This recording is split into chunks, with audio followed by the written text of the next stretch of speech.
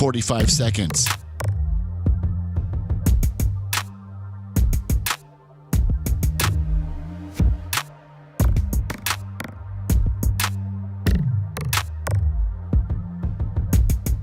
$30 seconds.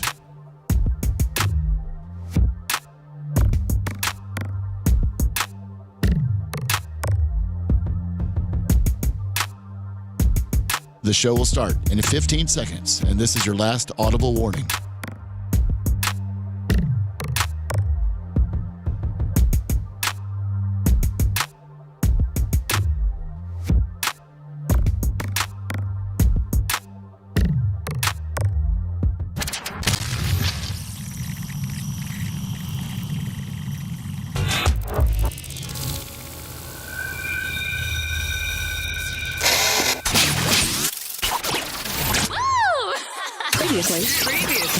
Previously on the Bubba the Love Sponge show. One thing that I'm offering, and that most cars that people offer you will not be able to, is I have a cassette deck. Oh, wait, does your radio still work that you could talk to people outside the car? Like a CD or a PA? I took that out. I took it out because it was running the battery now. For some reason. There was some like an ice cream man kind of deal. Welcome, everybody, to Sammy's Elementary School. You're listening to the Bubba the Love Sponge show. Broadcast rights for the Bubba the Love Sponge show have been granted to this station by the Bubba Radio Network and is intended solely for the enjoyment of our listening audience. Any rebroadcast, retransmission, or other use of this production without the express written consent of the Bubba Radio Network is prohibited. 10.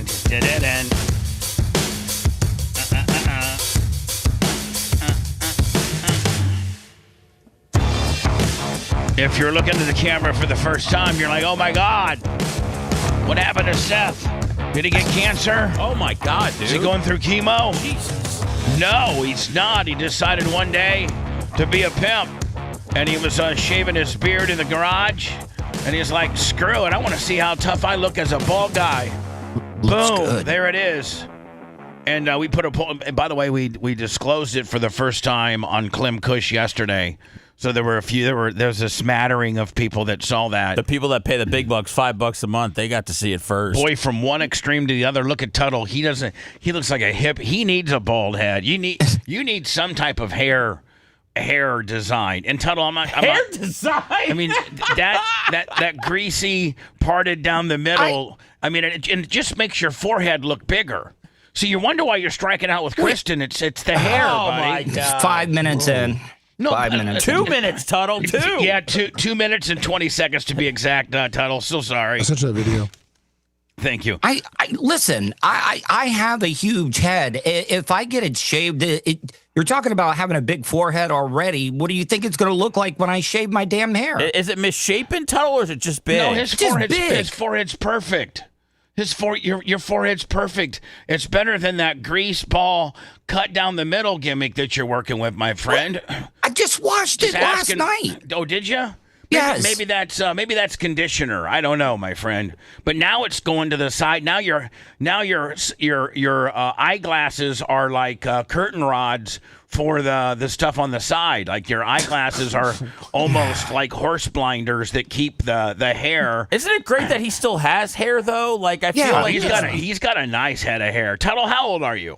I'll be 46 November 24th. You got a nice full of hair. Lummy, you're in your third. Aren't you still in your? Are you? No, in your, I'm 40 now. You got a good thing of hair too. Thank you. You really do. Yeah, so is everywhere. Yeah. So anyway, My mom and dad never lost their hair at all. Well, my mom did whenever she had chemo a couple of times. but your dad, Wayne, he kept a full head of hair clear to his last breath. Yeah, my dad said, my dad always made uncomfortable jokes back in the day, and he was like, the only good part about your mom going through chemo, she lost all the hair on her vagina. Oh my jeez. Your dad would say that? Yeah. Right there at the campfire? Yep. Yeah. So listen, Lummy, I've been getting a couple emails saying, did you guys get pulled off TuneIn? I listen to the show via TuneIn, and I can't hear it. Listen, You can't go to the old tune in. I'm going to actually throw it over to Lummy. Lummy, you explain it because I don't quite know. I know. You can't go to the Bubba the Love Sponge one. You can't go to the old Bubba Army app. It's pretty easy. It's Bubba Army Radio. So within TuneIn, can you search for the new app within TuneIn? Yeah, all you do in TuneIn is type in Bubba Army Radio. No. That's not the first part.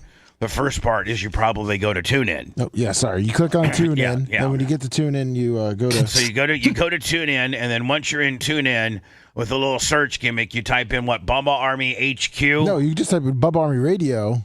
Right. And there it is, and it says Bubba Army Radio on the. All right, so just to prove all the naysayers and all the haters, because we got a ton of them. Wrong. Why don't you click on it? I'm waiting for the ads to. Yeah, the ads. You got 3 ads. Yeah, we're making about 8 cents on that. And so anyway, once the ads get done, then Lummy, you'll be able to put your telephone up to the microphone and show the fine people that are using the wrong app that indeed we're still on TuneIn. Yes. As good as we ever have been. You just have to update the app. The old app doesn't with the old TuneIn app. Or app within TuneIn doesn't work. Yeah, yes. It's a new one. And it's Bubba Army Radio? Bubba Army Radio. All right, are you ready to go? Now it's giving me a pre-roll. Jesus, my God. Yeah, Tuttle, a lot. So just to keep you sharp, Tuttle, and to give you notice. Okay. I got a lot of Tuttle notes right out of the box. Oh, I figured. Yeah. Tuttle, when's the last time you did have your hair cut? You know, like, are you growing it out for a reason? It's been about 7 months.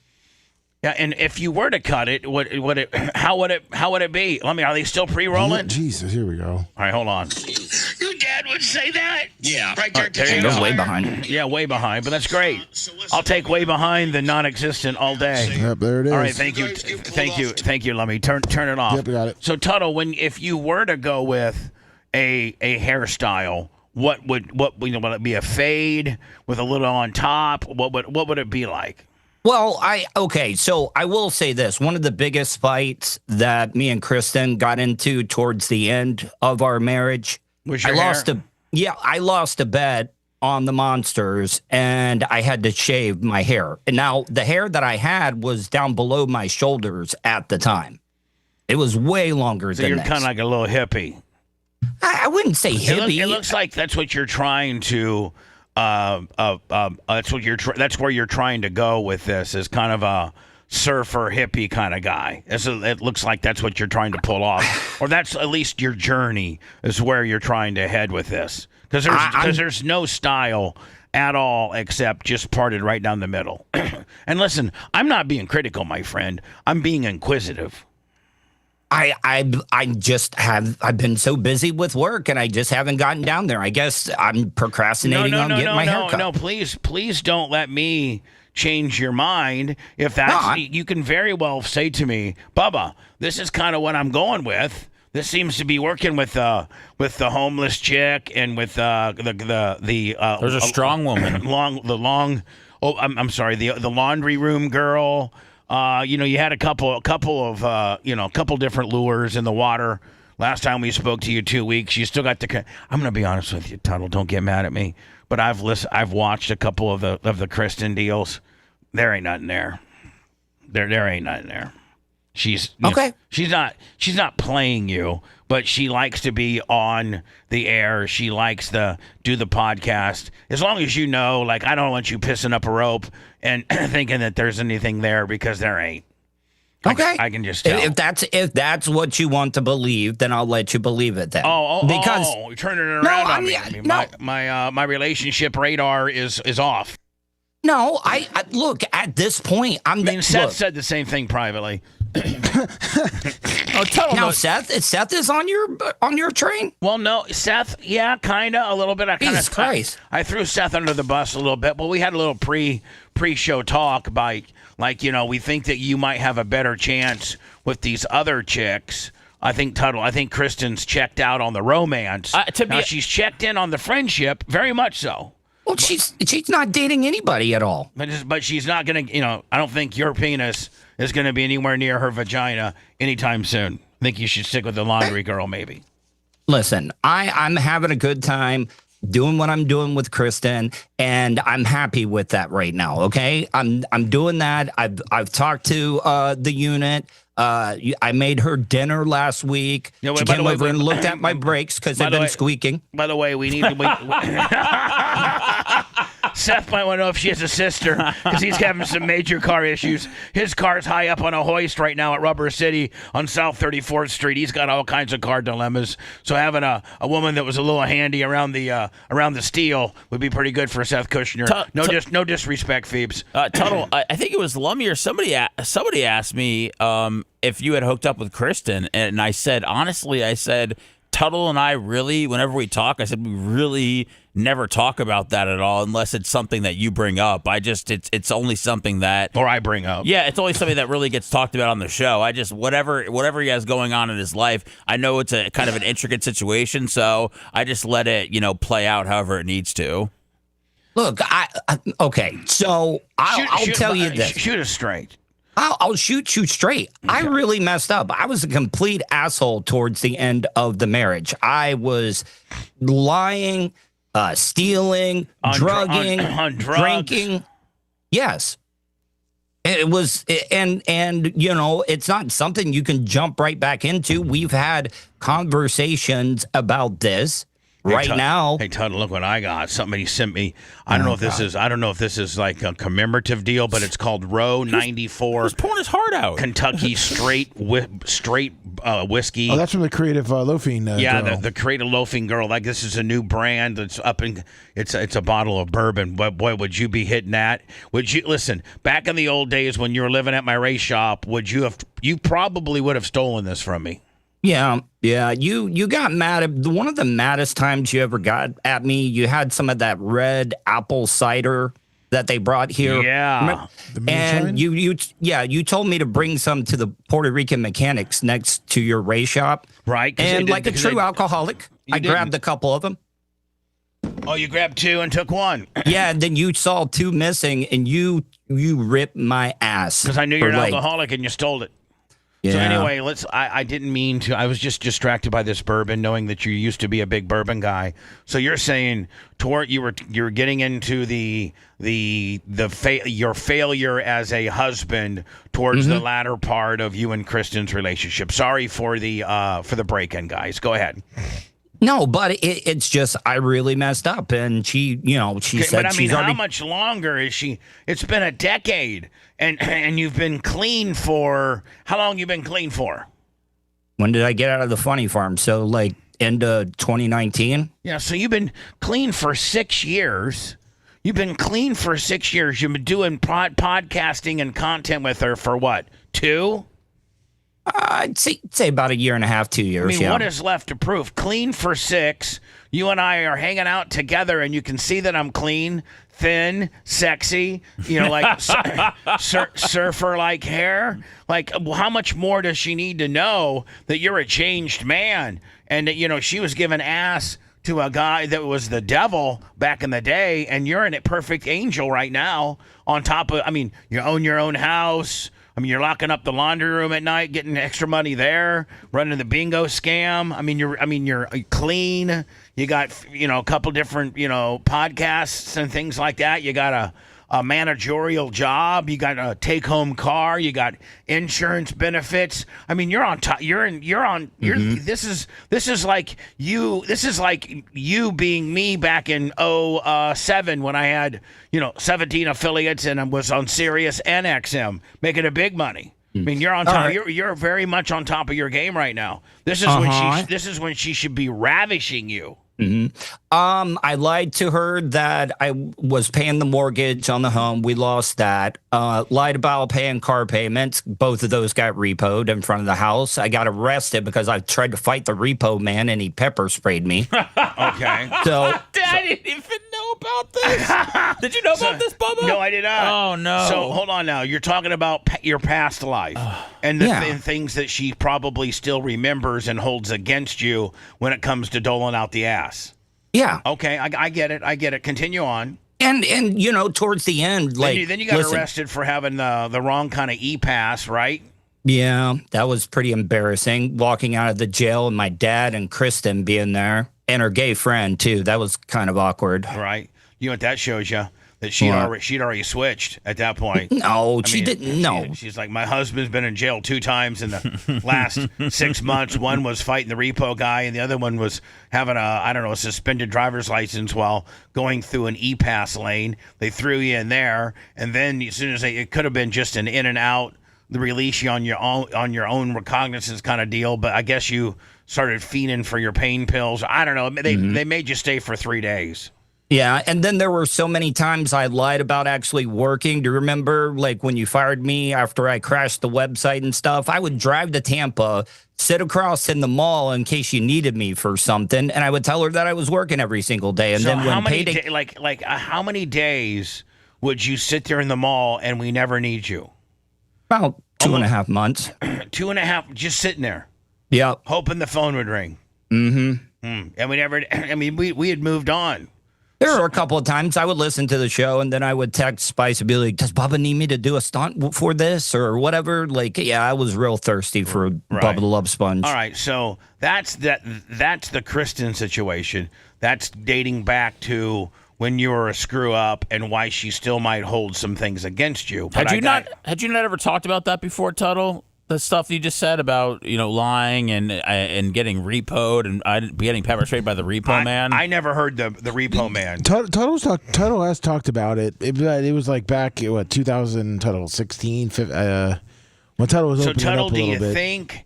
Do you think that there's ever going to be a moment of clarity that Kristen could have where she's like, okay, it's official. He's switched. He's a good dude. I'm not necessarily romantically involved with anybody. I know him. I mean, are you good? I mean, are you good in bed? I mean, I got to do other things before I get to the stabbing part of it. Oh, goodness gracious. Okay, what are some of the other things? Going, maybe a little oral, because I'm pretty good at that. I got some good tongue skills. Holy hell. Okay. All right, but I mean, you guys aren't even. See, here's the thing. I don't think that we truly know collectively what's really happening between you. I think you're a real good poker player, and I think they're. Are you saying he doesn't have good oral skills? No. I'm saying he's probably got really good oral skills. Okay, great. And he could be using those good oral skills on Kristen, but they're just playing this whole big. Let's not, expose our current truthful relationship status with the world. She has said that we have talked about it and it's not out of question that, it could, but a lot of lying, you get lied to for 5, 6, 7 years and, you lose the house and the car and you're just a complete degenerate. But you're not that. And you have an extended period of time of, listen, if you were 3 weeks sober and 3 weeks of having a new job and 3 weeks of having your act together and 3 weeks of, does she know that there's other chicks that are sniffling around the buckle brush a little bit? Yeah. She does. Does she know about, Does she know about the unit? Yeah, the unit, but not the homeless chick. Okay. I just thought that would be a bad look. Yeah, but I'd stick with the unit because the unit, that could, a lot of times chicks will accelerate their romantic, timeline, if you will, if there's competition. You know what I'm saying?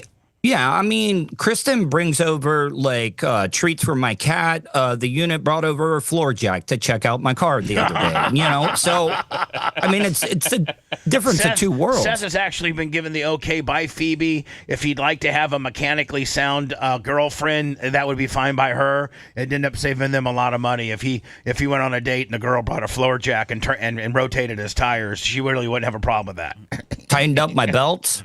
So, all right. So let's move on from Kristen because I really don't think that I'm ever going to get any type of answer from you. I just don't. I think that you're really playing these cards close to your chest, and I think at this point it's a lost cause, not necessarily for you, but for me to get anything out of you. With regards, how about what? If we start a relationship, and we're back. Yeah. Now, do you have to get remarried? No, you're married. Yeah. Yeah, I mean, you're In the married state, yeah. unless you have filed for divorce and a court, a Florida court has recognized that divorce. Then no, you guys are married. There's no, yeah. No, So, I mean, being married doesn't necessarily mean being together. It just means No. you didn't file the paperwork. You guys are still husband and wife. Okay. Well, listen, you will be the first to know if I get in it. Okay, but I don't have to. I mean, because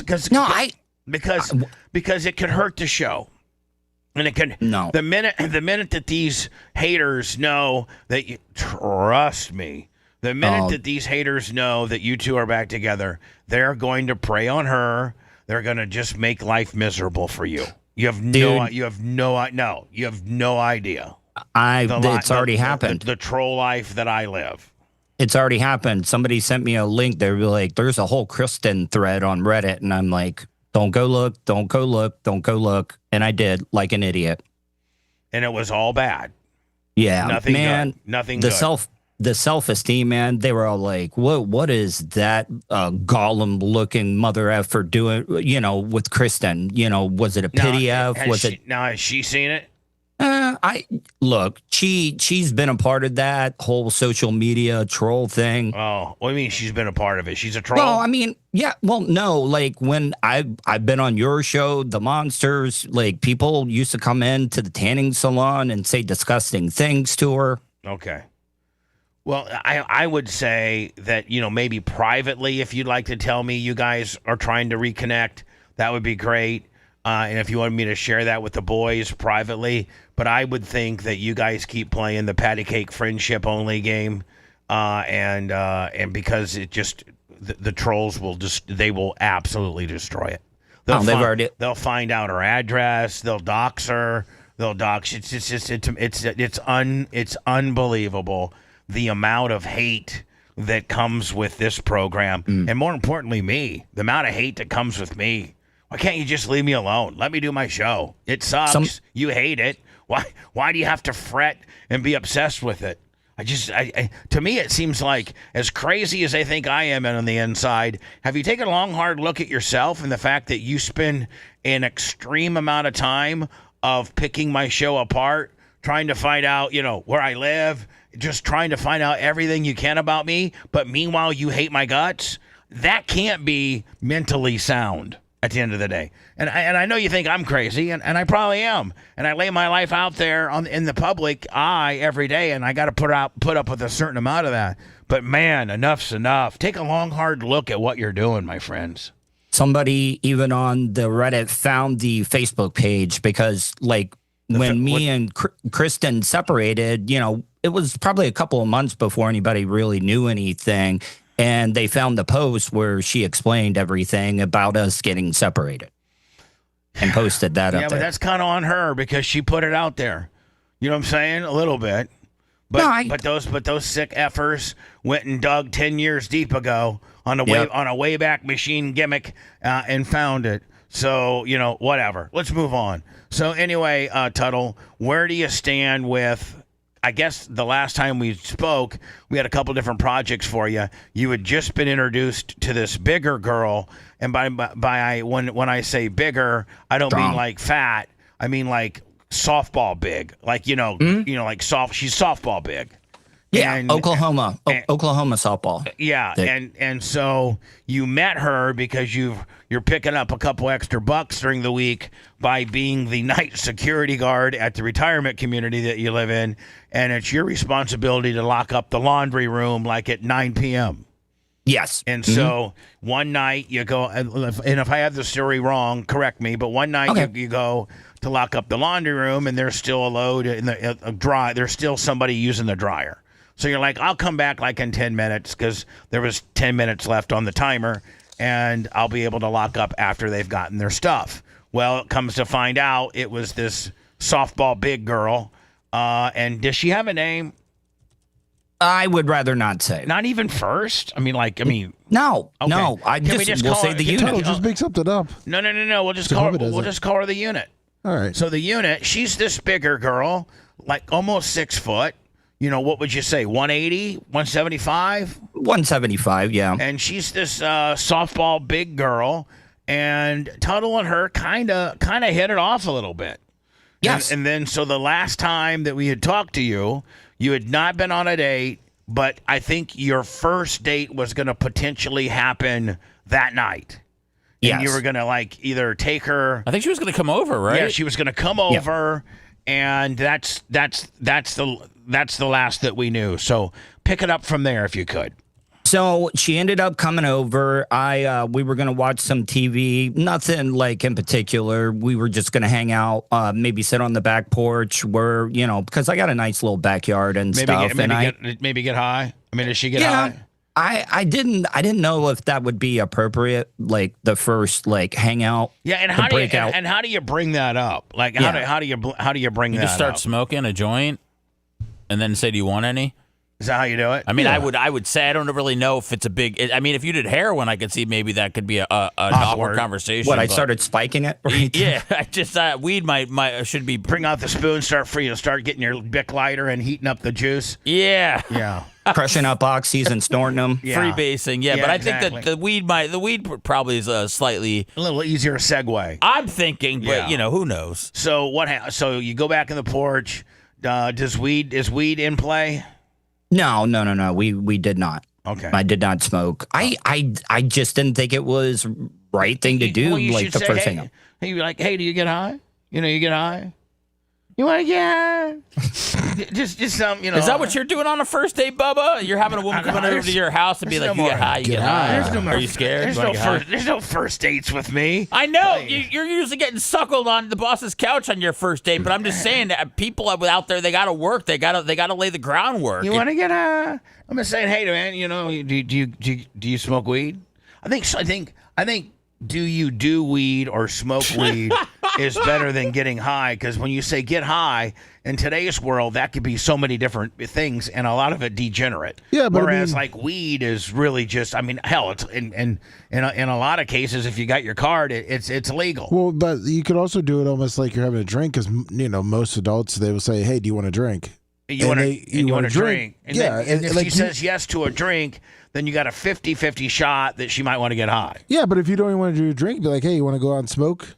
And that's it. And she says no, then you just say, "Do you mind if I do?" And then maybe she joins in after. Damn, I just think it's a bad look the first date or so whatever. It didn't happen. Your first dates are different than my first dates that used to happen back in the day. So I didn't know Lummy's offering, smoking and drinking if you Yeah. go over to his house. You gotta man. bring it all, He's man. So friendly. so you guys go back in the back porch. Just kind of and see you don't drink. So No. So Lummy, you got to understand the first drink parameters are not in play with Tuttle, because he doesn't drink. I was just saying, because you know how 99% of the people that do drink, they're always, if you go to a house, they're like, "Hey, would you like a glass of wine, or do you want to drink?" Tuttle could have just been like, "Hey, do you smoke? Do you want to go smoke?" All right, whatever. Let's just move on. So Tuttle, you're in the back porch. And, Yes. And what happens? You and the unit on the back porch, and she's probably at this point probably playing with your cats or something. No, my cats stay inside, but she came inside because I was just showing her around and stuff, because I cleaned up everything. I shampooed the carpets, mopped the hardwood floors, like cleaned everything. The house smelled like a goddamn hospital almost, because Nice. I had it that clean. And when a woman walks into a really clean house, it says a lot about you. It really does. It'd be like, you know what, this guy's got his act together, got a clean house. All right, that's a panty dropper in itself. I clean every week, but like I do a deep clean probably like once, a quarter or whatever, where I get everything. But you deep clean. Yeah, I deep All right. clean. So she comes in. So let me back up a little bit. Winn-Dixie was having prime rib on sale, so I thought it would be Winn-Dixie a has great some move. unbelievable meat sales. They really do. Yeah. So So I got a prime rib already cooking in the oven because I wanted to, I wanted to set the, ambiance with some red meat cooking in there. I got the mash already on. Figuring she, need in order to have a body like the unit, she probably needs that meat protein, to be able to maintain, right?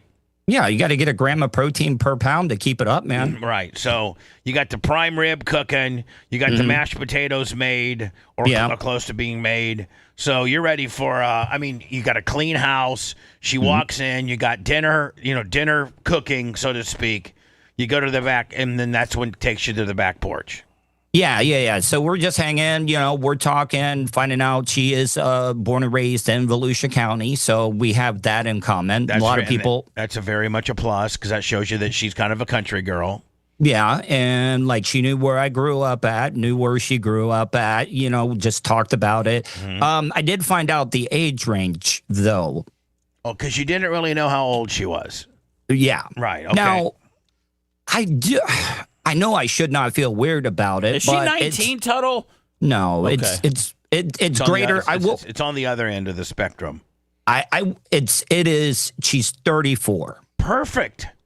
You said how old are you? 46. Bill Belichick over here. Yeah. 12, that's a 12 years. That's a minus 12. That's pimp status, my friend.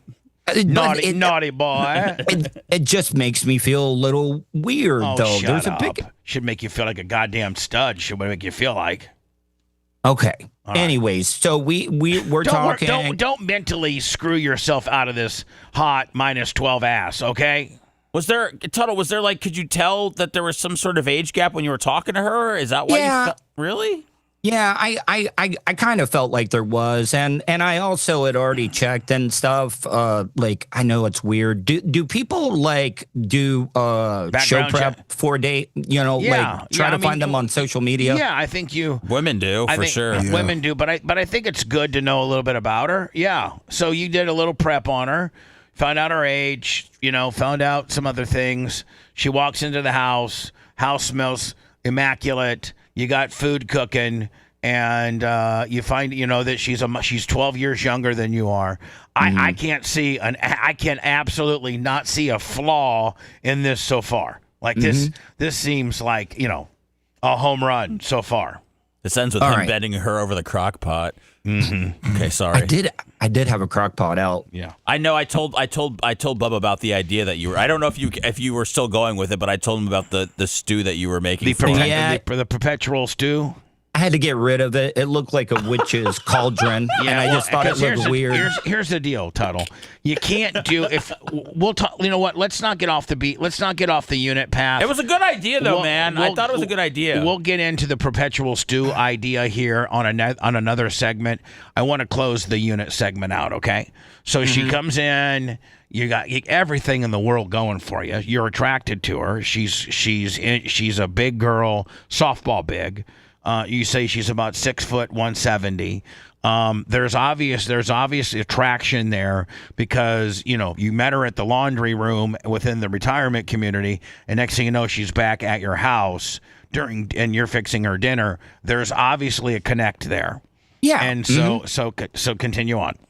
So, we, hanging out, just getting to know each other. Then dinner was ready and stuff. I set the table, used some of my best china, which is just basically the dishes that my mom had that I had put away. Right, but but it's better than paper plates that you usually, And listen, as a bachelor, which I've been before, paper plates are they're the best.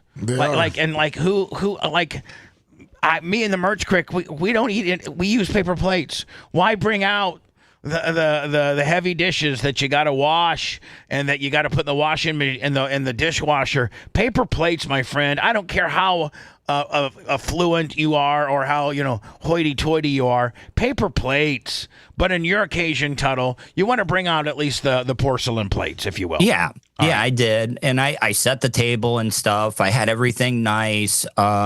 It's been nice weather, had the windows open and stuff, letting some fresh, cool air in. Because the house gets stale sometimes when it's shut up. And that's a good feel. That's a nice, vibrant, the wind, brustling through the house.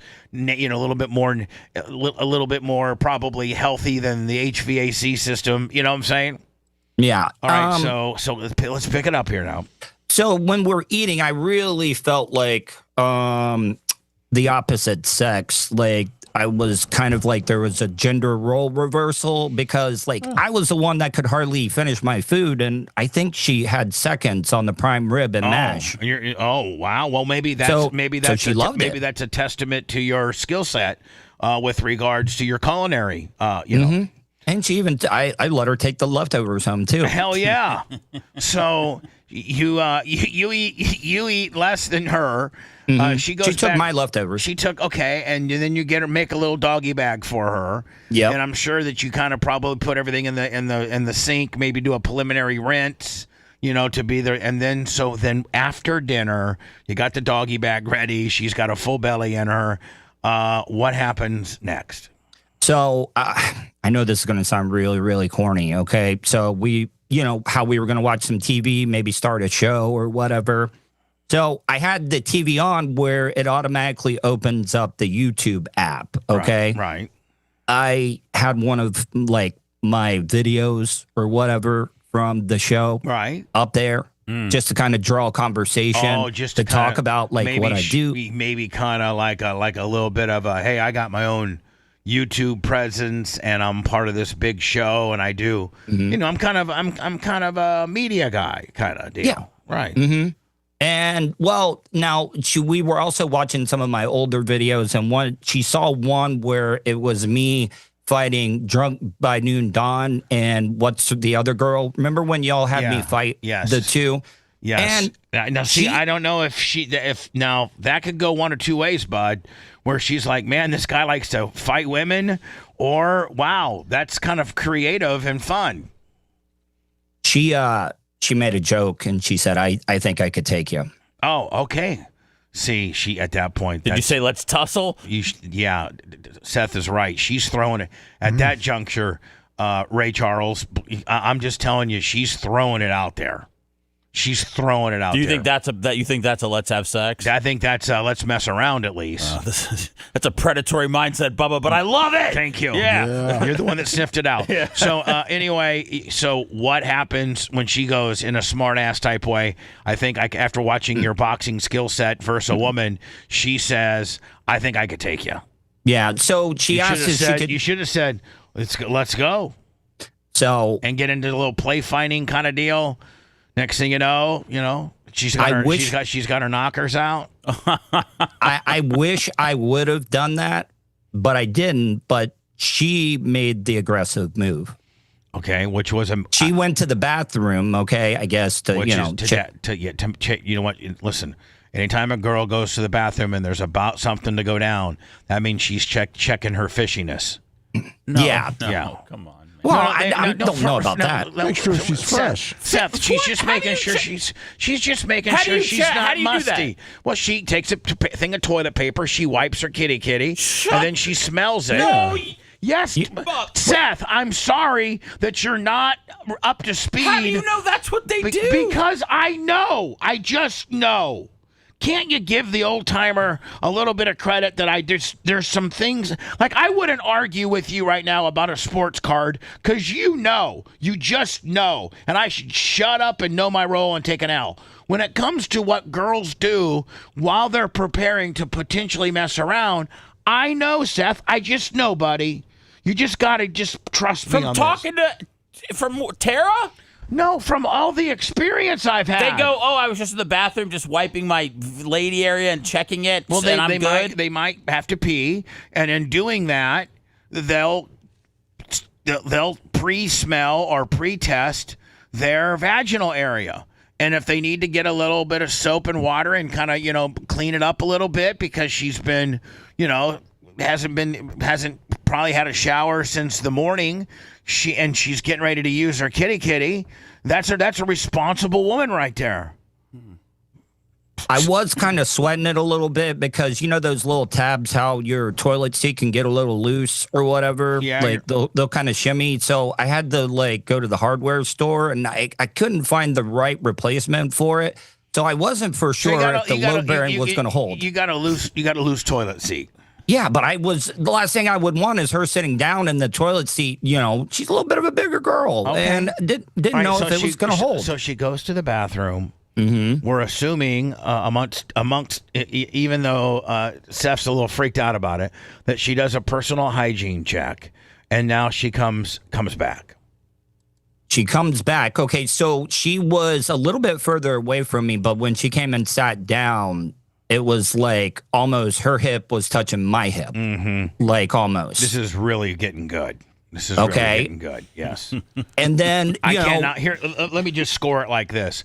I cannot see how if you didn't get any ass off her, I can't see how you mess this up, because all indicators is that she wants to do something. Yeah, so she is locked in eye contact, talking and stuff.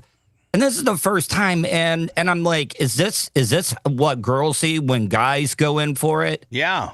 Yeah.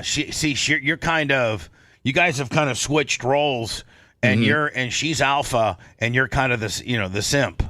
Mm-hmm. So she starts leaning in a little bit, and she grabs me by my collar and pulls me in. I like it. Oh, Rough.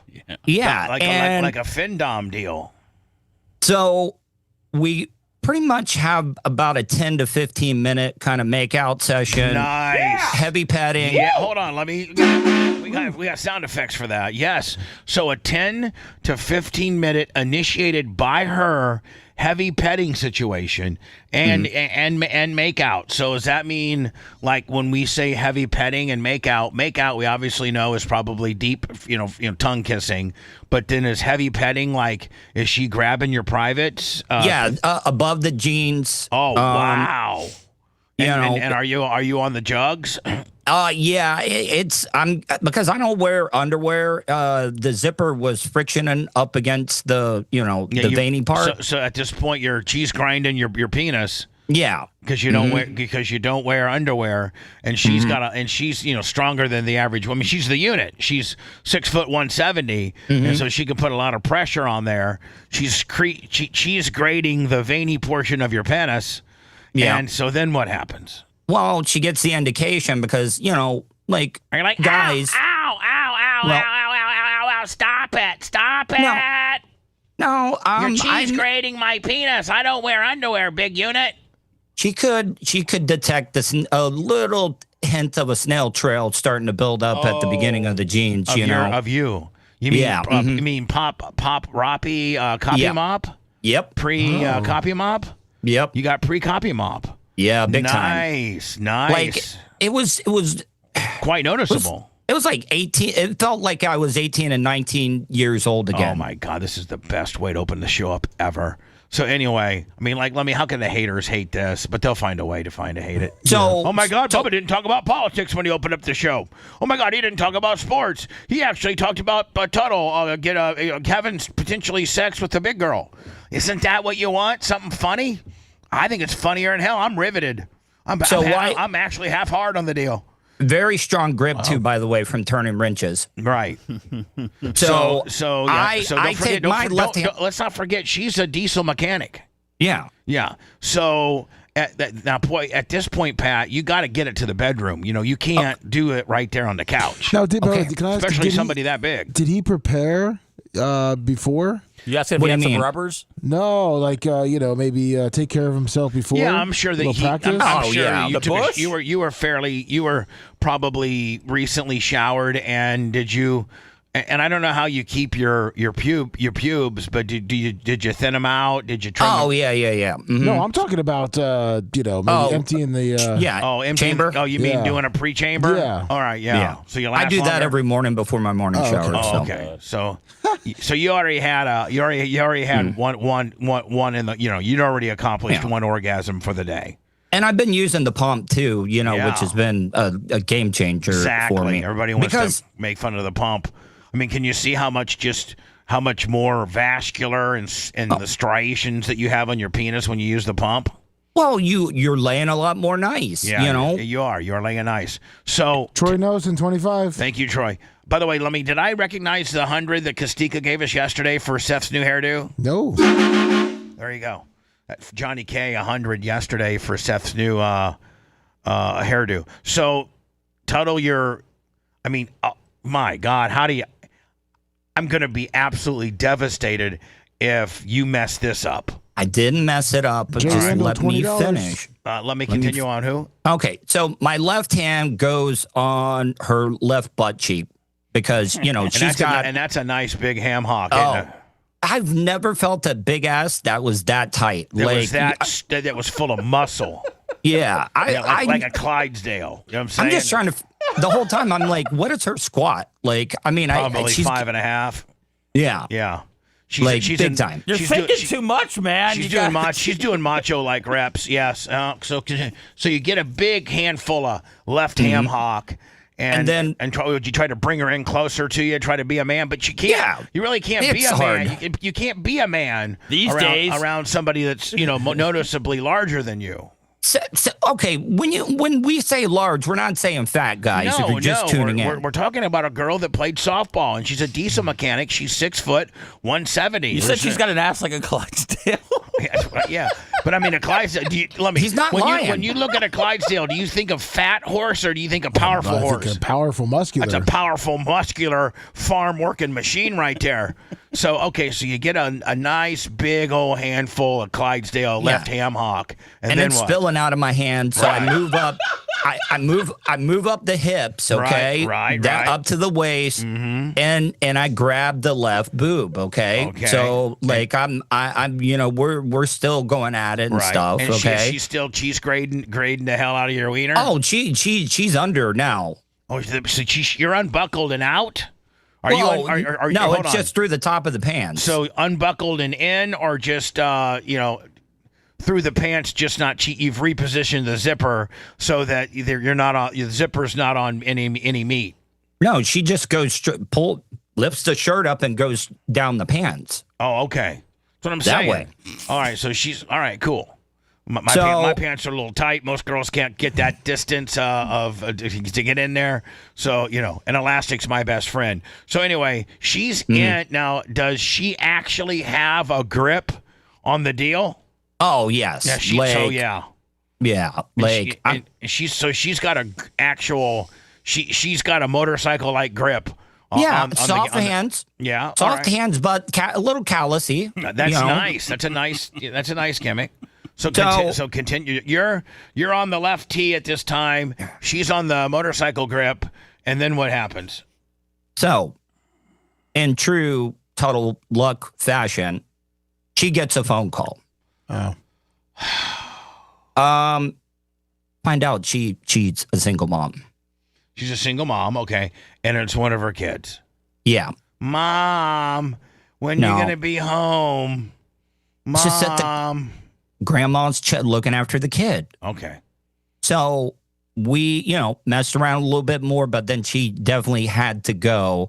But she's coming over this weekend. I promise you, I'm sealing the deal. I don't even think I even really need to try. No, you can just pick up where you left off. I mean, but how could I be mad? No. First of all, that's very understandable. But secondly, I mean, you're in, bud. You're in. Now you just got to realize, are you going to use a condom, or are you going to go raw dog? At this point, I think I'd go raw dog. I mean, but the last thing I need is a damn kid, man. Well, I mean, there's different techniques. Pull out, whatever. Average Joe, $50. Thank you, Aaron. You're gonna go condom like a sailor. Chlamydia's making a comeback, Bubba. I'm not worried about those type of STDs. Well, here's the deal. You should probably have some condoms just in case she would give her an option. Well, in case she says, "Hey, when you get to that point, she may say, do you have a condom?" And you have to have one. I'm too quick when I don't have one. Oh, okay. Well, then maybe a condom's better for you, because it gives you a little bit more longevity, even if you pregame. Yeah, I mean, because you got to realize I've gone through a pretty bad dry spell. Yeah, you haven't been up in guts. You haven't been up in some girl's guts for probably 2 or 3 years. It's been longer than that. Yeah. You guys been sexting or anything? No, you think I'm awkward enough? How awkward do you think I'd be? Do you think sexting? Did she text you about, wow, That was hot. Like have you had, what type of communications have you and the unit had? Just, how's your day? Do you want to hang out? Is she throwing out, I can't wait to see you on Friday, anything like that? Yeah, no, she is looking forward to it. I need to figure out something. Do we do something at the house, or do I take her out to do something? I think you put it in her lap and you go, hey, a couple different options for, is it Friday or Saturday? Saturday. Right. A couple different options on Saturday. Do you want to stay at home and do a home cooked dinner again? Do you want to go out? Do you want to go to a club? Do you want to stay in and watch some movies? You throw a couple, let her make the decision.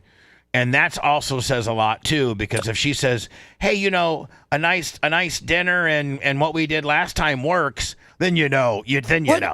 But what manly duties and what male role am I playing in this relationship if I'm letting her make that decision as well too? Like what we do. You're not being a bitch in that situation. You're being a gentleman by giving her options.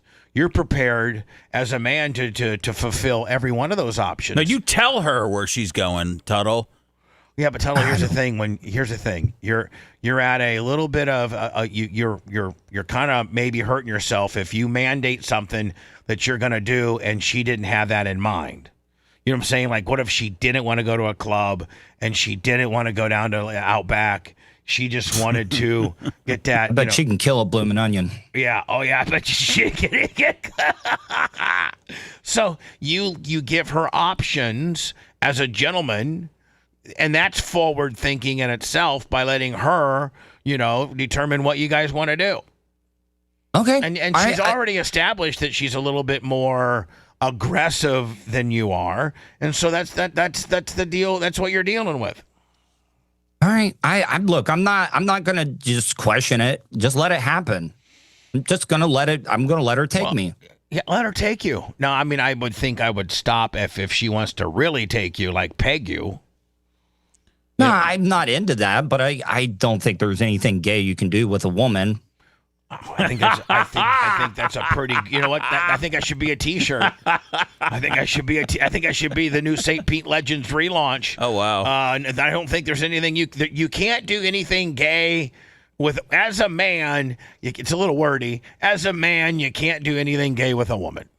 I think that works. I think that's up for. I think people would like to have a conversation about that, but yeah, that works. Well, it's in the definition, same sex, correct? I'm doing sexual things with the opposite sex. Yeah, I think no Can't matter be gay. yeah, at the end of the day, What if she puts on something of the same sex?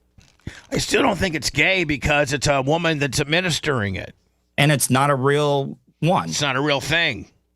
It's just a toy, an apparatus, if you will. Do I want to? Am I like, oh man, I'm going to buy one of these. I'm gonna ask her if she can do it later down the road. Maybe have condoms ready to go, but don't have a strap on ready to go. That's gonna have to be like if you want a strap on, you're gonna have to bring it. I don't have any. I'm sorry, I don't keep those in my back. I don't keep those in my laundry basket. Sorry. Well, anyway, Tuttle, it sounds like you have really played this thing great. Average show another 50. Dear Penthouse. Dear Penthouse. This is a Penthouse story. No, wait. Penthouse doesn't end with a phone call from the kid. Yeah, It true. ends with Tuttle getting his. Right. It's true. I will. So was there a makeout at the door to say goodbye? Yeah, not like a makeout, just, kiss on the lips. And there's going to be a different set of lips next time, buddy. Okay. This Friday. And this Saturday. So, Tuttle, I would say text her tomorrow, which would be Thursday, and say, hey, just looking forward to Saturday. Got a couple different options. What would you feel most comfortable with? And then, dinner at home and watching TV like we did last time. Going out to a restaurant for a few drinks. Oh, you can't drink. Going out to a restaurant. Or just whatever. Just tell me what you have in mind. And if she does drink, it does not bother me to be around alcohol. So can you be the guy that drinks an Arnold Palmer while she's drinking that whiskey on the rocks that you wish you could have? Arnold Palmer has alcohol in it, though, doesn't it? That's a John Daly. Arnold Palmer's just lemonade and iced tea. Yeah. Oh, okay. The reason why I know that is that's what Tarek, my brother-in-law, orders every time. And plus, Larry Plummer makes a strong one, right? Well, that's a Long Island iced tea. Okay. Yeah, that's completely different. Yeah, of course. So, anyway, Tuttle, I think, wow. Congratulations. So, Seth, yesterday, and this is on our Facebook in case you want to go watch it, or I think it's on our X too. So Seth is having some car issues with his Ford Hemi, and I offered him the 2004 4.6 Police Interceptor full-blown cop car with Bubba Army logos that has been repainted and somewhat restored by my good friend Adam at Fenderworks. Put a little light package on it. And so Seth came to me after the show yesterday and was like, "Hey, are you for it? It would really save us a little bit of time of Phoebe not having to come pick me up or me having to Uber home. Did you really mean if I could use your Crown Vic?" And I'm like, "Sure, absolutely, bud." So this is Crown Vic. I gotta see where that's coming from. Where the hell is that coming from? Okay, so this is Seth backing out, and then I told him to stretch it out a little bit so he could feel the power. Oh yeah. I didn't go to the end of the driveway and watch him. I was just hoping he didn't overcorrect and put it in the ditch when he got because Seth got a little. Seth pulled out. Not only does he look like a kind of a hard ass, with his new hairdo, his new kind of, a bald kind of, midnight oil, badass haircut, but he pulled out of the driveway, Lummy, like a real man. Dude, my dentist yesterday made a midnight oil reference. No, they did not. Not about my hair, but about something else. Seth is actually taking the Crown Vic. Keep on back. Come on back. Come on back. Come on. Come on back. Come on. Let me look at the pollen on the hood. Come on. Come on. Oh, fuck yeah. All right, there you go. I don't hear him. Now don't hit Macho's Mustang. Never. Macho man, see, I was looking out for you. I was looking out for you, my friend. What's the turn radius on those Drive cars? D. Oh, it's much more than he's driving it like a grandpa right now. Drive D. It's actually not bad, Tuttle. I did a U-turn. It's just second gear. You're I was very afraid, but it has good turn going it radius. in D. There's some glasses here. Need them? No. Now once you get out of there, give it a little gas now. Give it a little gas now? No, once you get out on the street. Okay. This is good content. People love this. Turn the lights on for him once. Hit that little green. He hits the wrong button. No, you hit the wrong button. It's the green. There you go. Now turn those off or you'll get pulled over. Okay. Are they off? Yeah, they're off now. Okay. Now, Like B-Fud driving this Look at thing. that. Completely blacked out. Look at that thing. Look at that Pimp, thing. what a pimp ride. I would get in that thing and drive that thing to Indiana. It's so mechanically sound. Oh, I filled her up yesterday. Oh, thank you. Yeah. Hold on now. So I tell what? Hold on. yeah, stretch it out a little bit. Here we go. All right. This is Seth being a real man. Your Ford Hemi can't turn a wheel like this now, can it, buddy? It didn't have the torque. I've actually never tried. Whoa. That's pretty manly. Is it? How did Yeah. you feel, Seth? I mean, could you feel that power? I don't know. Yeah, stretch it out a little bit. I don't know what I felt. Look at that. Wow. So Seth, pick it up from here. I drove home. You went home. Did Phoebe and Sammy ever get a chance to see the vintage collector's item? Yeah. Sam loved the green lights. I showed her when I got home. I had like a 2-hour dentist appointment, so I got home in the evening and I showed her the lights, and so she loved it. And she said she definitely wants me to pick her up from school in it. So, and then Phoebe told me to park it in the outside of our neighborhood. Yeah, park it like 3 homes down. Yeah, so that it does people don't associate it with us, please. Thanks. Yes. Thank you. So I took care of that. So that's where we stand right now. Yeah. At this point. And and Caesar said that it could be something with like the transmission or something, but yeah, we got. You know what? I think it's time for us to try to find Seth a better, a more reliable, better car. I think his Ford Hemi is kind of on its last leg. It might have a transmission issue. It might have a number 2 cylinder issue. I'm going to Carvana. No, do not go. No? to Or I got my car. No, I mean, Dan said they were good.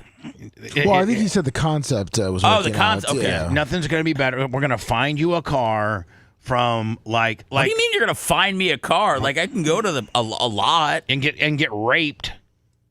I'm not. I mean, you're going to get raped more than the unit's going to rape Tuttle on Saturday night. I just don't think that you're a good car buyer. You don't know. I mean, He knows how to negotiate. He said. Yeah, but I mean, I don't even. Yeah, I just don't know what I don't even know what cars are out there right now. You don't even know what cars. Kenneth Nelson, $20 for Seth's car fund. Nice.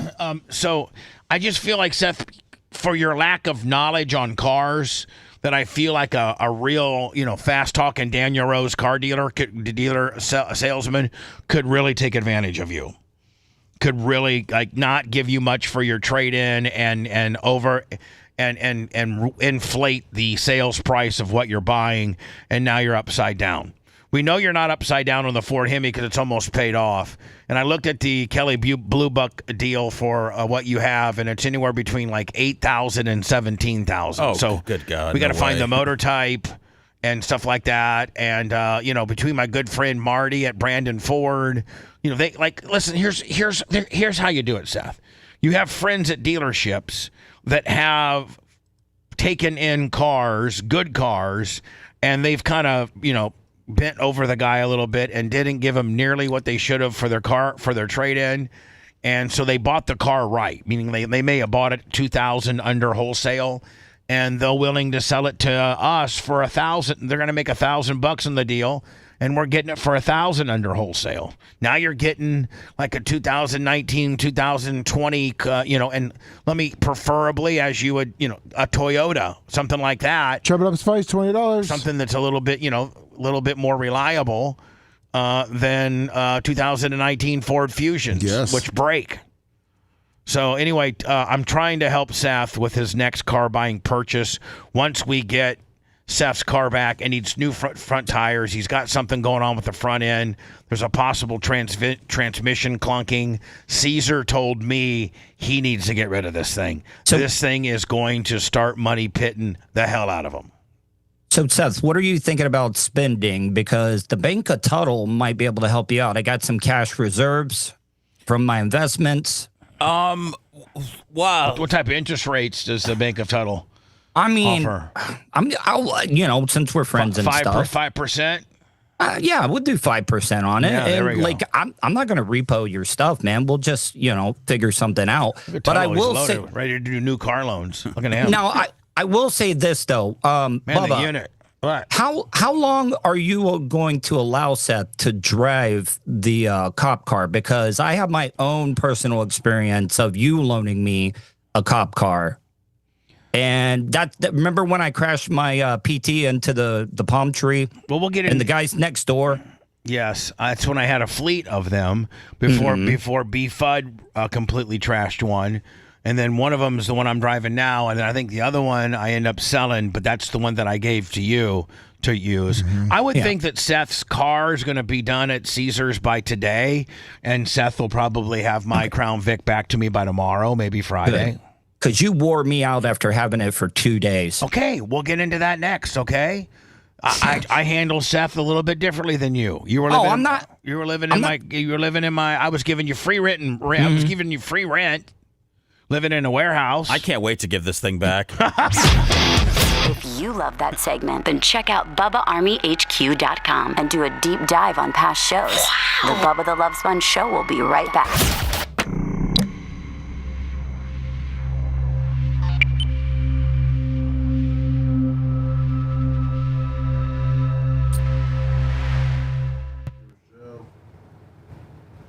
Yes, I think they were just saying the concept.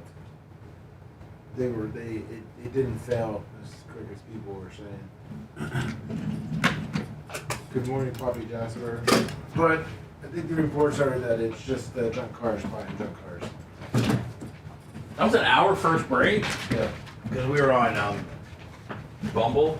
yeah. Oh, here's the that email. About what? The fan. Oh. I think you saw. I thought you saw it. Yeah, I did. I'm not reading. Okay. Yeah. Thank you, buddy. No problem. And then I have another printout. Yeah, what?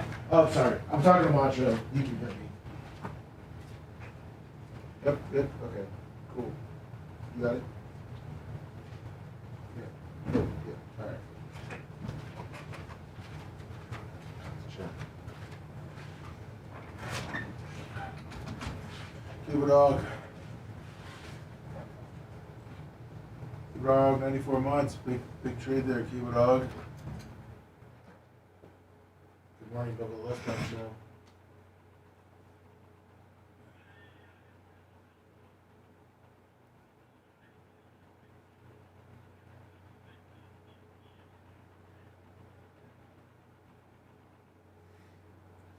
Alright, hold on, we'll be back in 6 minutes, right? Good morning, Bubba the Love Sponge show. Good, how are you doing? Jersey Rich.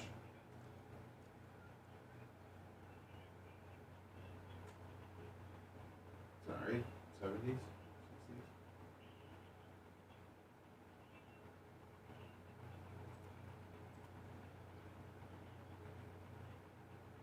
60s? Okay.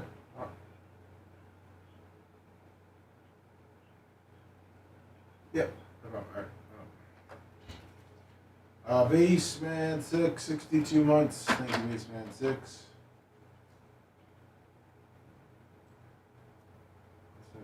Mass.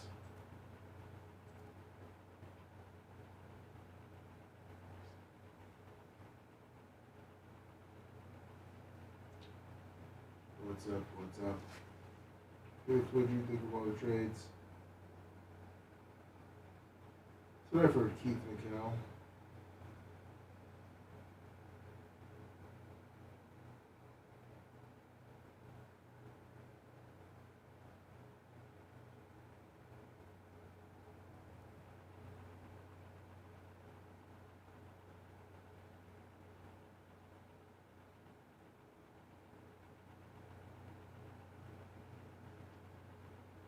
Jared Paul.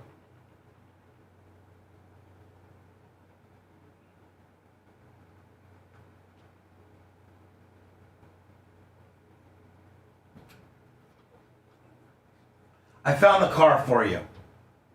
Oh, God. All right, then I won't help. Is that a sedan? It's a Toyota Camry. There you go. With 44,000 fucking miles on it.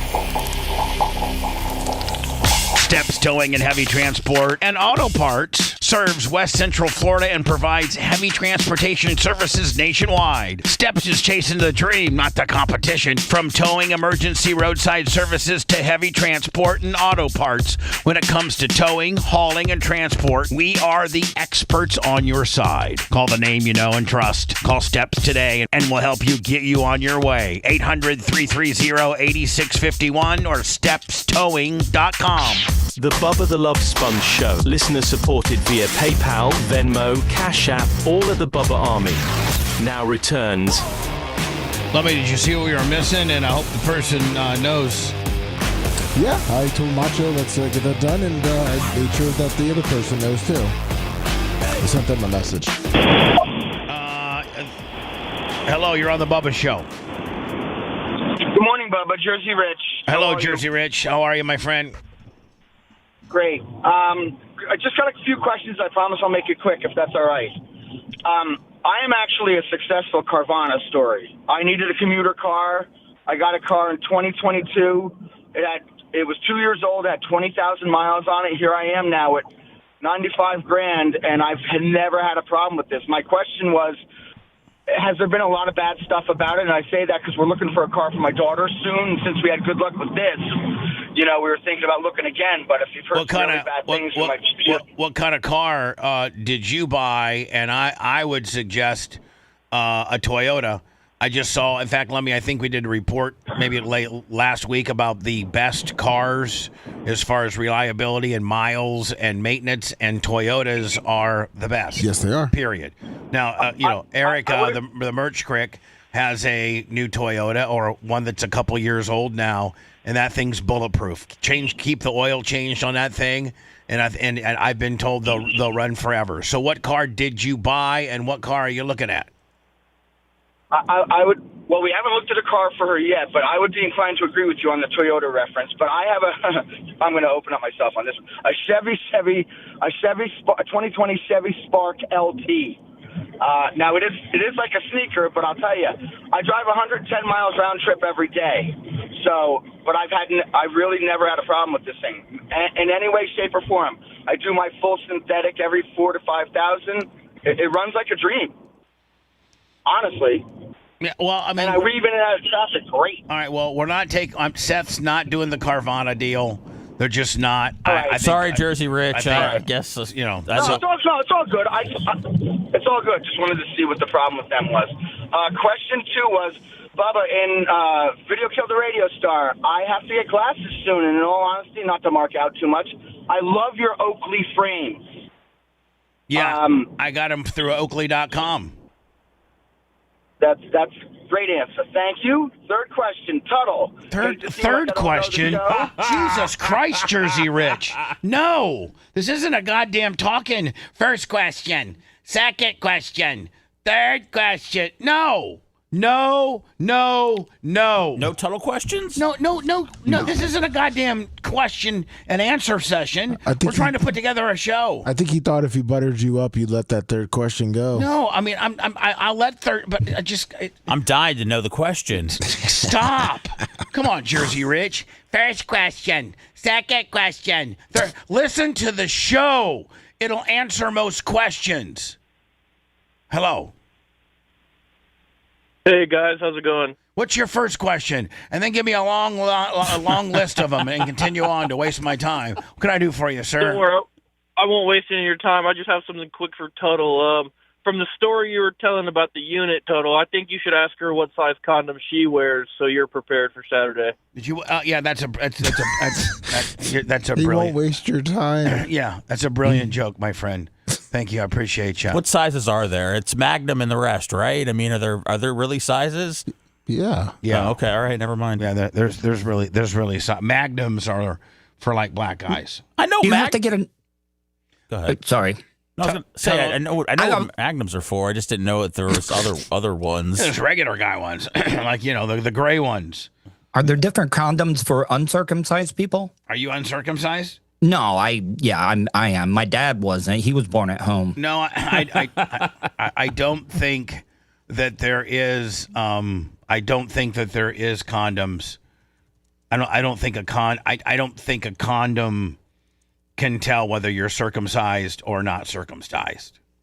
No, You know what I I'm just saying? didn't know. Either I you're just didn't. either you're covering up, either you're covering up your damn it, I had my search all ready to go. Dang it. And this was it. No, who was the guy who just threw me off? Daniel or Jersey Rich? God damn you, Jersey Rich! You completely messed me up. You blame Jersey Rich for everything bad that happens from here on exactly. out? Oh, no. And it looks like there are specifically designed condoms for circumcised men. Oh, there are? Yeah. Oh, okay. Thank you. So, Seth, I've been told by Caesar, the guy that's working on your Ford Hemi, that it's time for Seth to be looking for a new car. This thing's about on its last leg. Of course, we're not going to tell the person or the dealership that we buy your new car from. But I will tell you now, man, you can't go wrong with a Toyota Camry. You just can't. They're recognized as one of the most reliable. And so I got them pulled up. And don't you think is that you're looking for somewhat of a more sportier sedan than you had before? Is this what these are Toyota Camrys. Those are nice. These are 2019s to 2000 and I should probably lower it just to 2019 and 2020. And so these are cars that range anywhere from if you go this is mileage low to high, but if you were to go by the way, you get some sort of Carfax kickback or something? No, but it's one of the best ways to see what's out there in the marketplace. They have some unbelievable filters from miles from I put 50 miles from the studio, and then you can type in any type of parameter or filter, and it'll really dial it in for what you're looking for. Let me see engine type. I want the 4-cylinder. Okay, so here's what we got, Seth. We got and I went from low to high. This one 14.7, too many miles, and 91,000. I had one right here. Let me dialed in perfect. Right, it had. Let me see. It had. I think it had. See, some of these got high miles. That one had 44,000 miles. Yeah, what happened to that one? Because that one looked really nice. I had it, and then Jersey Rich threw me off. There it is. Right here. So look at this. This is it, Seth. Now, do you think this car right here is stylish enough for you? I mean, there's the inside. There's the back. There's another picture of the inside. There's the back seat. There's the kind of the overall car. There's the front pick. There's the side pick. I mean, I would say arguably that's a very nice car and much nicer than you have now. Yeah, it is. And you're looking at 17,400. It's got 44,000 miles on it.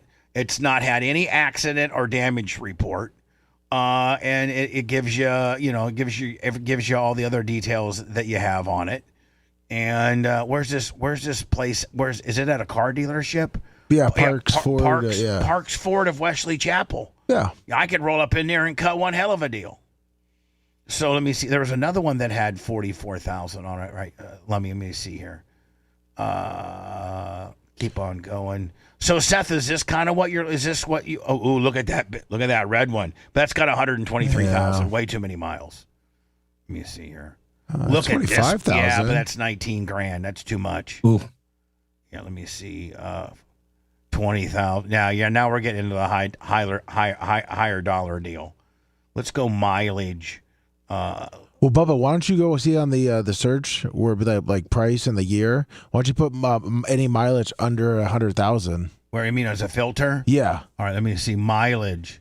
You can go what? I maybe under like put max mileage. Yeah. Let's say 50,000. Yeah. So from 0 to 50,000. So what do I do? Hit enter. There we go. These are all 23, 19, 23, 21. See, it drastically goes up. Yeah, 17. Here comes, this is the one that keeps coming up. The one from Wesley Chapel, the used 2020 Toyota Camry. Too bad Maybe we should just go 2019s. Yeah. Let's just go 2019. 2019 to 2019. Boom. All right. See, Seth, we keep lowering it, and we lost that one though. We did. Yeah, that one was 2020. Let me see. 30,000. That's 21,000. So anyway, Seth, what I think we I'll need, figure it out. I think we need to buy you a new car. I'm afraid that if you go there by yourself with not some research in hand, that you could possibly get screwed over tremendously. I just found out I needed a new car today, so I haven't really even started the process. Yeah, so I'm just trying to get my car back first, and So Tuttle, what's your Bubba lends you a car? Hey, you know what? Don't I get credit for at least trying to help friends and lend cars out? You know, because I have a few extra, not the nicest cars in the world, but they're dependable. They'll get you. I mean, Seth, you didn't look like a baller in your Bubba Army 2004 Crown Vic, but it got you to where you were going. Oh, I mean, yeah, and I got really excited when I asked if I could leave the key in the car, and you said no because you said they're going for $4,000 on the black market. And I was like, well, why don't you get $4,000 for this thing? What the hell are you waiting for? In a minute. In a minute? I could get $3,500 for that thing in a minute. Because replacement cost, Seth. Well, not only that, but all the racers are buying them because Crown Vics are now strictly stock. No, they were all the racetracks. It started with Cletus. And we race Crown Vics now. It's turned into a racing division within the racing community. So, I mean, Crown Vics are at an all-time high commodity right now. You wouldn't take $4,000 for that? I would. I'd take $4,000, but not a penny less. Okay. $4,000 and not a penny. And you know who wants to buy it more than anything, Lummy? Mark Tate. Oh, he knows. He knows. He had one. He had one that was mint, and some guy wrecked it. He lent it to one of his buddies, and some guy wrecked it. So, Tuttle, tell us about, I had at one time, I had a fleet. I had a fleet. I had 3 Crown Vics that I had bought. B-Fud totaled one. Well, bent the axe, just whatever. Yeah. I have zero. He kept all this stuff in there. I have so much hate towards him. I really do. From when he left the show? Just, Tuttle, he was a weird person. And he just wouldn't listen, and I think, whatever. I'm not going to get into why I hate him. So, Tuttle, go ahead and give us your Bubba lends me a car experience. And I guess there's a nightmare I guess you want to attach to this. Well, remember I crashed my PT into the palm tree drunk when I was maybe inebriated. Right. And I really messed it up. Who would have thought that, PT cruisers didn't have good, wreck feedback and stuff, because it really smashed it in. PT cruisers in general are pieces of shiz. Like, they're horrible. Do they still make them or no? No, I don't even think they do. But it did get me across the Howard Franklin Bridge. I didn't know how, because the fender was rubbing right into the tire, but I got it pulled in to CRI. And Bubba loaned me one of his cop cars, and I had it for a couple of days, and the Puerto Ricans next door weren't working fast enough. Bubba, every day, where's my car, Tuttle? Where's my car? Every single day before he was like, I'm going to start adding a rental fee of $35 every single day. And I'm like, okay, Bubba, I'm doing everything that I can. And I finally got it to him, but I was very, very appreciative of him loaning me the car. Well, I don't put that much pressure on Seth. He's responsibly getting his fixed. And hopefully he'll have it back here. I would like to have my Crown Vic by Friday if I can. You'll get it back. Okay, now, thank you. I'm not like the distractor Dan and stuff. I realize people on radio shows get treated differently for what they bring to the table, just like sports and stuff. Distractor? You mean disruptive? Disruptive, okay? Disruptive Dan. Yes. Disruptive Dan. You know what? The whole time I was like, is he a radio broadcasting socialist that he thinks everybody on the show should get treated the same and get the same and do all that? No, it really pissed me off, his disrespect towards you yesterday. It wasn't disrespect, but it was combative. And, he just, and I've caught a ton of crap over it because chat loves him for, chat loves anybody that's going against me. So, I'm not. I'm just. It's just. Dan and I are good. I think yesterday was a well-needed discussion that we had. Probably one that we should have not had on the air, but we did. And sometimes those are the best discussions because we're airing it all out. We're being very transparent, and he knows. And I apologize to him if he felt that I'm being harder on him, but it's just like.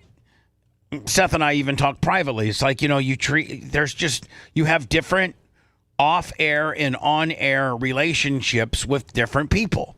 And it's not about how it's not you. I think we were talking about sports terms about a quarterback and maybe getting treated differently from a special teams player. It's not that. It's not about how important you are to the show. It's just about what your personality needs as far as maintenance and how much a boss is willing to, work with that and mold that. Everybody's different, so everybody has to get treated differently. Right. And, like people have, Dan is forward, loud, aggressive, and combative. Babyface is calculated, schmarmy,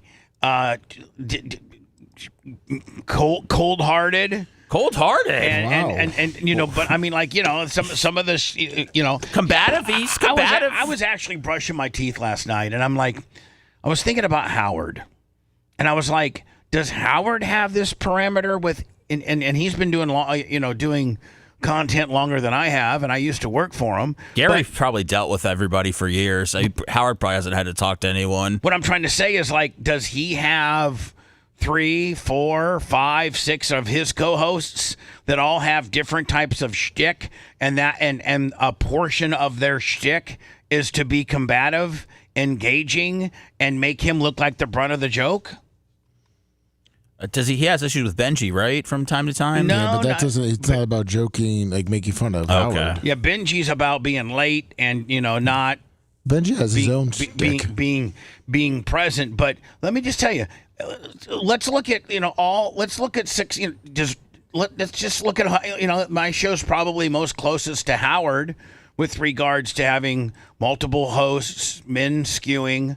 I would like to have I would like to have a female on the show, but and everybody can answer the question. But does Howard have a Gene Lasker that's combative and is always trying to make him the brunt of the joke? Does no, nobody has that. And where do people feel as if I needed to start having that? They're like, well, Spice Boy played that role to an extent, but there was one of them. Spice Boy.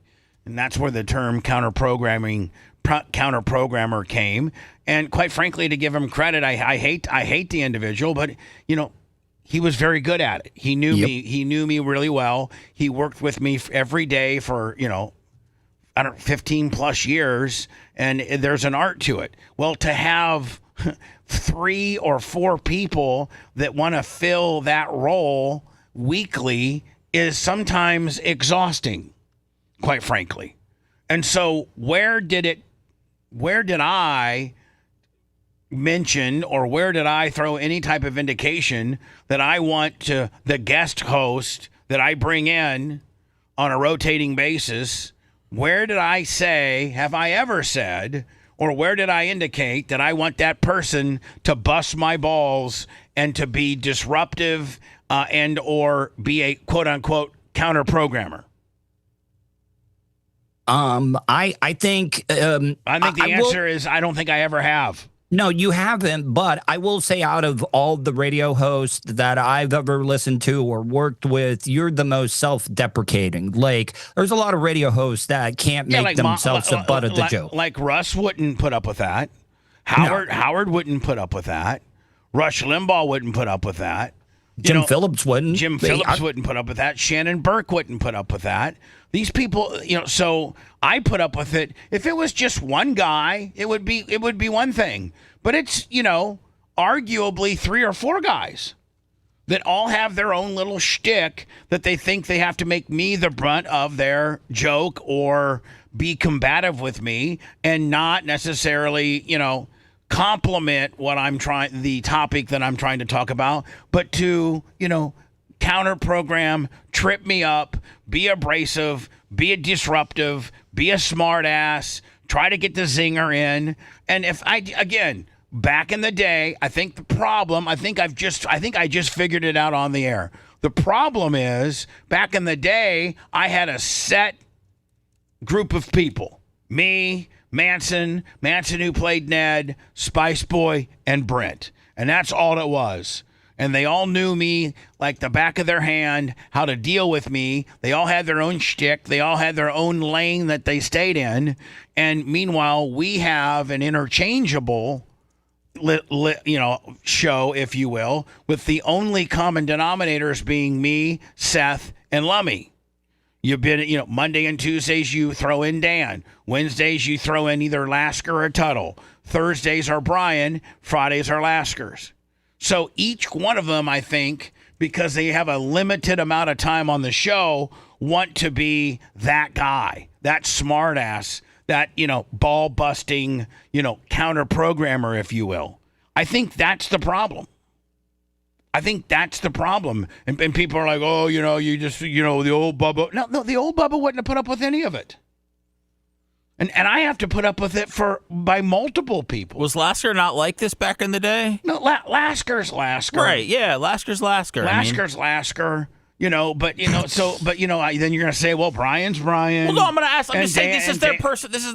I'm asking about Gene because I haven't known Gene as long. This is Brian. To me, this is Brian's personality, is just to be very quick, very smart, probably make you feel stupid a little bit at times, but obviously, he means well, and he's never coming from a place where he wants to intentionally make you look bad or feel bad. No, but that, by the time Lasker's rolled in here, I've had 2 days of Dan, and I've had a day, and Tuttle's not. Tuttle's on that whole list of people. Tuttle is the one that dances with me the most. I got Brian, which I think Brian's brilliant. It wears you out a little bit, but it's worth it, right? Yeah, but I get wore out every show. I get wore out every show, and I think that we just hit it, Seth, and that is back in the day when I had a set crew. Babyface wore mine, and it's not these interchanging guest hosts. Now, see, I don't want this either. People calling in and defending their position like I can't handle. He might be breaking news. We don't even know what the babyface has to bring. He's calling to talk about this topic. He's calling to talk about this. Yeah, exactly. Okay. Go ahead, babyface. I was calling. You told me to call in at 7:30 every morning now for traffic on the vets. So what do you got going on, bud? No, so what I was going to add to this is, part of the difficulty, because this is from the perspective of one of those ball busters, right? Part of the difficulty is that we don't have the advantage of being in there with you throughout the week. So I don't know what necessarily in full what happened on Monday, Tuesday, Wednesday before I get in there. I don't know the vibe for the week in terms of where you are, in terms of a joking, so I think there are times where we go to where we think the line is, but for that week, the line needed to move a little bit because we don't have the advantage of being in the studio every single day to know what the overall vibe for the week is. But everyone, you, Gene, and Dan, that's the 3 people we're going to talk about here. Everyone is trying to fill a Spice Boy type void. Not one of you want to come in and fill a content. Let's add to what Bubba's saying. Let me add to what Bubba's saying. Let me backfill your particular opinion about what we're talking about. All too often, everybody steps in here with the mindset is, I got one day to get it all in. And, again, there's no consistency with you being in here 5 days because we can't do that.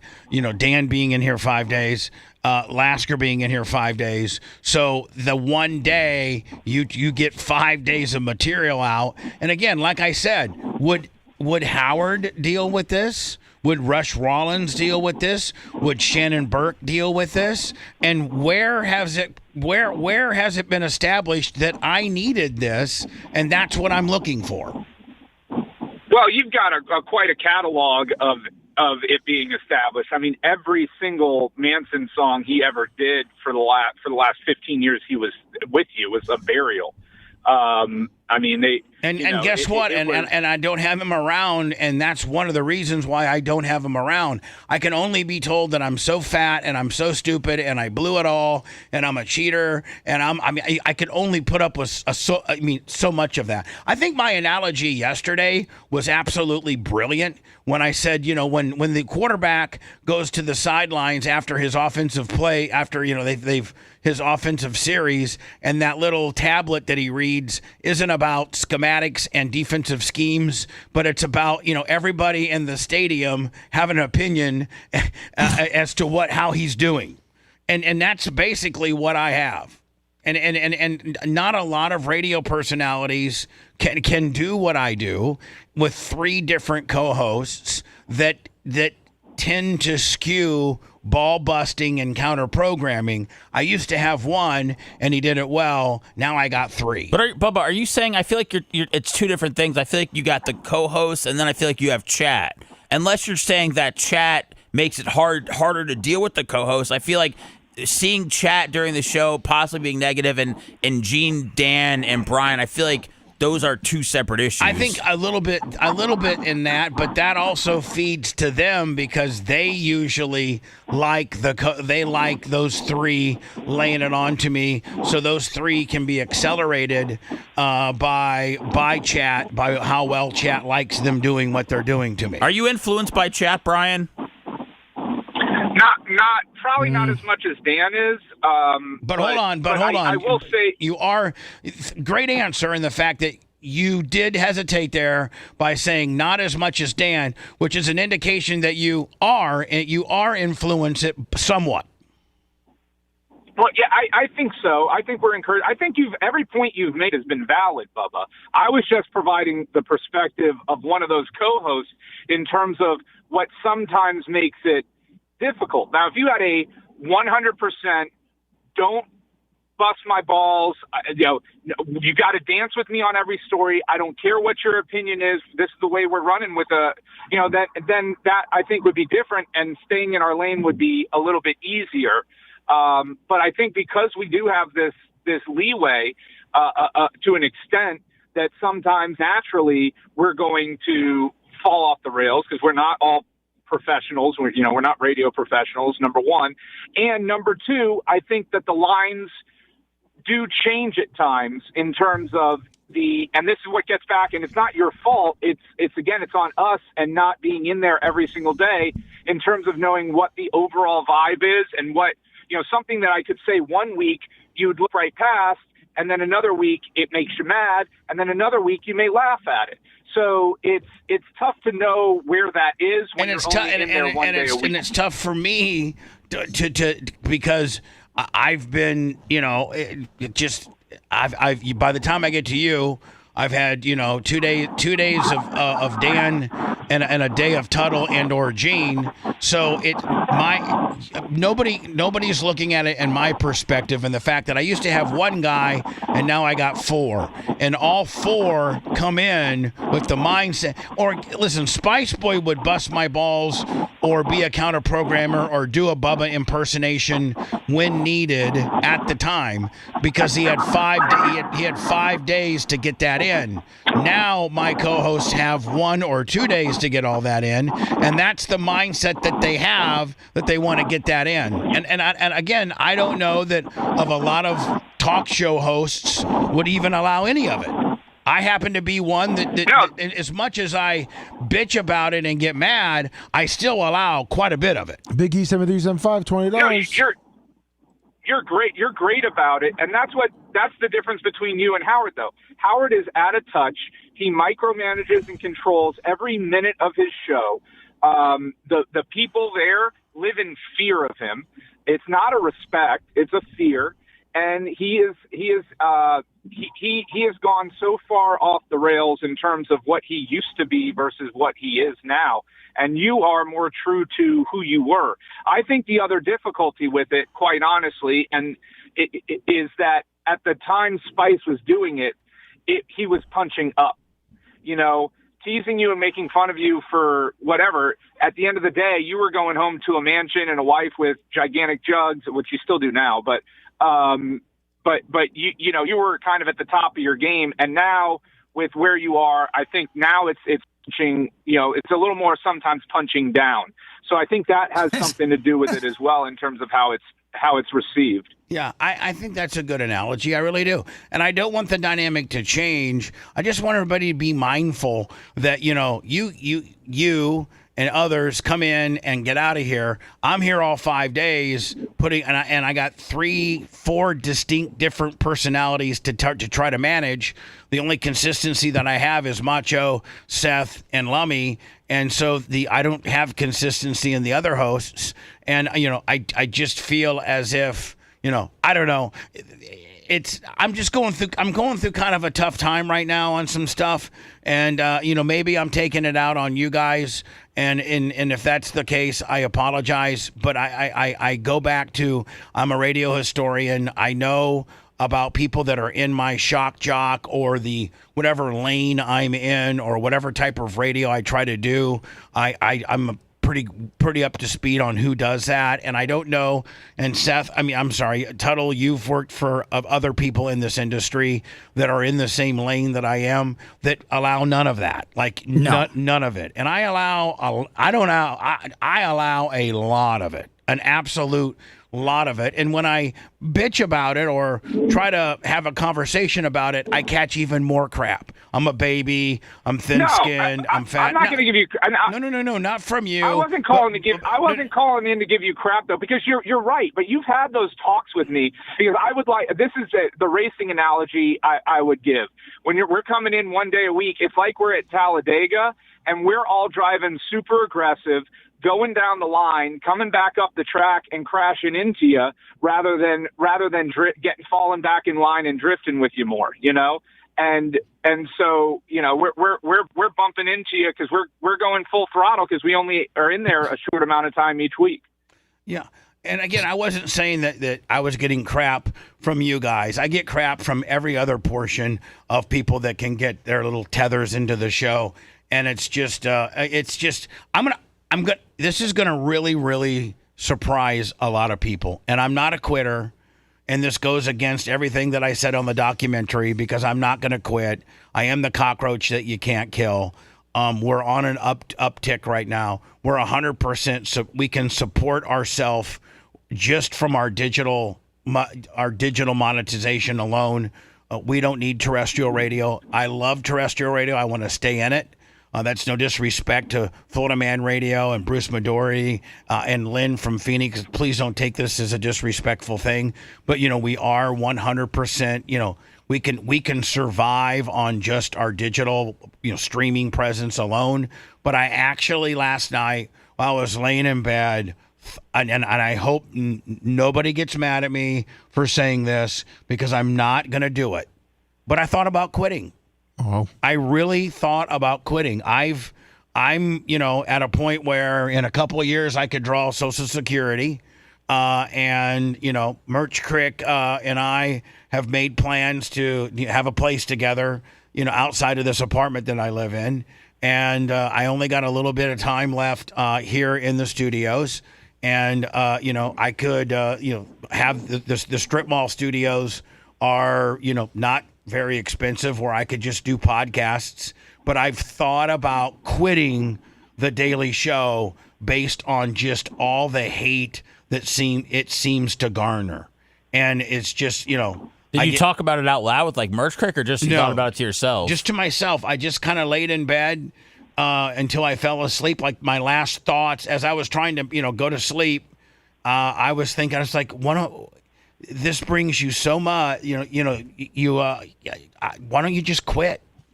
Then you can travel and you can get, you can do everything that you want to do and just, do content when you want to do it. And so I really I thought about quitting. Whoa. The next documentary would be Dr. Dan Killed the Radio Star. Oh, no. Jesus. Oh, man. All right, Brian. Good talking to you, my friend. Love you, Fleet. See you tomorrow. All right. Big Star Wars break tomorrow. We're excited. Yep. Can't wait. Thanks. Thank you. And I really did. And I don't know necessarily that that's not in play. It's just like Spice Boy used to say this all the time. Is the juice worth the squeeze? Or is the squeeze worth the juice? I don't even, I messed it up. I don't even know. What's the juice or the squeeze? Are you talking about the co-host or just doing this every day? Doing this every day. I last night I go to bed. I say, Siri, set my alarm for 3:25 a.m. I'm like, God, when's this gonna stop? It's not even bringing pleasure to you anymore. On every different forum and every different place that people can have their opinion about you, they hate you. They tell you how much you suck. You got, co-hosts that come in and just try to absolutely, I leave frazzled sometimes. And it never used to be that way. It never used to be that way. I never left frazzled. And now I leave frazzled. I'm being, the people that I bring in combat me. They don't try to make me look better. They try to make me look stupid. They try to, the joke's always on me. Would anybody, I don't know that any of the people that I'm talking with right now, including Seth, Tuttle, Lummy, Macho Man, I don't know that you could do a show when the joke's always on you. And you have to be the boss, and you're in charge of payroll, and you're paying these. I'm not paying those people. They're fortunate, and they're nice enough to come in, and and here's the thing, they're trying their best. They really are. I'm hard to understand. You have to spend a lot of time in the studio to be able to figure out what I like and don't like, and that's not necessarily their fault. It's me. It's really, really, really me. It's not them, it's me. I'm in a different part of my life where maybe I can't deal with the adversarialness anymore as I get older. I got a lot of skeletons in my closet and a lot of demons that I fight that a lot of people don't know about. And it's getting to me. And this isn't fun anymore. And I wish we're talking about the radio show, correct? Yeah. It's okay. not. You think he was talking about life? Yeah, I just wanted to make for sure. That's a 811 if you're struggling. If you want 24/7 on-demand Bubba and the crew, go to BubbaArmyHQ.com. Right now. The Bubba the Love Sponge show will be back after this.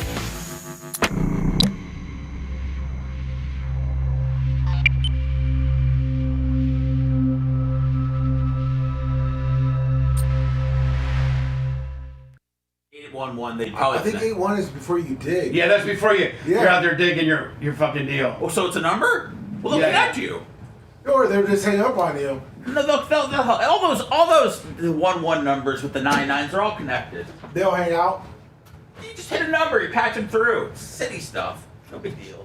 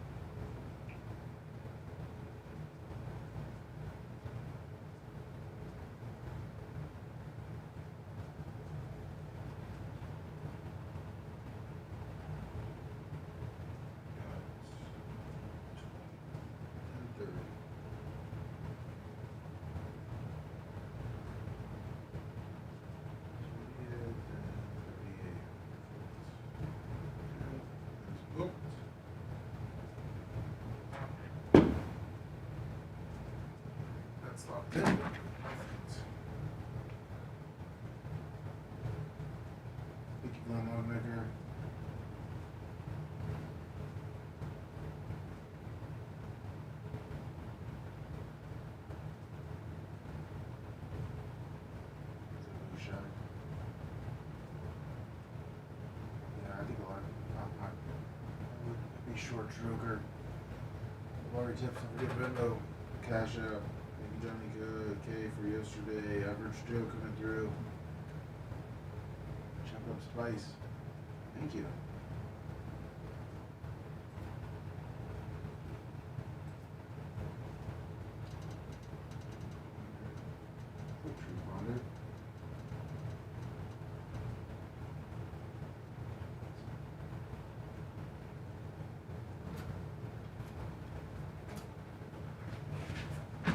Over.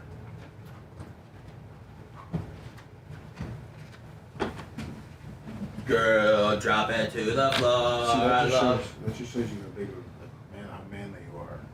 You get that number confused because you don't think about doing that. You just think about, when you're going out to the job site, who to call before you dig. 811. That's how manly you are. What do they tell you when you call them? Whether you got lines underneath you? Yeah. You kind of tell them where you're at. Shit, I would just make it up. I wouldn't even look at a computer and be like, yeah, you're good. The whole power grid goes down? Yeah. Yeah, that's what I'm in. That's what I do. Woo, woo, woo.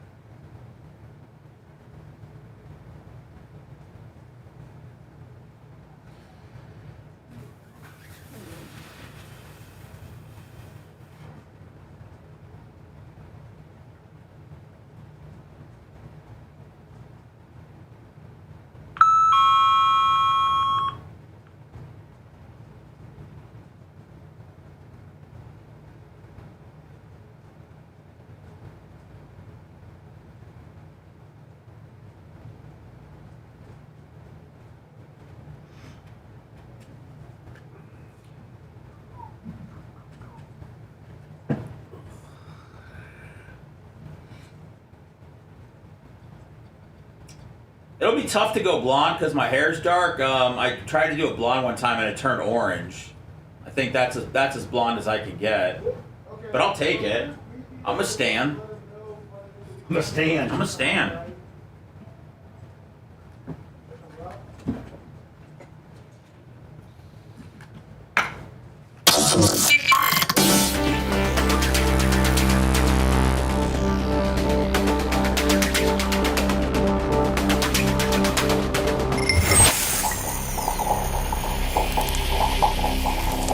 Tired of paying sky-high cable TV bills? Sick of juggling endless streaming subscriptions? There's a better way. Go to getabox.com. With Get a Box, you get every channel, every game, every movie ever made. Watch local and national channels, live sports, all your favorite movies, and much, much more. This isn't another subscription. It's a one-time purchase. No contracts, no fees, no nonsense. For a limited time, use promo code BUBBA at checkout for $25 off any box. That's getabox.com, promo code BUBBA.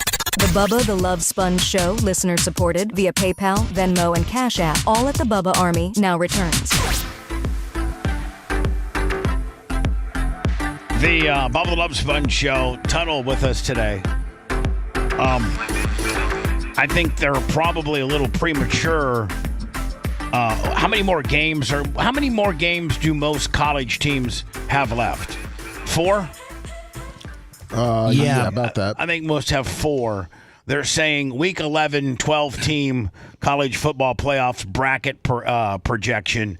I think there's going to be a couple upsets in here before this all shakes out. Well, plus Ohio State and Indiana will end up playing the Big Ten. Yeah, they'll end up. And who's to say that Indiana doesn't trip up against Penn State? I mean, that's their. I think that's their last big potential trip up on. Listen, Penn State isn't as bad as people. Penn State was poorly coached. I think they. No, their quarterback's out for the year. Oh, it's bad. It? Oh, yeah. I didn't know that. So they got the 1 through 4s, but Lummy, I don't think this can be right because Ohio State and Indiana are going to probably end up playing in the Big Ten championship. Then you got Alabama and Texas A&M. They're the SEC, and they're going to be in the SEC championship. And they still have games they got to, Right. Alabama, Auburn, even though Auburn, is who's down. at the very top at 12? Is that Mississippi State? That's Memphis. And they have a tough game against Tulane coming up. Plus, they got to play in their conference Can you championship imagine against though USF. if this did that would be if Notre Dame beat BYU, that would be Indiana and Notre Dame just like it was last year. That's huge. And I think didn't Ohio State play Oregon too last year?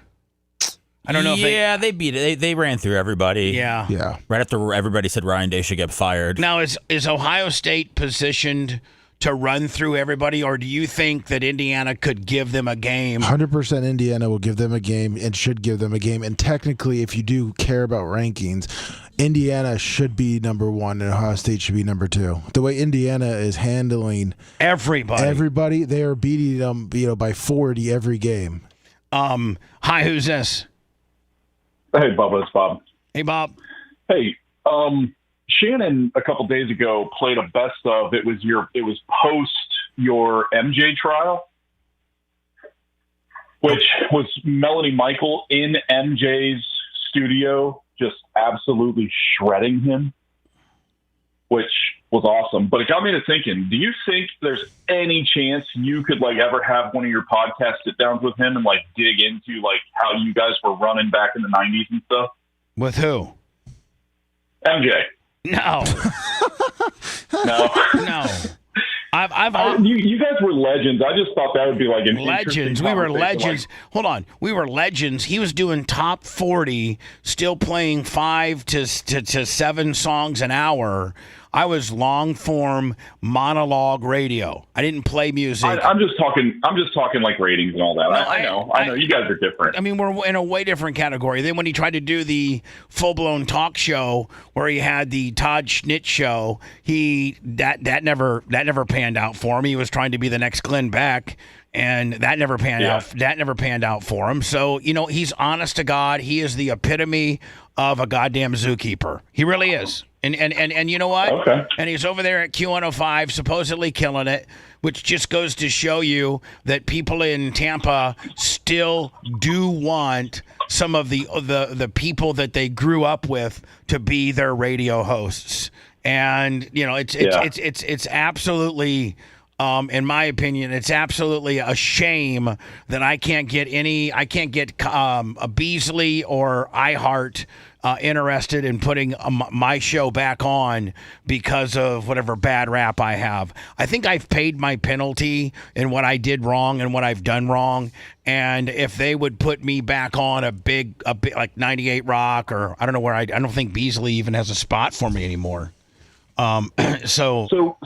Basically the only place I could go was to go back home to the franchise that I helped build, and that would be 98 Rock. And I've been flat out told no by that. So for whatever reason, I'll stick to where I'm at. I'll continue to grow digitally, or I'll quit. I'm having thoughts of quitting.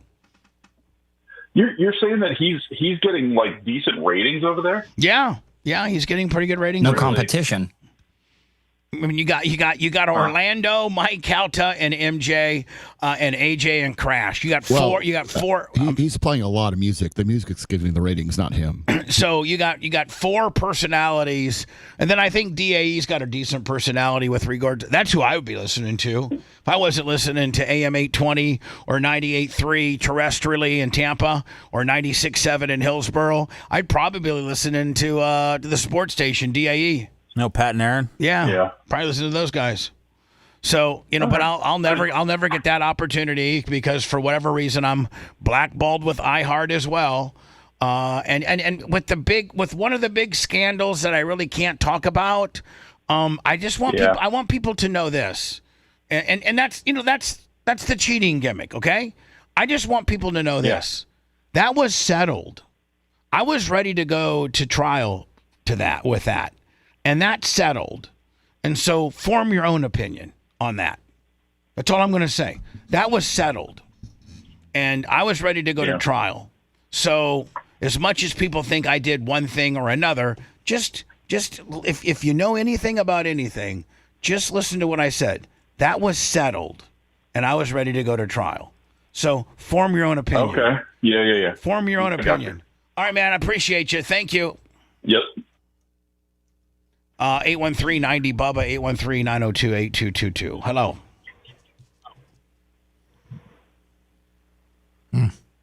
Really? Good morning, Bubba. Best phone call of the day. Yes, go ahead. Bubba, it's Jeff from U.S. Customs. Hey, how you doing, bud?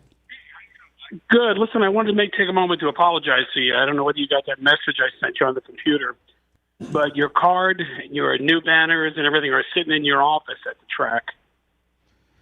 Oh, okay. You sent something to the track?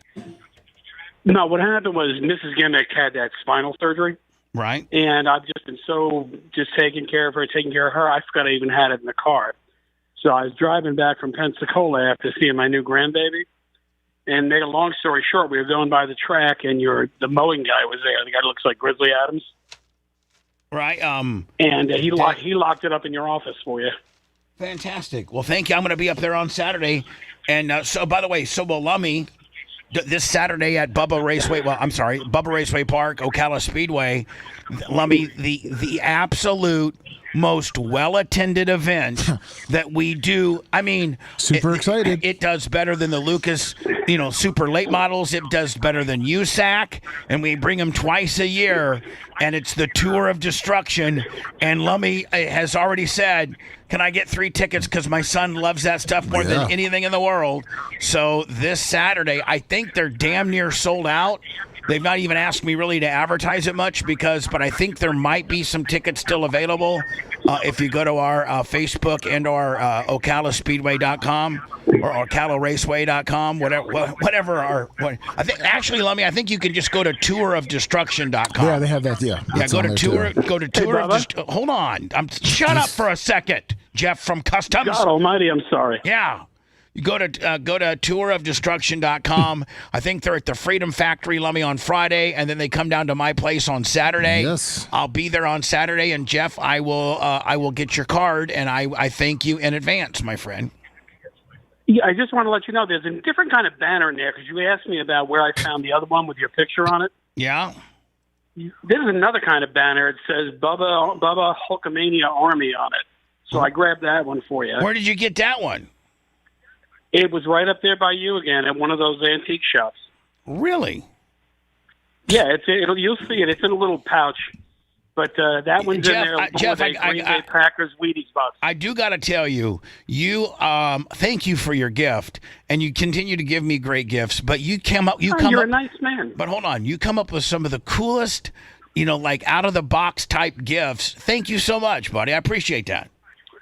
Well, I mean it from the heart. You make me laugh. You make Ms. Gimmick laugh. And now that we moved back to Florida, you've made things fun again. And then, I'm listening to you get down on yourself about things, but you really make things fun for people. You make things fun for she and I. Well, you guys don't make fun things, but you know what? Retired. I'm glad I'm the one-way fun maker here because it's not very fun for me to give. You know what? It's not fun for me to make you guys have fun. It sucks.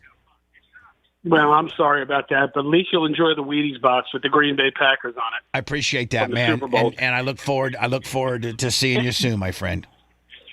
Bub, is it okay if I bring a chair for her because of her back? Yeah, of course. A lawn chair? Yes. Okay, I just wanted to ask before we get it. And are you talking about for the Tour of Destruction? Yeah, just so she has something comfortable to sit on because of that spinal surgery. And if they have a problem with the door, tell them that You got a handicap section, Sponjo? No, we don't. Oh boy, we really don't. Okay, we probably should dump that. Yeah, no, but if they give you a hard time, tell them that to get me because I'll be on property. All right, brother. You guys take care. God bless you all, and we love you, Bubba. Thank you. Lummy, also big love, and to my buddy Bill. Remember Bill, who owned a bunch of Dairy Queens? Yeah. Not only does he own a bunch of Dairy Queens in Fort Myers, but I think he actually bought into some or established some franchises, like maybe in Georgia or Alabama. I think he's got like 10 or 15 Dairy Queen franchises now, and he sent me some DQ cards. That's sweet. So thank you so much, Bill from Dairy Queen. I appreciate you. You gonna get a diddle bar? No, you know what I always get at Dairy Queen, and they're probably the worst as far as calories. The worst. I mean, I think that's the Blizzard. No, nope.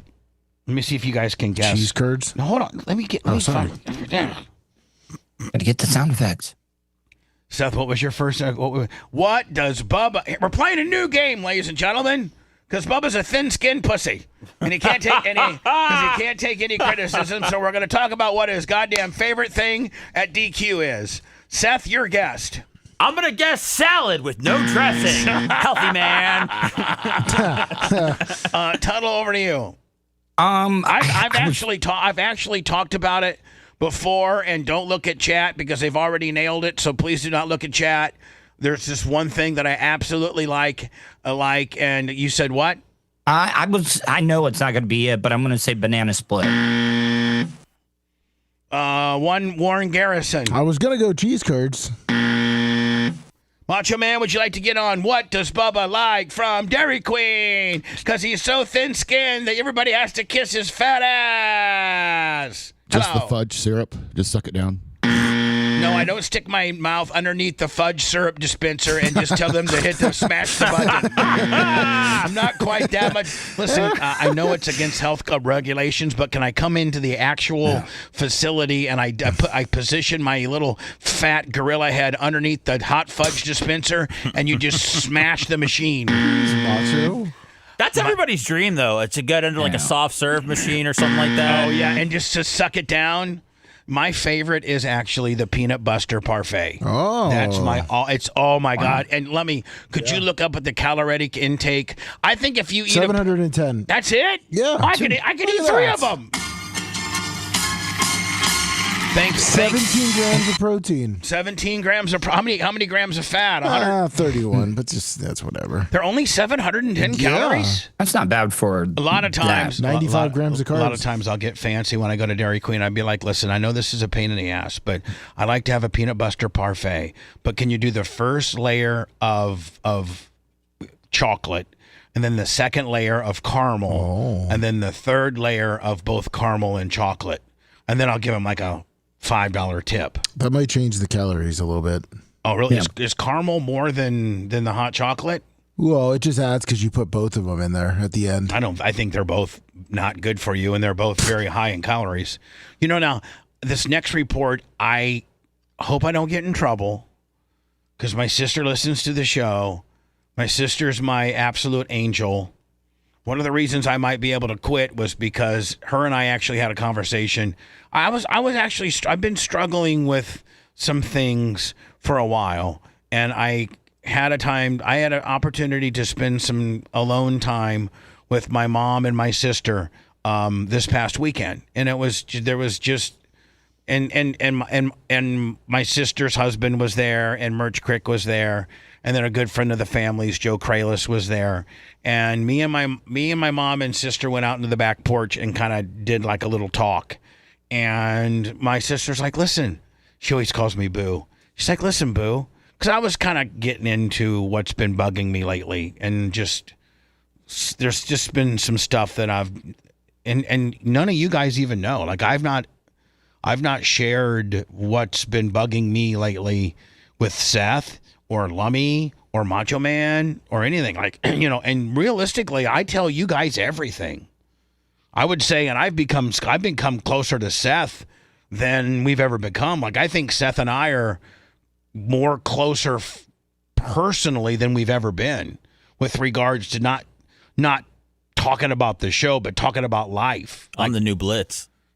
Oh man, hold on. There's one of these. Look, wow. Really, buddy? Oh, sorry. Just when you're kicking ass and I'm feeling good about it. You guys are like Bill and Ted, man. You're inseparable. But look what happened. I know. Oh my God, don't say that. It's all right. Friend. I can't steal. You know I could do other things. You know what yes. you are, and I don't want you to take this the wrong way. But Brent, you're kind of my new Brent. And the fact that Brent was he still is.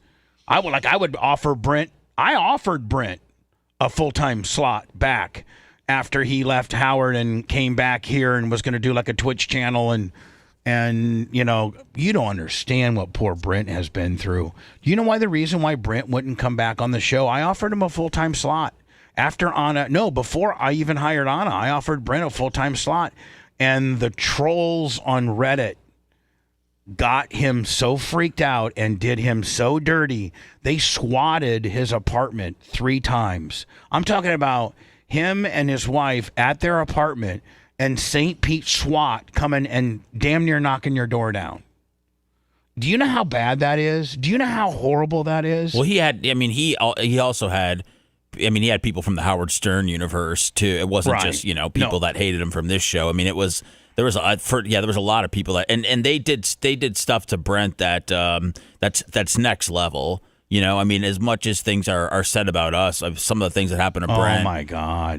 Especially like around the holidays and all that. That's you know what? That's some of that worst stuff. Let me tell you what I'm just going to say what some of them did.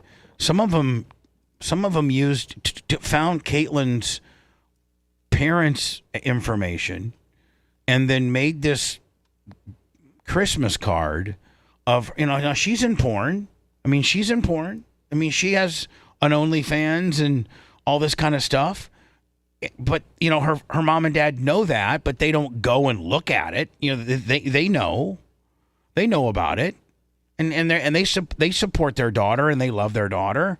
And that's the life that she chooses to do. It's not illegal. And if that's your gig, that's your jam.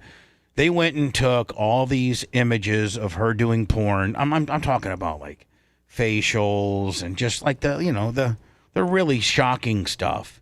And then they sent it as a Christmas card to all of Brent and Caitlin's friends and family, like all of Caitlin's mom and dad and all their friends, and just somehow they had hacked into somebody's address deal. And so I got one of these postcards. Seth, I think you may have gotten one. No. Dr. Dan got one though.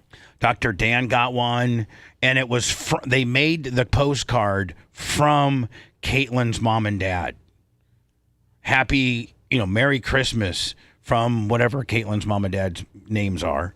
And in the front part of the card was just, so Brent was like, listen, I would love to come back on your show, but I cannot deal with the ridicule and the Reddit stuff. I cannot put my family, me and my wife. It's caused problems between us. By the way, they're doing good right now. They were at the movie premiere at the video killed the radio star. So I offered Brent a job, but Seth, you've become like my new Brent with regards to how close we've become, because Brent and I were very close as friends. Lummy, you and I have always been close, so I don't have to you're my guy. Yeah. So I'm talking to my mom and to my sister on the back porch, and I'm telling them what I'm going through right now. And my sister goes, "I got you, boo. I got you. What are your bills a month?" And my bills, listen, I've got my bills down to, I got a $600 car payment. I got a health insurance payment. I got a cell phone bill, and I got truck insurance for my truck, and then food. And I don't really eat. As fat as I am, I eat breakfast and I eat lunch at 1 o'clock. And that's it. I don't eat that much. And Lummy, mostly because the great fans that still around and still love me send me Longhorn gift cards.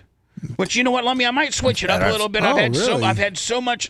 I'm almost thinking now, if you're going to send me a gift card, because so many great people do it. Like most of my Christmas gifts I get from the great people, the John Costikas, the Scout and Big Gulps, the Creatine Travises, the Wags, the Scotty Landers, the Cable Dogs, the Airtights, the Shivering Kenny Prizzes, just the Greg and Amy's, the Nikki Peelds, just the great people out there that'll send me a little something.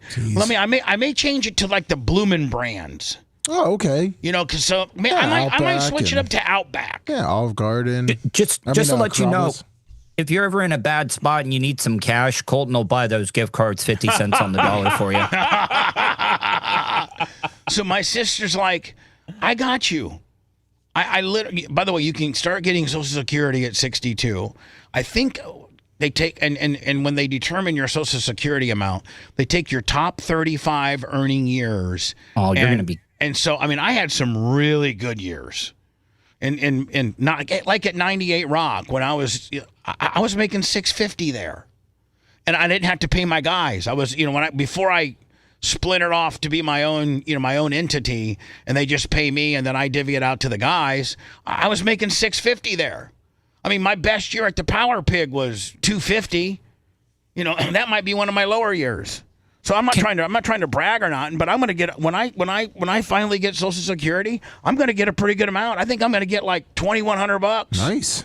Can I ask a question though? With your other problems, with the government, the ones I haven't. Oh, my IRS deals. Yeah. Is that going to affect? That's almost over.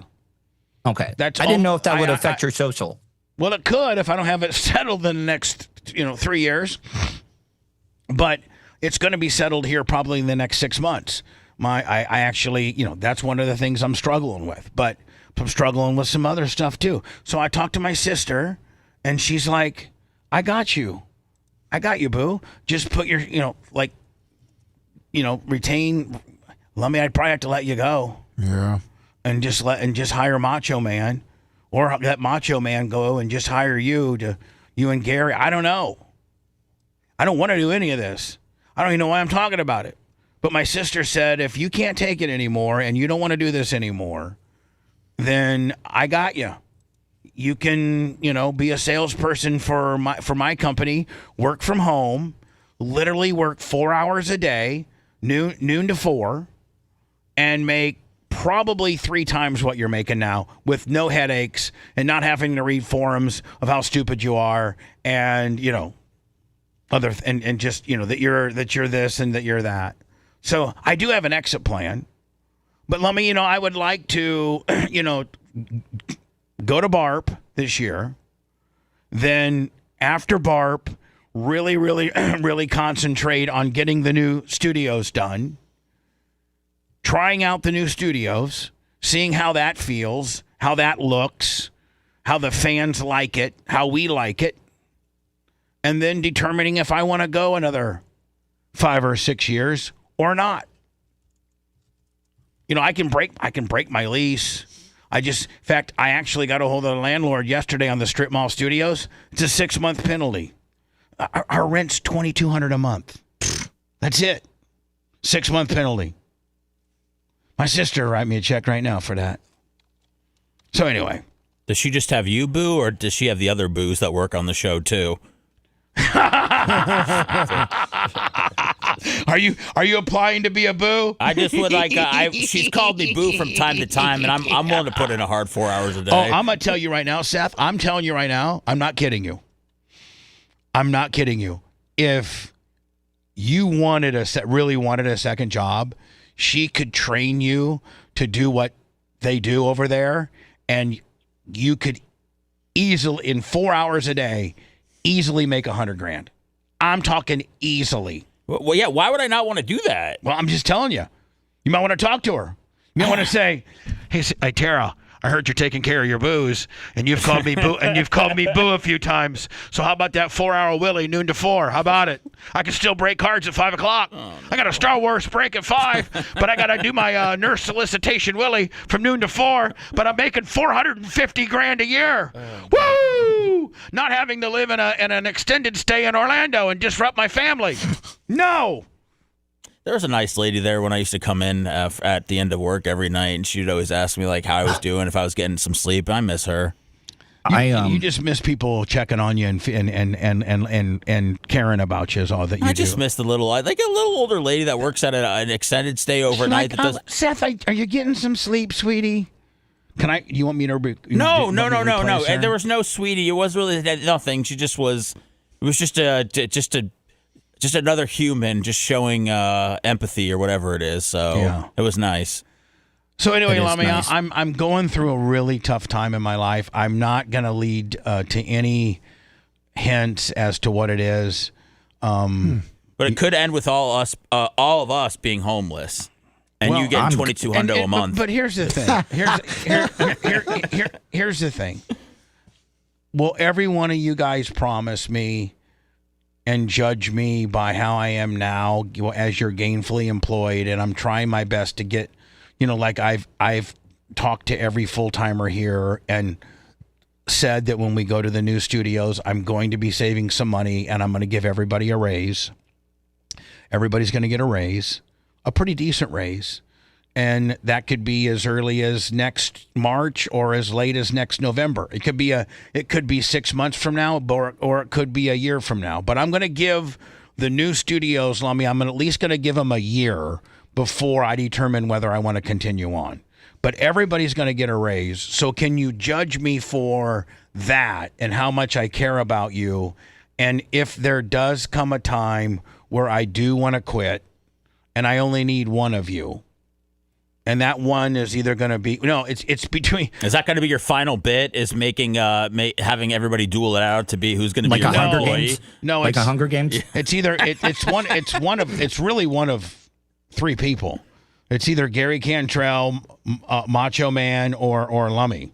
That's and I'm going to be able to keep one. Or two. Who are you leaning? What's your rankings right now? If you had to give out your college poll like they just did, who stays and who's at the bottom right now? Each one's got such unbelievable different attributes. One of my I'm leaning like a little bit towards Lummy, but then I'm like, man, Gary Cantrell, when he really wants to cut it up, he can make me lots of money on reels. He could pay for himself. Macho Man. Now hold on, you guys didn't let me finish. Okay, one side of my brain says Lummy. He's old school. He's been with you from day one. Whatever skill set he doesn't know, he'll learn. If that was the only thing he had to do. And then there's another part of me that says Macho Man. He can do it all. Oh yeah. I mean, he can do it all. He can edit. He can learn too. And then there's another part of me that says Gary Cantrell. Man, that guy makes the money. With his reels and stuff, that guy pays for himself. So he's a heavy breather. It's between. I don't analyze people, Tuttle, based on their breathing. That's a sign of health. He might not be around long.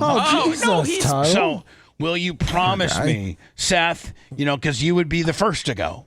What do you want me to promise you? Well, I mean, I don't really feel like I can promise anything at this point. The reason, you're the highest paid, and you're the first to go. Yeah, but thank you. But I want you to know that I don't want that to happen. But if it did happen, that you would understand I'm in a situation where I'm not continuing the show, and you wouldn't be mad at me. Listen, much like the last time I left the show, I would have to fire off a few tweets, but after that, I would feel better. Okay, and take me off your LinkedIn.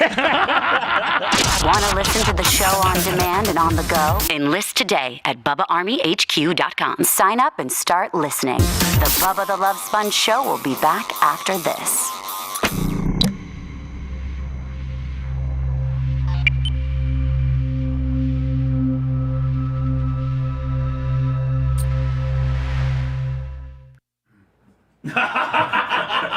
Hey, Terry, do you remember the one time you called me Boo? Can I get Boo ranking, please? Oh, man. I honestly, God, Seth, I'm not fucking kidding you. She even told me, man, like I could set up Seth at a home and he could work for home. She didn't say that. Yeah, she did. Well, why didn't she tell me, dude? I mean, I'm just telling you. Which I may start doing. Why don't we split the job and you and I just each work 2 hours a day and we make $50,000 a year?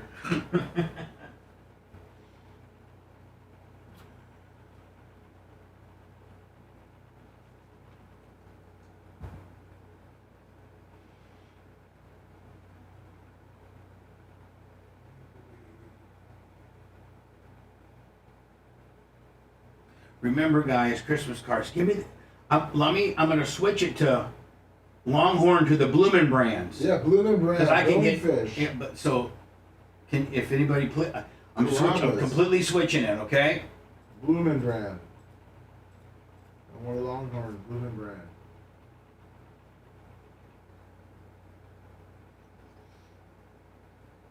Hey, Wizzy, how you doing, babe? I miss you coming to Bubba 199s. I really do. Wizzy, let me ask you a question, because I really would want to do this, and I don't know where your head is. I know you're listening to me. What would be your? Would you be willing to host a? Remember when we did the Bubba maybe the State of the Bubba or something? and we had Wizzy host it, and we had Yeah. So I'd be like Wizzy, Big Red, maybe Creatine, and then maybe one other. Like a super fan. Maybe bring another girl in. Yeah. Would Wizzy, would you still be interested in doing that?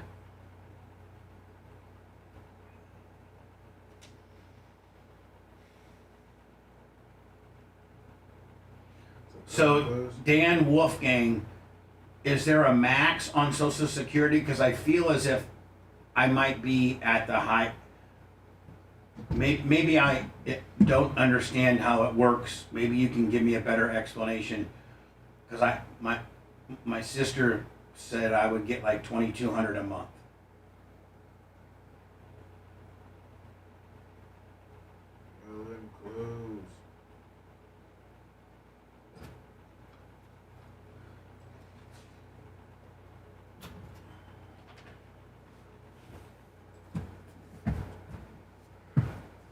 So with LM Close, can you give me some?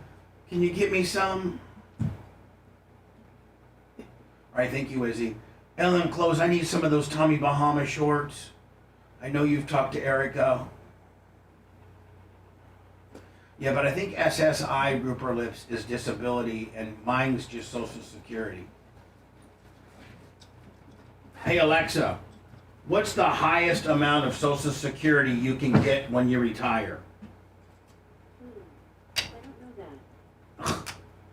Let me bing. Will you bing it? Yep. What up, Robbie?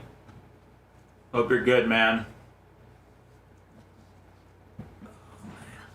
Let's see. Come on. Spit it out. Honey, 1966, 100 bits. So I can The get maximum at the age 62 would be $2,831 a month. 2,800? Yeah, but if Fuck. you're 66 to 67, the max is $4,018. Oh, I'm gonna wait till then. And then age 70. No, hold on. $5,000. Is it 66 or is it 67? It says depending on your birth year, the maximum is $4,018. That's what I might get. That's what they count as full retirement age, FRA. See what full retirement age for a guy born in 66 is. Because I get 2,800 at 62, but I get $4,000 in 5. I could coast it for 4 years.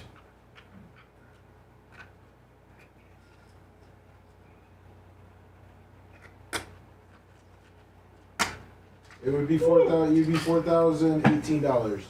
Wow. Paper Towel Willie, we love you.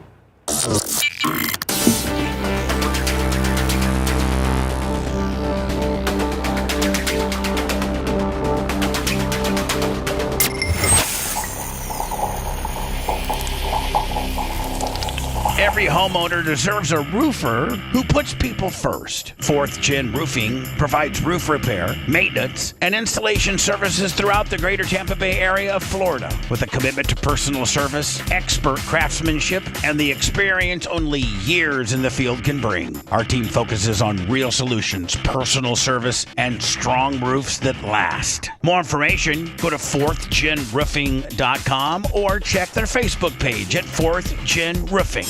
The Bubba the Love Sponge Show, listener supported via PayPal, Venmo, and Cash App. All at the Bubba Army now returns. Who did that new positioning? It's great. Is that Macho Man? Oh, yes, Macho Man. Oh, Macho Man's got a little keeping score between you, him, and Gary Cantrell. Oh, yeah, Macho's Ohio State. I'm Memphis. I'm Indiana State.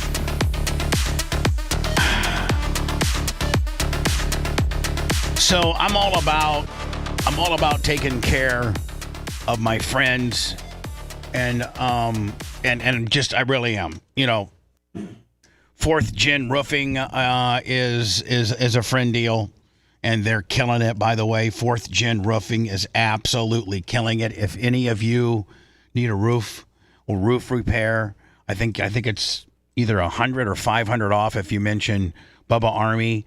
You can go to our Facebook page anytime that 4th Gen Roofing does another video. I always share it, and they kill it. They absolutely kill it. I know the owners. They're really good friends. And that's really all I can say. Contractually, there's some things I cannot say. But 4th Gen Roofing is a friendship deal. Lummy, Adam from Fender Works, that's a friendship deal. E&E Electric, which is Nash's company, that's a friendship deal. Of course, I've established a relationship with SCAG. And so some of our advertisers and things like that, are just straight. I have a forum, and I like to take care of people, especially my friends.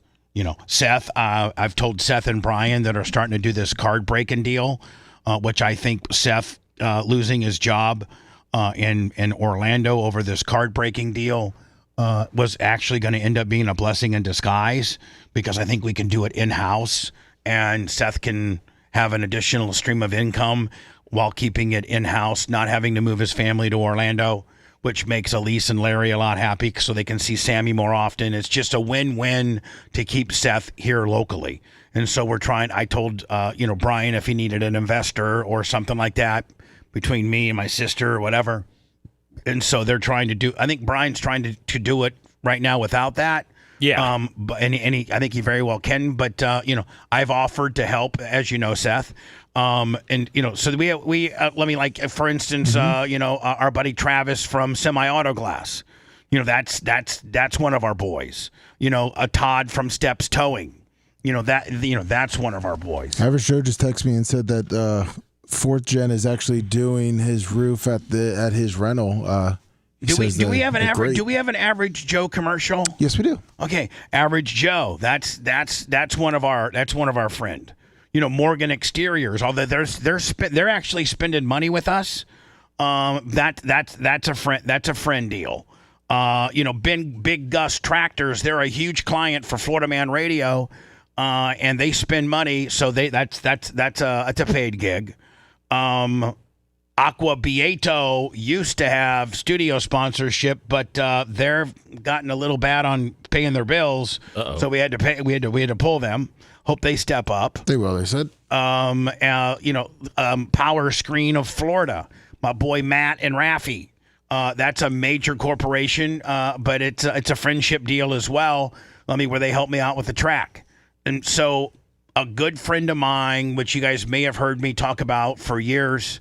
I don't know if this is the right website or not, but Chad Geary, and I'm sure you're familiar with Chad Geary. Yes. Really good friend of mine, police officer in Manatee County. And his son, Seth Geary, used to be Tyler's best friend in life. These two kids grew up together. That I don't know where they stand. I don't know where they stand, right now. But so anyway, Chad Geary is a great friend of mine, and his, I think maybe youngest daughter, Lily. By the way, she's beautiful and she's pretty. She has started her new esthetician a place, and it's called VAGARO.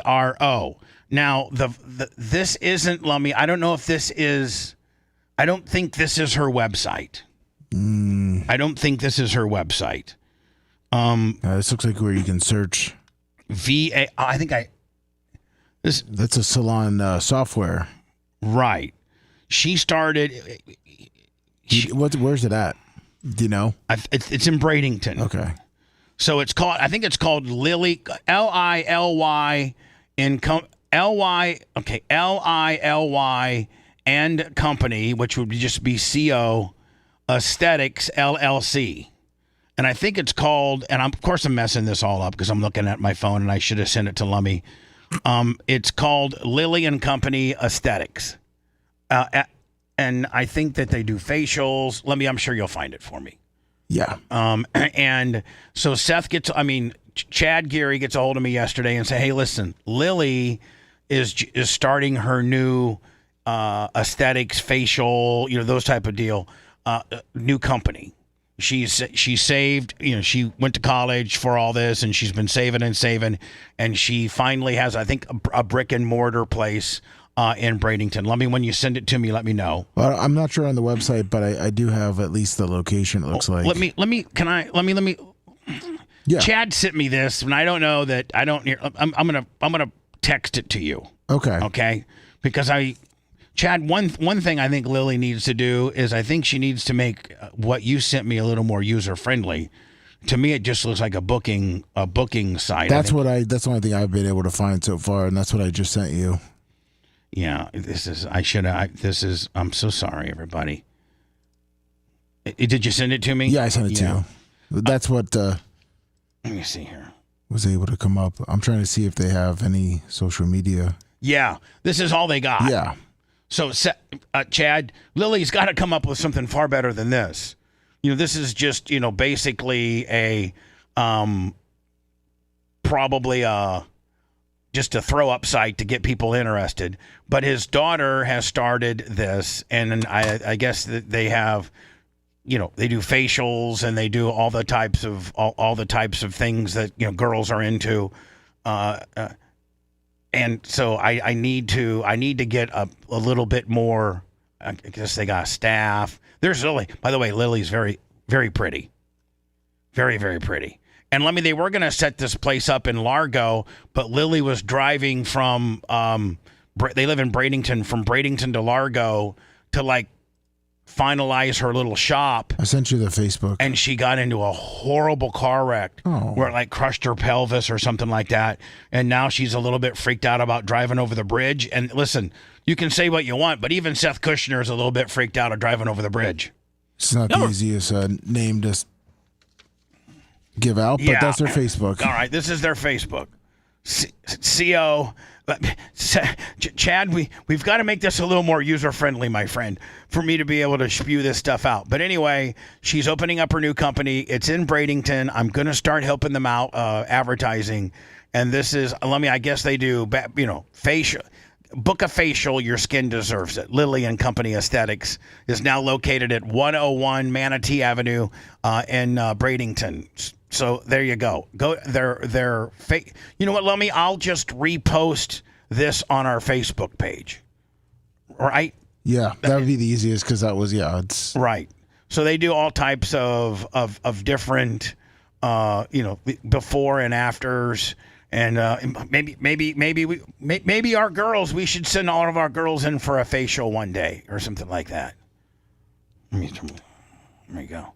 So anyway, this is Lily's new facial esthetician. Oh, what's this? Let me. Are they doing hair removal kind of deal? Eyebrow. An eyebrow gimmick. Well, sure. All right. So as Probably I was going to say threading. We had an esthetician at our tanning salon. Oh, you did? Yeah. All right. So anyway, I'm gonna get a little bit more information and be able to speak a little bit more, intelligently on Lily's new business. But I've watched Lily grow up from a little girl to a full-grown woman now who starts her own business. I've been unbelievable friends with the family. The wife's name is Kelly. She's a school teacher. It's the all-American family. Nice. The dad's a cop. The mom's a teacher. The oldest son ended up being a welder. Went to trade school to be a welder. The youngest son, Dylan, he's a little goofy. And so Chad said, we need to get the goofiness out of him. They sent him to the Navy. And boy, let me tell you something. If you got a kid that's a little bit, lost its way, doesn't know what it wants to do, send it to the military. It will come back like a brand new person. The military will absolutely reinvent your child. Do they want the lost souls? Military? They'll take anybody. Okay. They'll take anybody. And then Lily, and she was always the youngest, and I've watched her grow up, and now she's got her own business, and so I'm all about helping my friends, especially their kids, if they were I wish I had a better relationship with my son, Lummy, and he would maybe start his own business, and I would certainly try to promote and help him and his fiance Ace and whatever their endeavor would be, But you know where? I'm not going to get into all that. So anyway, this is another you watched her grow up. Comment? No. Okay, No. Sorry. It was a Tyler. It was a Tyler. Oh, okay. It was a Tyler suggestion that I should just keep my mouth shut on. It's not negative or bad. You're keeping that relationship off the radio. Tyler and Ace have told me just don't talk about us, good or bad. So I'm like, okay, no big deal. I noticed because I never asked about the trophy situation. They picked up. So Tyler. Wait, are you sure you want to do this, Bubba? Yeah, because this is not bad. Okay, this is just schedule. This is just scheduling. I wasn't trying. Okay. So I threw it out there on the air. I'd like for Tyler to have these trophies. Ace responsibly got a hold of me and said, yes, we'd like to have them. We've just been so busy lately because they were racing in the Carolinas and things like that. And but racing season now is pretty much done, even in Florida. Like there's only a couple. I think the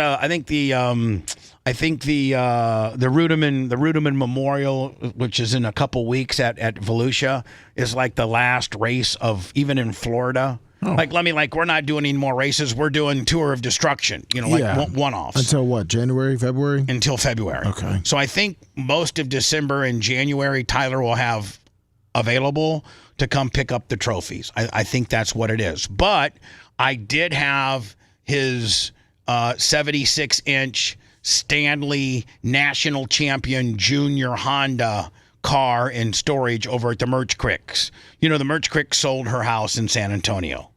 And I had one of Tyler's national championship cars there. Because I didn't, that thing won like 21 features, and it was like probably one of the most winningest quarter midgets I've ever that's around in the area. I've been offered $4,000 for just the roller, and I've always hung on to it. I'll give you $5,000. And I actually offered it to Tyler and Ace. I said, hey, would you guys like Tyler's, national championship winning quarter midget? Now it doesn't have an engine in it, but could you take that out? But it has pretty much everything else in it. And they said yes, we'd like to have it. So they were racing one weekend in Alltech, which is Lake City, an hour from my track. And after the races, they were going to come by my place and pick it up. But our races were done already. So I put it in the tech shed and told Drunk Dave, who lives at the property, hey, my son and his fiance are going to be rolling by here. I even told Tyler, I won't be there, so it won't be uncomfortable or anything like that. And they picked up the race car. So I think that they're going to pick up the trophies probably here in the next 30 or so days, which is good. I want them to have them. Yeah, absolutely. I was talking to my sister, and I didn't know that my sister did this with one of her cats. My sister did this, and I didn't know that Tom Brady owned. Man, talk about diversification. Tom Brady's into everything. He started investing when he got his first big check. Tom Brady revealed that his current dog, Junie, is a clone of his late dog, Lua, who died in December of 2023. The dogs were cloned by Colossal Bioscientists, a biotech company that Brady is an investor in, using blood collected prior to Lua's death. Now, Tara used to have Toonsis and Tito. And Toonsis, they were brother and sister.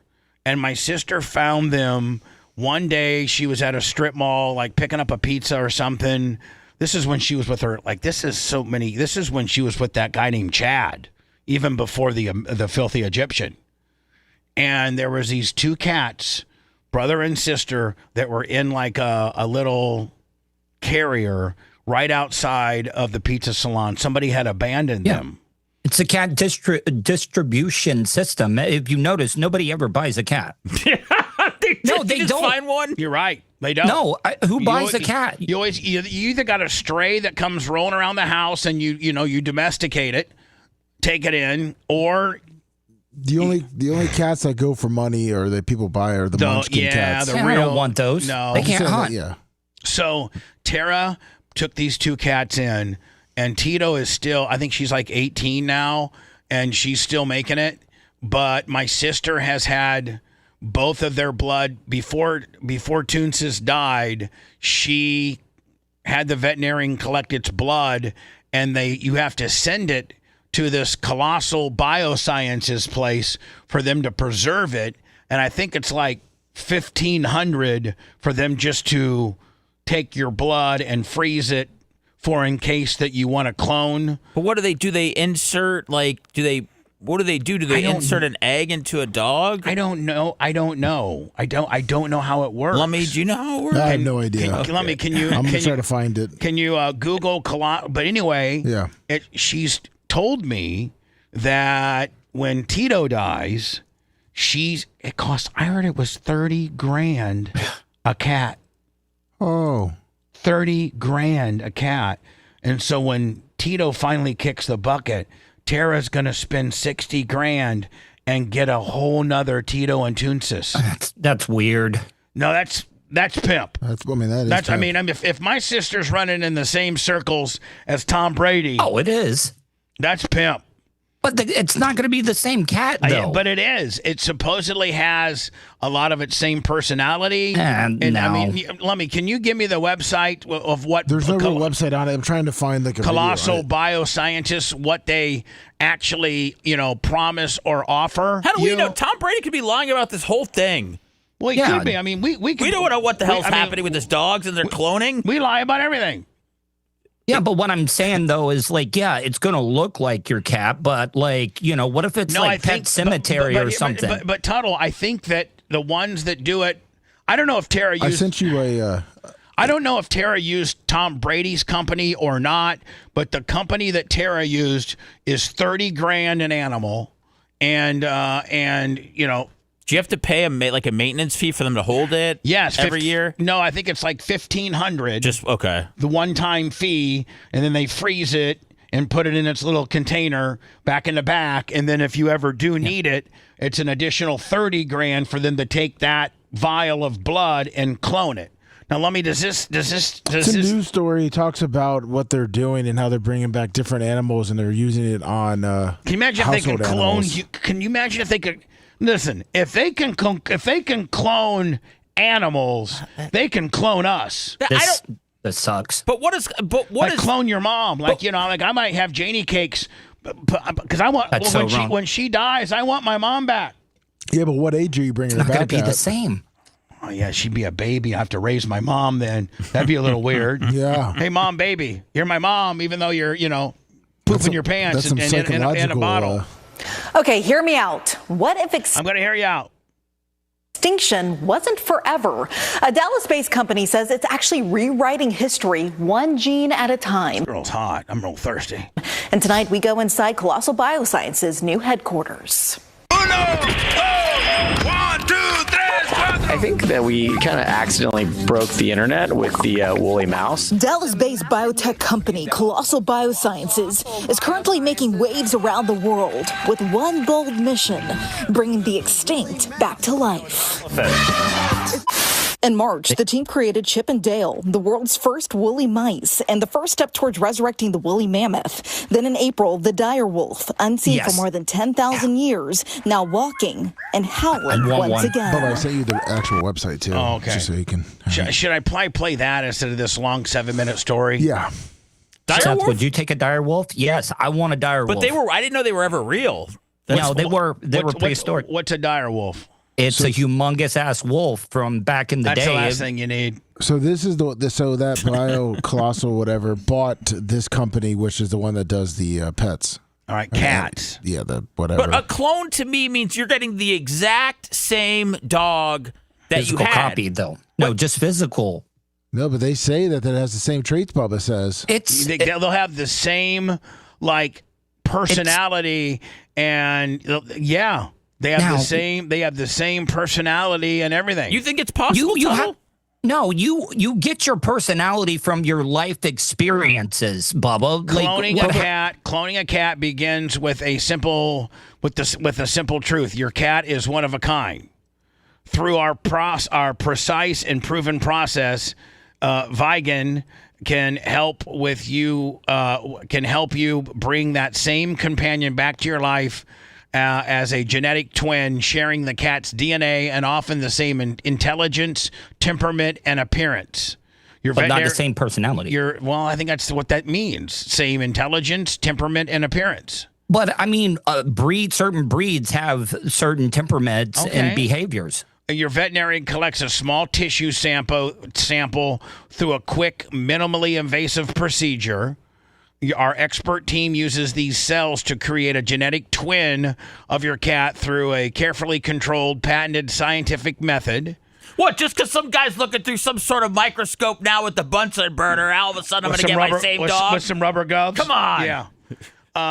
One of your cat's cells is fused with an egg of a female cat, forming an embryo that begins to grow naturally. That embryo is then transferred to a healthy surrogate where it develops through a normal gestation period. Throughout the process, we stay closely connected with you. From the first step at the moment of your cloned kitten is delivered, our team is here to guide you, answer your questions, and share in the excitement of bringing your companion back to life. If you hit back, Bubba, on the front page, there's like a little short video right there. Okay. I swear to God. Let me. Do they have prices? Let me see if I can. And usually when they don't, it says request information. Yeah, when that's like it says market price on the menu. You got to talk to That's like buying. That's like ordering lobster. Yeah. They never tell you what it is, Seth. That's it could be $99 or it could be $49. You have to go meet with the manager in the back. Sir, what's the market price? Well, Seth, the market price is $89. Okay, I'll take the beef. Okay. I'm all for this for people. I'm all for this. That like if you can afford it. I just don't know how accurate it is. It's easy to say like, hey, here's your same dog, but where are they going to be 6 years from now when it's not the same dog and you can't get a hold Animals of them? aren't just pets. And they're out of business. Exactly. Yeah. I got prices, Bubba, if you want it. Oh, hold on. Lifelines, family. That's why we at Viagen believe. So this is the company. Now, is this the company that Tom Brady's invested in? Yeah, that other company. Tom Brady invested in the parent company that just bought this company. Okay. Saying goodbye doesn't have. Man, Tom Brady. Not only does he make $37 million a year just telling you about the football game, but I mean he's in this and he's in TB12 and he's crypto scams. Crypto, yeah.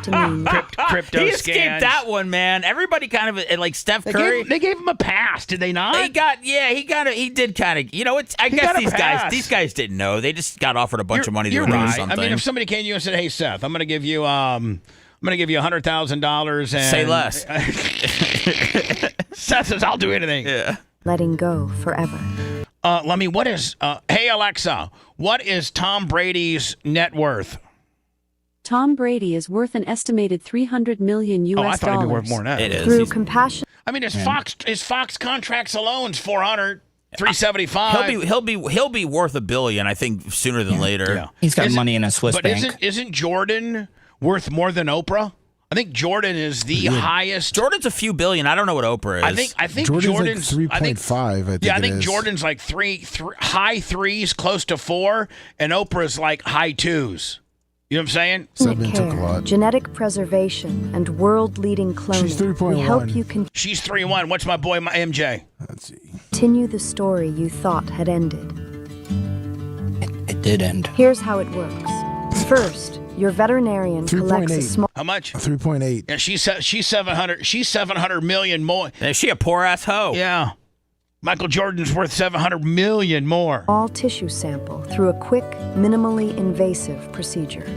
Next, that sample is sent to Viagen, where our scientists culture new cells. All right, we saw all this. Where's the pricing? So if you want. I'll just hold on. I'm just going to let you, because we're going to go into words. We're running late. What if I wanted to clone a turtle, Lummy? Does it have that? Or? I don't know. I think you can clone anything. Okay. I'd be getting Sammy. I'd be getting Sammy's sample for just after Sammy grows up and you want. Man, I really miss Sammy being a little girl. Just make another Sammy, dude. These cloning people, man. This is not. This is gonna be a bunch. It's like going to be the NFT. It's not. It could be an NFT. I don't think it. There's going to be sending you a cat and they're saying it's the same one. Right. That's what I'm saying. Here's Toots is back. I mean, what do you do? You just take it. Let me give me the prices before I go into Horse the words. cloning, 85,000. How much? Horse cloning, 85,000. Well, we need to clone Secretary. Yeah. How much immediately? Right? Yes. I mean, 85 G's for a horse. Okay. Yeah, cat cloning, 35,000. See, that's what my sister said. It was 30 plus $150 per year in storage fees. All right. So I think. Hold on. I think that they paid like $1,500 down. Yeah, $1,600 plus $150 per year in storage fees. So you know what? My figures were close. Yes. In what she told me. Go ahead. Then What dog about a cloning. dog? Dog cloning, 50,000 plus the $1,600 down and the $150 per year in storage fees. Wow. How long before we? 60,000. How long before we see a news story where a soulless clone pit bull bites off a kid's face? I don't know. Not soon enough. I believe in this. It's disrespectful. But when can they do it to humans? They're not. I mean, I like to clone. I like to clone Michael Jordan, Larry Bird, Magic Johnson, Dr. J, LeBron, and Brett Favre. It's just called having family. Like your family's got your some of your stuff in you. Like I'm going to be burnt to ashes. I don't think you can clone ashes. You can only spread them. What are we gonna do? We want? So we're gonna take your DNA or whatever, store it. You die, then we come back and we gotta raise a baby Bubba. Yeah. Like nobody's gonna There's want so that. many things I would do differently. I hope Macho You would Man be an orphan. I'd hope Macho Man would take me on and have me training like really, really seriously dieting and training. Macho Man, if they clone me, will you be my daddy? And also, think of how much better shop vacs are. Will you be my Macho Man? Will you be my daddy and make me work out and go to the gym with you? And I'm not sitting here eating Snickers bars and drinking Cokes. Instead, I'm eating protein shakes and chicken breasts. I'm going to go back and clone myself, too, so I can get my fat ass in shape earlier. Oh, well, whatever. Be a lot bigger. I'm going to die Oh, before yeah, you do. before you. So I could get 20. You could raise me till I was like 20 before you kick the bucket, but you really dial me in and make me look like you. I want a Bubba Clem that has my shtick and attitude, but with your body. By the way, you're not being a perv this time. If you are raised properly, you're not watching Larry Plumber have a threesome. No. You're not having sex with a vacuum or a grapefruit. You're going to be on the up and up, man. Right, Macho's going to keep me clean. Seth, the technology will be way more advanced by then. Well, They have sex dolls and different things like that. No, Macho Man's going to keep me off all that. He's going to say, well, yeah, I know you want to go have sex with the shop vac, but guess what? Today's arm day, buddy. And guess what? The shop vac's dead, brother. If you liked that segment, then you'll definitely like the new redesigned BubbaArmyHQ.com. We'll be back to the Bubba the Love Sponge show after this.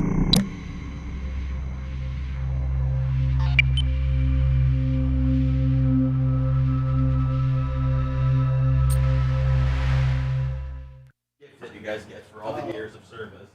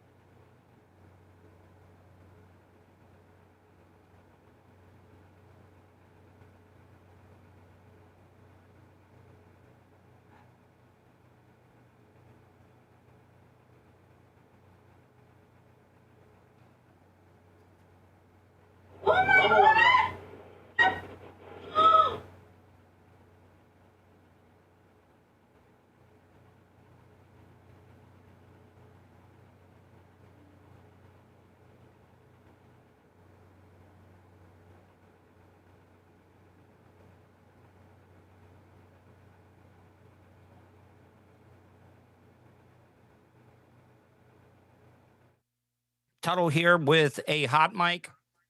Just wanted to keep you guys entertained. I'm on chat right now. I want to get your opinion. Do you guys agree with me that it's a bad idea to clone? Because it really, really is, in my opinion. Going to be a lot. Here, think about this. Clone slaves. What's going to keep people from cloning people and having slaves? You could have a whole plantation of like cloned slaves. Nobody's thinking about that. So are they going to be a different class than regular people? I really, really think that this is going down a wrong thing. I mean, I love science and everything, but also cloning your pet or cloning a loved one, is that kind of disrespectful to the OG? Like, I'm telling you right now, somebody came to me and was like, hey, Tuttle, I know you just lost your mom and stuff. We can clone her for, I would, no, It's not going to be the same person. Plus, I think that would be disrespectful to my mom's memory if I like replaced a loved one. It just doesn't make any sense. It is a very slippery slope. I agree 100% with you, Tuttle, but I'm going to clone myself. I mean, yeah. And what if you were gay, okay, and you cloned yourself and you had sex with yourself? Now, would that be against the law? Yeah, but it's not going to be the same. People are like, oh, it's going to have the same personality. No, it'll have the same traits and everything. It's going to have the same traits, going to have the same, but it's not going to be the personality. The personality is formed. I'm telling you right now, you beat a dog, it's going to be mean. Pit bulls, It's just a way that's how I look at it.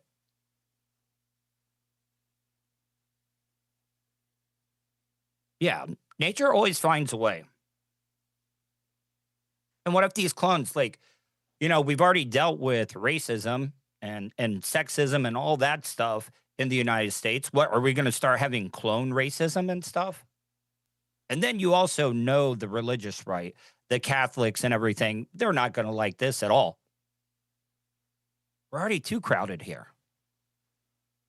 And then would people care about aborting a clone? What if somebody got the process started on a clone and they're like, yeah, you know what? I want to get rid of this clone. I want to abort my clone. Yeah, multiplicity. I'm glad somebody brought that up. Every single clone was dumber. So you cloned a clone. That clone was dumber. Clone that clone. That one was even dumber. That was a great movie with Michael Keaton.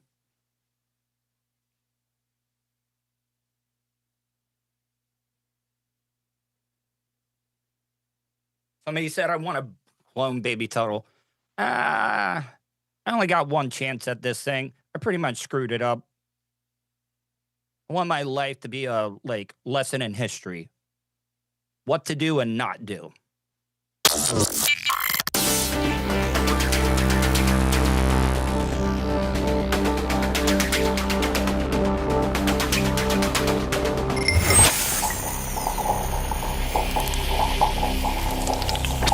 The Bubba the Love Sponge Show, listener supported via PayPal, Venmo, and Cash App, all at the Bubba Army, now returns.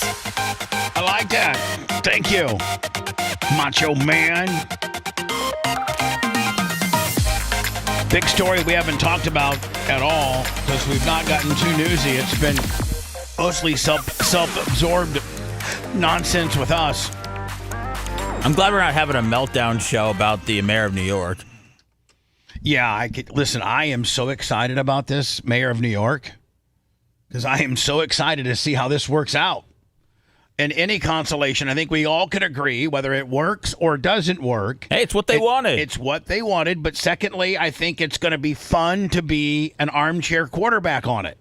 Right? Because, I mean, listen, there's cities that have elected Democratic mayors. There's cities that have elected Republican mayors. There's states that have elected, Democrat and Republican senators and congressmen and governors and sheriffs and school superintendents. But I don't know, and maybe somebody can help me. I'm not the smartest guy in the room here, probably actually the dumbest. No. But I don't know of the last time an advertised socialist, and now he's trying to call it a democratic socialist, but everything, a lot of his ideas are very, socialist based. And I think that even within the party, they're calling him a socialist. I can't think of the last time that any major state or city or anybody bona fidely elected a socialist. People are convinced. Somebody told me yesterday, because I said, why are we really concerned about the mayor of New York? I don't think we ever have been before. And now people are convinced that over 1 million New Yorkers are going to move directly to Florida because they don't like who the mayor is. I don't believe that. I think it's always easy to say I'm going to leave, but I don't know if a mayor could push people out. And if there were, you always have the option of saying, listen, he's only got X amount of more time left. Am I going to uproot my whole entire family from from my children's schools to my wife's job to my my house to my neighbors to the grocery store I like to go to, all because, listen, the worst it's going to be, first of all, we haven't seen it play out. It might play out. I sent you the list of people. It might play out. But secondly, Seth, you could go to your wife if she's like, I just got to move to Florida. You can be like, listen, honey, it's only going to be 4 years.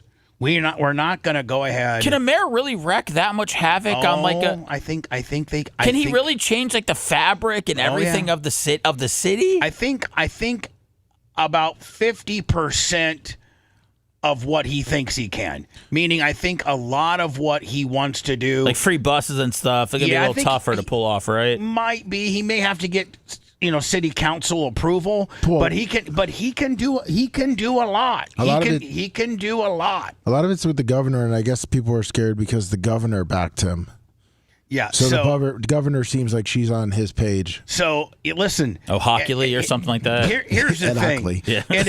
It at least is going to be interesting to watch it go down, right? Yeah. I mean, I am optimistically looking at how much of a potential shiz storm this could be. I don't know how he's going to make some of this work. I fundamentally disagree with most of what his platforms are. Most of what I'm concerned about is the $600 million that he may take from the police department and put social workers in place of police officers responding to many mental health issues, meaning suicide calls and other things, where you would send a couple police officers that are armed in case this person is armed and can defend themselves. You know what? Maybe there's a happy medium there, and you say, okay, we're going to send a police officer who can protect a social worker that has first contact with a person that's mentally disturbed. Because maybe a police officer doesn't have the skill set to deal with a person that's having a hard time mentally. Like, for instance, Tuttle, your situation. When you were, I don't think we have to act like that didn't happen. We can talk about you were having at one time suicidal thoughts, correct? Mm-hmm. I mean, I'm not making fun of you for that. I'm not trying to talk down to you, but it's factual. I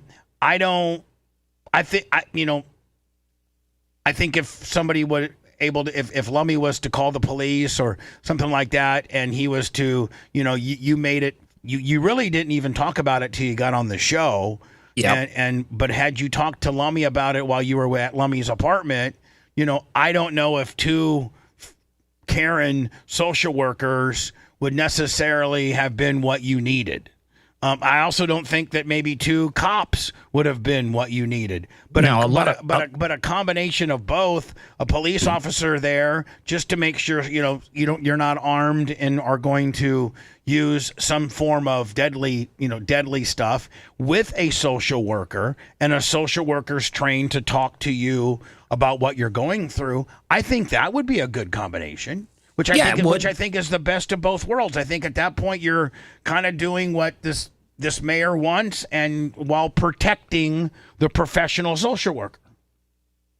No, I agree. I mean, there's so many cases of crazy people not having weapons getting shot by cops sometimes, because they're just so far out of it, you can't control them. And even just physically, they can overpower people. So it's going to be interesting to see how this all plays out. You sent me an article, or I should say the wiki. Yeah, of if you scroll down, it shows. The Democratic Socialists of America is a political nonprofit organization, not a political party with a ballot line.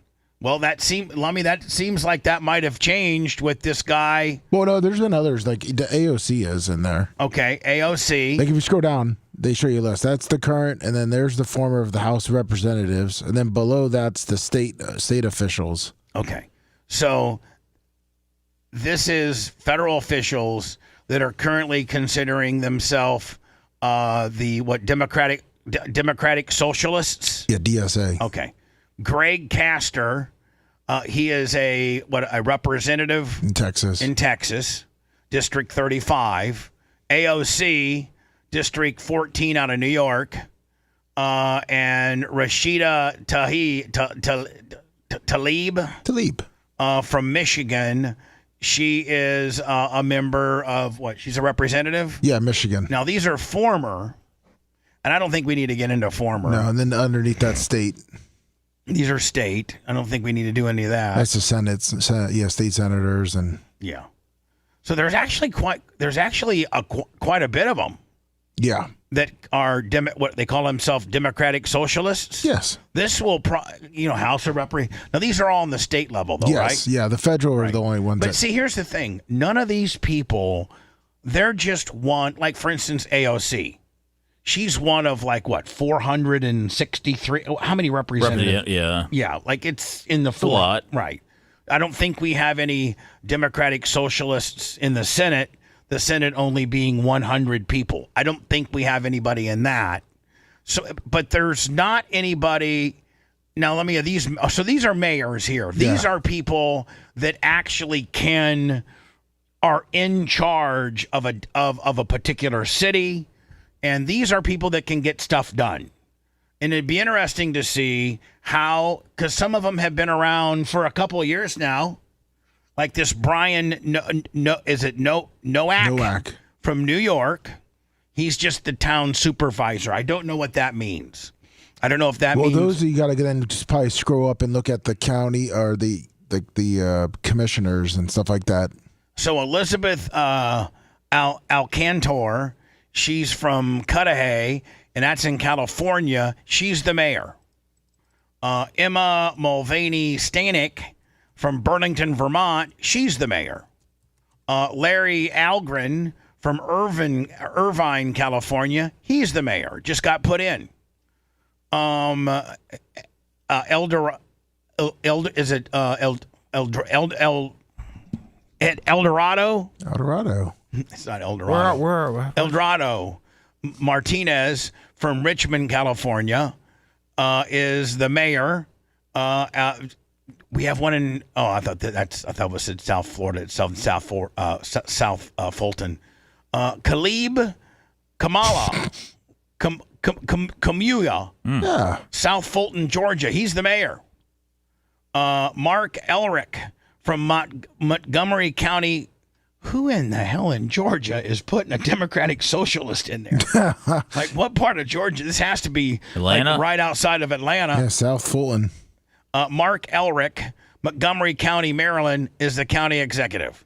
Former. These are all people that, either were that and got thrown out, got reelected, or got voted out, whatever. So let me basically. And that's the city council. This is city council. Yeah. Is there? I don't think there's any governors. Is there? That would be. You have to go up on that one because that was under the state. Let me see here. I don't think there's any mayors and county executives, other state level offices. Keep going up. Keep going up. That's okay. Here we go. So House of Representatives, State Assembly, House of Representatives, State Assembly. I don't see any governors. It's pretty much all Congress people. State Assembly, House of Representatives. There's been no governors, to my knowledge, that have been a Democratic Socialist. And it looks like there has been some Senate Is that state? These are state senates or these are U.S. senates. These are these are U.S. senates, and then these are those are state officials. State officials, and then there's the federal officials. So really, it looks like these three are the most powerful Democratic socialists there are. I see this chick all the time. Yeah. She is absolutely whacked out. AOC whacked out, and this guy looks like he should be having a backpack. What do you mean? I'm just saying. What do you saying praise Allah with a backpack. Oh goodness. So I want to ask. So what is the definition of socialist? Because there are some plans that are good, right? That help out the community still get called socialism. Let me go into words and send me. I got to do the UPS jet. The only good thing about the UPS jet, major tragedy, as it was departing Muhammad Ali. I think isn't that what Louisville's airport's officially called now? I think it's the Muhammad Ali airport. Muhammad Ali, of course, the longtime heavyweight champion and considered the greatest boxer of all time. I was always a huge Muhammad Ali fan. I guess they've renamed. He was from Louisville. Looks like they've renamed the airport after him. I love that. There was a major, I don't know if it was a 737 or what it was, but it was a major plane taken off. It was a UPS cargo plane. The only good thing about this would be a crash of this nature, and usually with the cargo planes, they only have 2 pilots.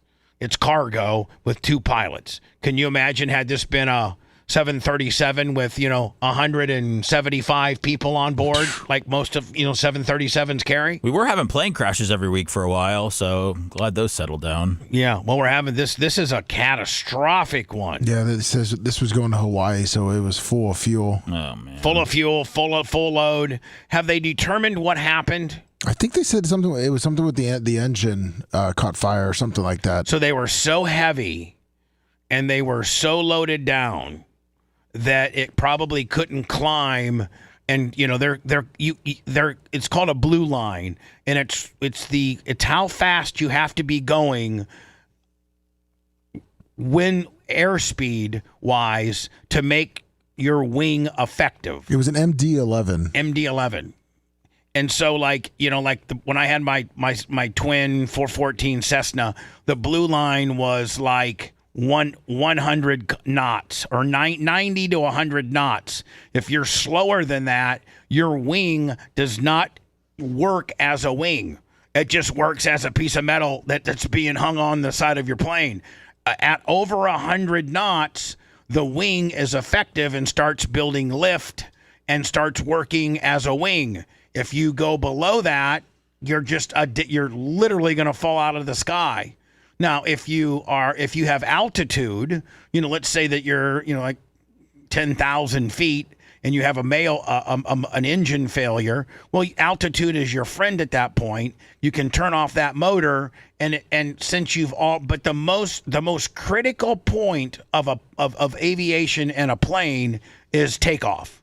That's the most critical point because you're trying to get all that weight and all of that fuel and all of what you're carrying off the ground. And that's when listen, you can land a plane under no power. You can't take a plane off with no power. So when you have a major catastrophic engine failure upon rotation means when you pull the yoke back and start your climbing, if you have a major engine fail before you've reached your blue line, you're going to go down just like this plane in Louisville did. Yeah, it says the left wing was on fire. Yeah. So what happened is the engine started on fire probably halfway down the runway. There comes a point where there's a saying in aviation, you got to take it with you. There comes a point where you've gone so far down the runway, you cannot abandon the mission. You have to try to rotate and get out of it. And we'll get into. We don't really have any NTSB reports yet. They're just now coming in.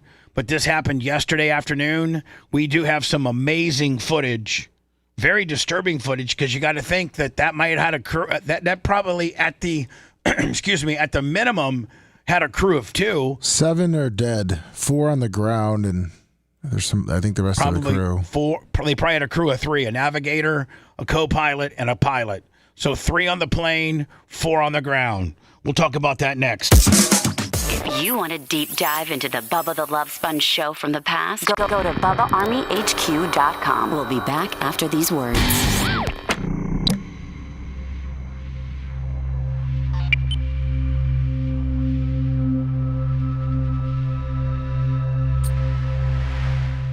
I took it off because of the language, but it's a different. I'll put it on because it shows before it takes. Yeah. Let.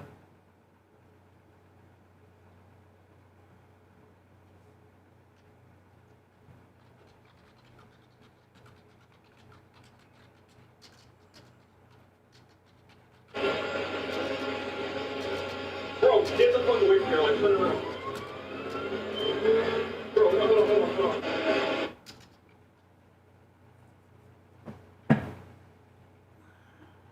And then you do have it of the camera angle when it hits the. Yeah. Yeah. Okay.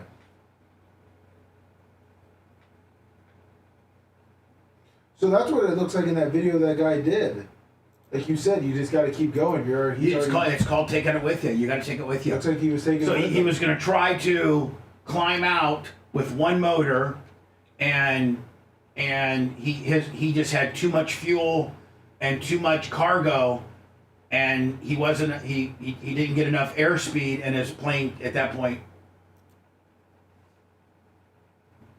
It couldn't lift. Right.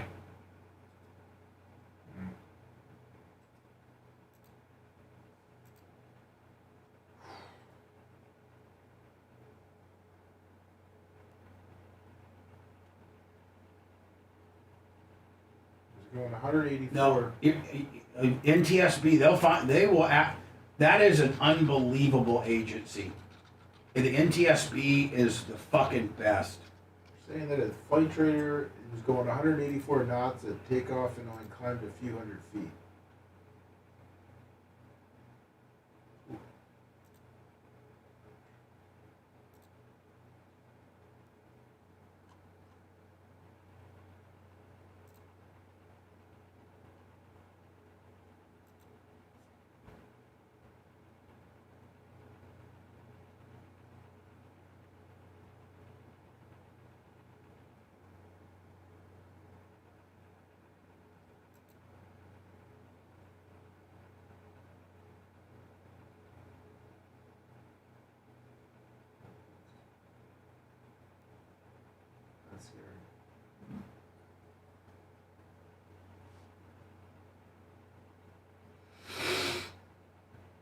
Thanks, Jake. I appreciate it, man.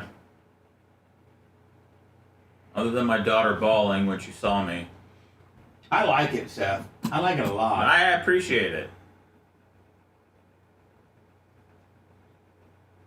We'll see where it takes me.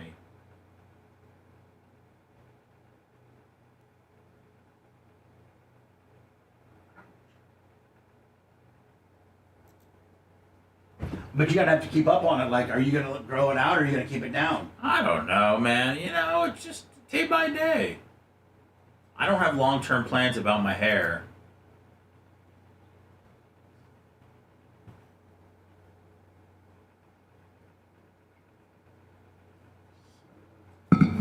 Thank you, Liz. I enjoyed rubbing it.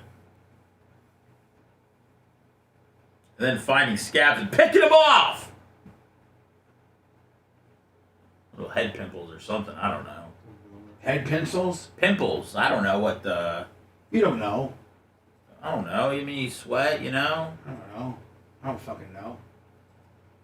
I didn't survive, Jake. I'm still scarred. That's why I'm not sure if I should just do what they want with my hair or if I should run away.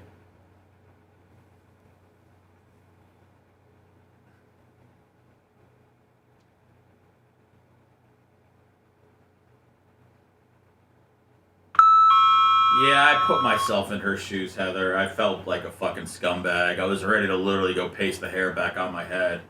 But she got used to it after about a day. And She probably likes it now. No, she sees it's growing back. You gotta tell her you gotta keep it slow and low though.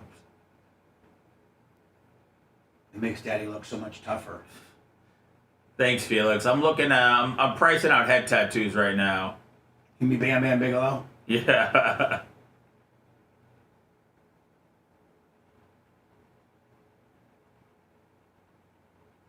Well, the hair genetics were bad, but I hung in there for a while. So now I'm working on I'm working on my character.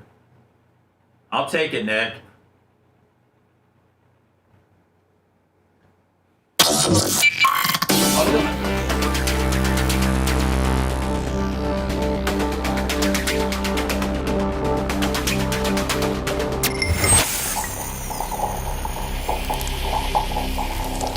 Tired of paying sky-high cable TV bills? Sick of juggling endless streaming subscriptions? There's a better way. Go to getabox.com. With Get a Box, you get every channel, every game, every movie ever made. Watch local and national channels, live sports, all your favorite movies, and much, much more. This isn't another subscription. It's a one-time purchase. No contracts, no fees, no nonsense. For a limited time, use promo code BUBBA at checkout for $25 off any box. That's getabox.com, promo code BUBBA. Listener-supported Sponge, it's the Bubba the Love Sponge Show. Listener-supported via PayPal, Venmo, Cash App, all at the Bubba Army. Now returns. Been a slow day today. Been a really slow day today. What you hear? Maybe it's all that retirement and all that other. Yeah, they don't want to feeling. They don't want to give me any money. They don't want to support the show if they know I'm having some really bad thoughts about potentially quitting or retiring. I'm not going to quit. I'll retire or make adjustments. PayPal, Venmo, Cash App at the Bubba Army. Lummy, we just signed on a new client with the podcasting and national advertising and things like that, and it's really quite. I would be willing to say that probably the majority of the Bubba Army would definitely be into this. Yes. And we're running advertising on the national level. We're also going to have it on podcasting with bid rolls and various other things as well. And it is I think it starts next week. But I told you and Macho Man to get a 30-second commercial from them. I think I'm also doing a personal endorsement for him too. Yes, you are. And it almost sounds too good to be true. Like, of course, Omaha Steaks is a big sponsor of the show, Skag, Redline, so forth and so on. Morgan Exteriors. But there's this place called, and you go to getabox.com. It's that simple. It's called Get a Box. Getabox.com, and when you buy one of these or whatever, there's a promo code portion that you type in ARMY, ARMY. And I think you get you get a percentage off or something like that. So yeah, we're gonna do Bubba. We're gonna do Bubba to make it just easy. Yeah, make it okay. So and it's gonna be $25 now, off. Did she put on the commercial? Is it Bubba or is it Army? It's Bubba. You might want to make sure. It's Bubba. It's Bubba. Okay, Yeah. Perfect. Thank you. They just say hey Bubba Army, out there. Just type in Bubba. Yep, Bubba. So this, what they're saying is you get every NFL game. Every Major League Baseball game, every hockey game, every basketball, all national and local TV channels. I love that. Thousands of movies. I love watching just like a college football game out of like Juneau, Alaska or something like that. Like Indiana State versus North Dakota State, AA. Yeah, I just like watching out of random cities. It's my favorite. Just get those little news updates. There's be like, or watch the news in like Oshkosh, Wisconsin. Oh yeah. Oh yeah, hey there. The soybeans might be looking in the up because that Trump dude, man, he might have talked to the China dude, and the soybean farmers might be back on the good foot. Where are we going with the accent, man? I feel like we're all over the place, from Wisconsin to Jamaica. Yeah, okay, I'm a Jamaican that's in Oshkosh, Wisconsin. Welcome, man. Never, ever, ever, ever, ever pay any monthly fees, and you save thousands of dollars, and it's streamlined and it's easy as this piece of equipment right here. And I think you pay a one-time, is it like no subscriptions. No subscription. No subscriptions. One-time fee. Hold on. Let me just read this. Get a box. Never pay for TV again. Never ever. Every TV channel on the planet. Yep. Every national and hometown channel. Over 100,000 on-demand movies and TV series. Do we get any of these to try out? None. You know what, Lemmy? Maybe you should get all. We had it hooked up back here in engineering, and it's fast. Like when you switch channels and stuff. Maybe we can all go back there and look at it one day. Maybe we should make a tutorial video because Macho, you're saying you got one hooked up. We did. I don't know where it is now. We just got to hook it back up. Lemmy stole it for the game this weekend. Yeah, exactly. Let's hook it back up. Let's hook it back up so we can do like a little monthly tutorial. Like we can do a little video about it and post it. Perfect. So once you buy it, no monthly fee, no bill, nothing. There's no outages. Now, Macho Man, am I assuming that all you need is to be hooked up to the internet? Yeah, good internet. Fiber would be Toto, preferable. what happened to the glasses? I had to start wearing an old pair, and they're not working for me. I ran over my pair that I have you look with sad. lawnmowers. You look like a sad little puppy with no glasses. I'm so used to you with glasses. They're hurting my eyes. It's disturbing without glasses, but stay the course. Lummy. Yeah. I mean, Macho Man, I'm assuming all you need is just to have an internet connection. Yes, very good internet connection, and you're good to go. Yeah. Lummy, LM Close. We were testing on a fiber here, obviously. Lummy, LM Close, 200. LM Close, I need some of those Tommy Bahama shorts. He said they're out, Bubba. He said they're out, and they're not getting them back in, and he said there's nothing else like it. He bladed out in chat today. I'm sorry. Actually, Merch Crick has actually gone to Facebook Market. She's trying to find these. Wow. I got these Tommy Bahama shorts that LM Clothes sent me about 2 years ago, and I'm so not cool with trying new clothes that it took me 2 years to finally put them on, and I haven't taken them on. I wash them every day. Every day. Let me back to getabox.com. One button voice control, 15-day money back guarantee. It sounds like this is it. Honest to God, we tried it out. I tried it out over the weekend to see about the games. Could you find the Packer game? Every possible football game and college, everything. Anything that if it's on, if you can find it on TV anywhere, it's there. Yep. How can you do this? Well, they've been in business. I think he said 5 years now. So. Oh my God, getabox.com. And type in Bubba, and I think we get a little credit for that, Lummy. Yes, we do. And maybe we can keep these guys on for a client for quite a long time. I'm going to get one. They actually qualified for them by themselves. Also, we'll see him at BARP. Oh, really? Yeah. Now, do we know the owners, or do we know the managers, or do we know the owners? He qualified. Now, is the owner Bubba Army? Yeah. Really? Yeah. Where are they based out of? He's out of Miami area. Fantastic. My God. I mean, this is the best thing ever. Get a box. You get every. Let me, if I wanted to watch the Lightning in Anaheim, the Sunday. They got it. If I wanted to watch the Packers and the Panthers, which was not a nationally televised game, it was regional only. Got it? Got it. If I wanted to watch the UFC, 305. Got it. If I wanted to watch, got it. Got it. Doesn't even matter. You name it, they got it. Is the Macho Man? Have you looked at like the interface and the menu? Is it easy? It's very user friendly. Yeah, very it's not easy. sticky. That's what I'm saying. Like it moves around quick and it changes channels quick. Because sometimes you'll go to some of these things and you'll click a channel and it will take forever to go to the channel. This thing's quick. We need to get you and Gary Cantrell and everybody like that. We need to make a little video and then post it on all of our socials about people. Let's really do good for this company and get them locked in long term. Yeah, Mark from Tarpon, he knows, a lot of that stuff with the infrastructure. He said it's one of the best things he's ever seen that's on the market. Fantastic. For it. Breaking footage from the Louisville International Airport. Oh, they're not calling it the Muhammad Ali Airport. No, this guy isn't. But cargo plane on fire as it barrels down the runway and explodes on impact. This is absolutely terrifying. Keep praying for the crew and the victims. We now know the casualties were 3 on board of the plane and 4 on the ground. I cannot play the audio of this because this guy's like OF, OF, OF, and I'm not talking about OnlyFans, and OS, OS, OS, and I'm not talking about Ohio State.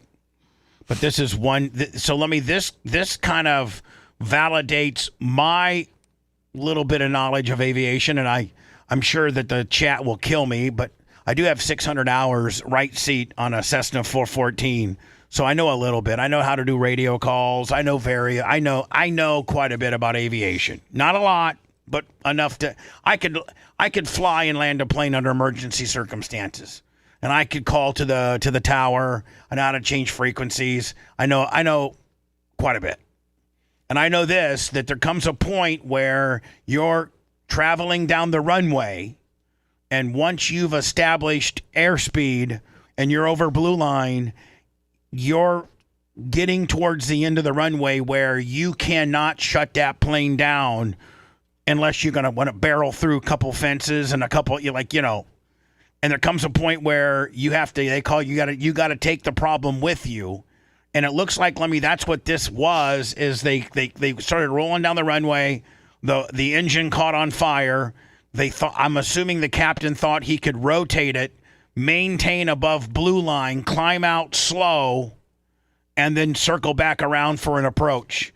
I'm assuming that's what he thought, but I think the motor blew up, which caused the fuel to ignite, which caused it just to absolutely do what it did. Which here it is.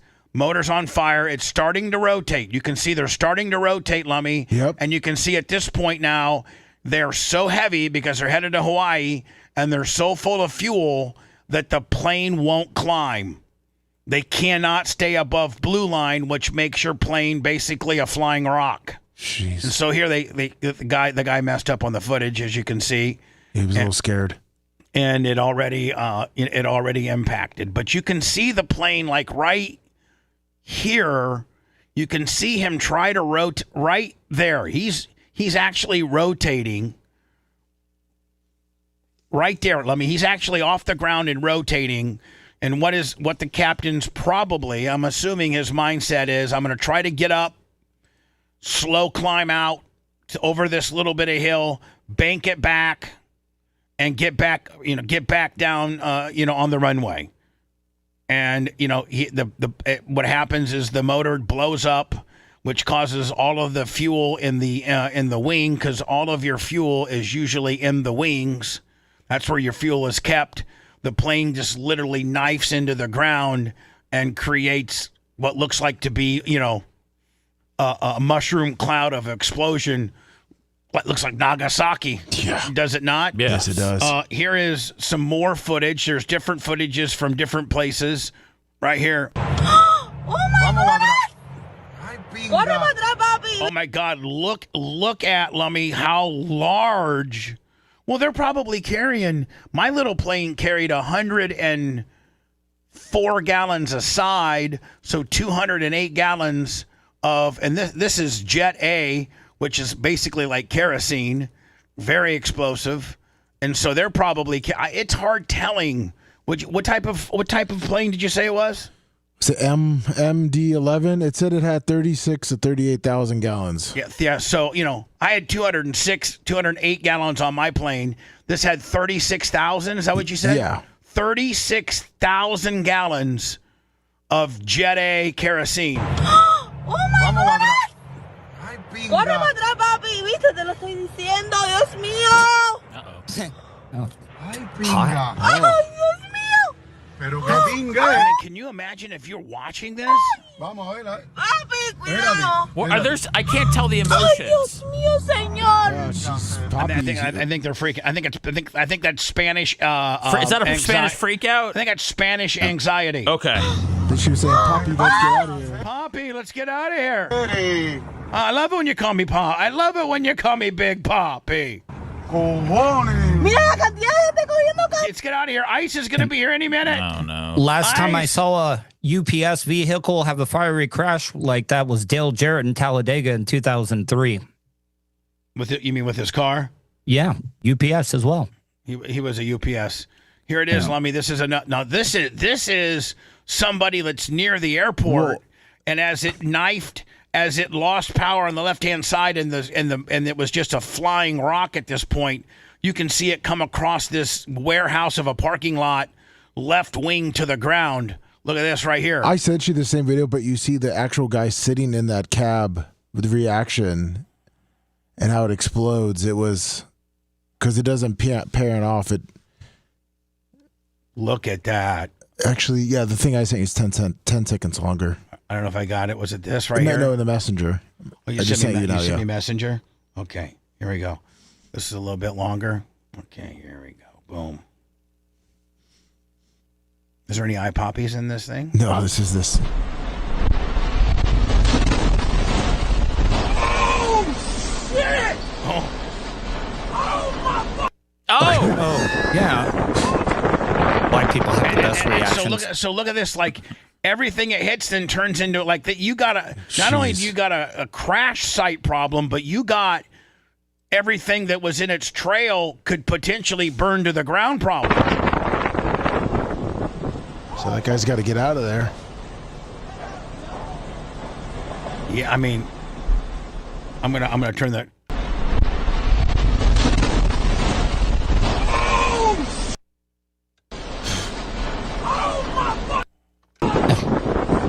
Look at that. Now everything is on fire. 4 people on the ground died.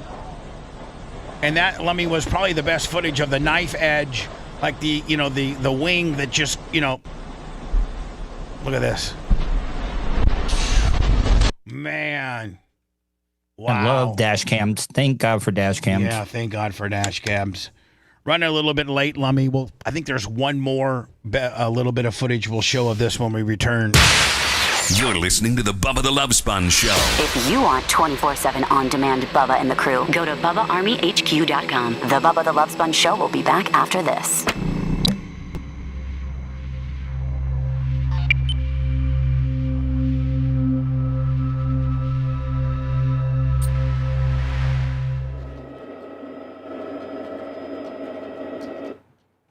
Okay, well, we got that. So we're going to go to this shooting. Lummy. Yeah. I'd like to go to Fifth Third Bank, please. I have a deposit to make. This is banking. A Fifth Third better. The suspect involved in the Friday shooting in London. I'd like to go to Fifth Third Bank, please. I have a deposit to make. This is banking. A Fifth Third better. The suspect.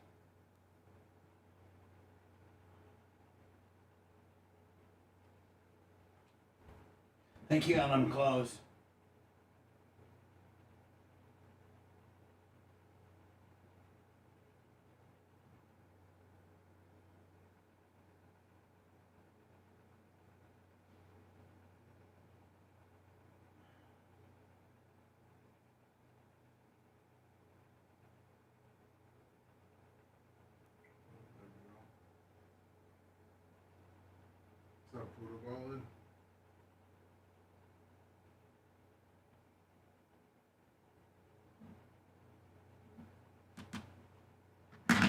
Oh.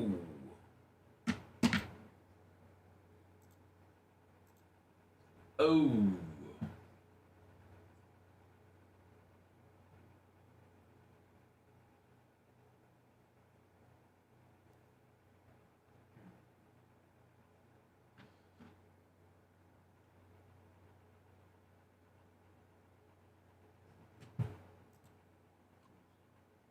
Shout out to Tony in the football break.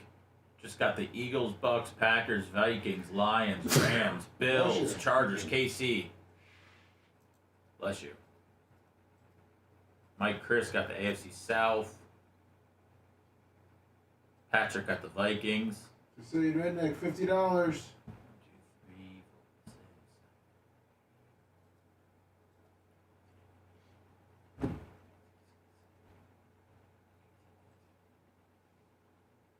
Teams left. What's up, Kabuki Jones?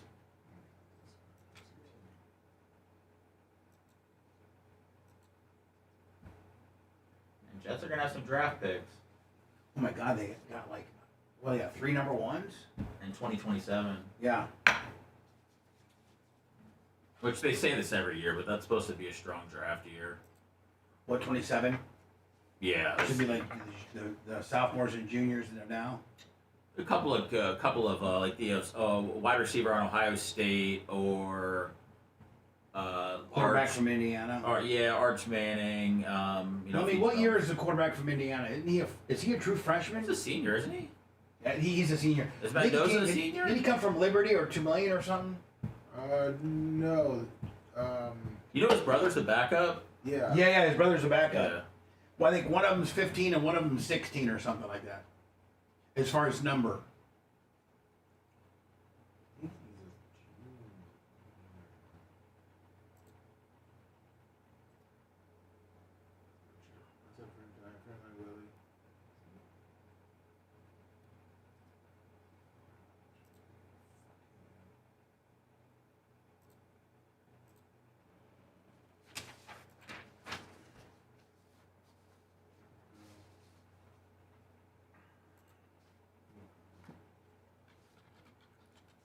All right, Giants and Raiders sold.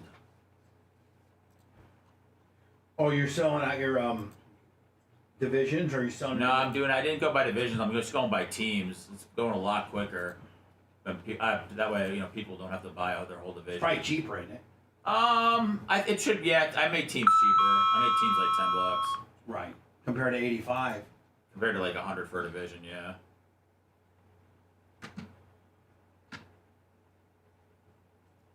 Send me that information, Yeah, you want me to text it? on Indiana. You want me to text it? Yeah.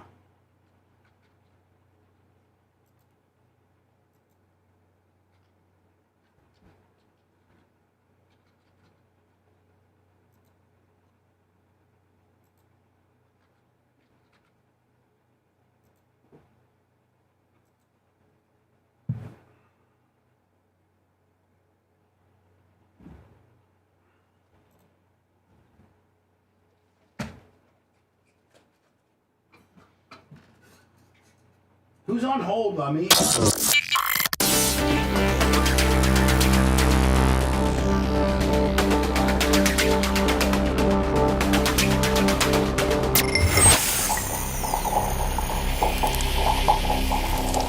Diaco Law will take your call?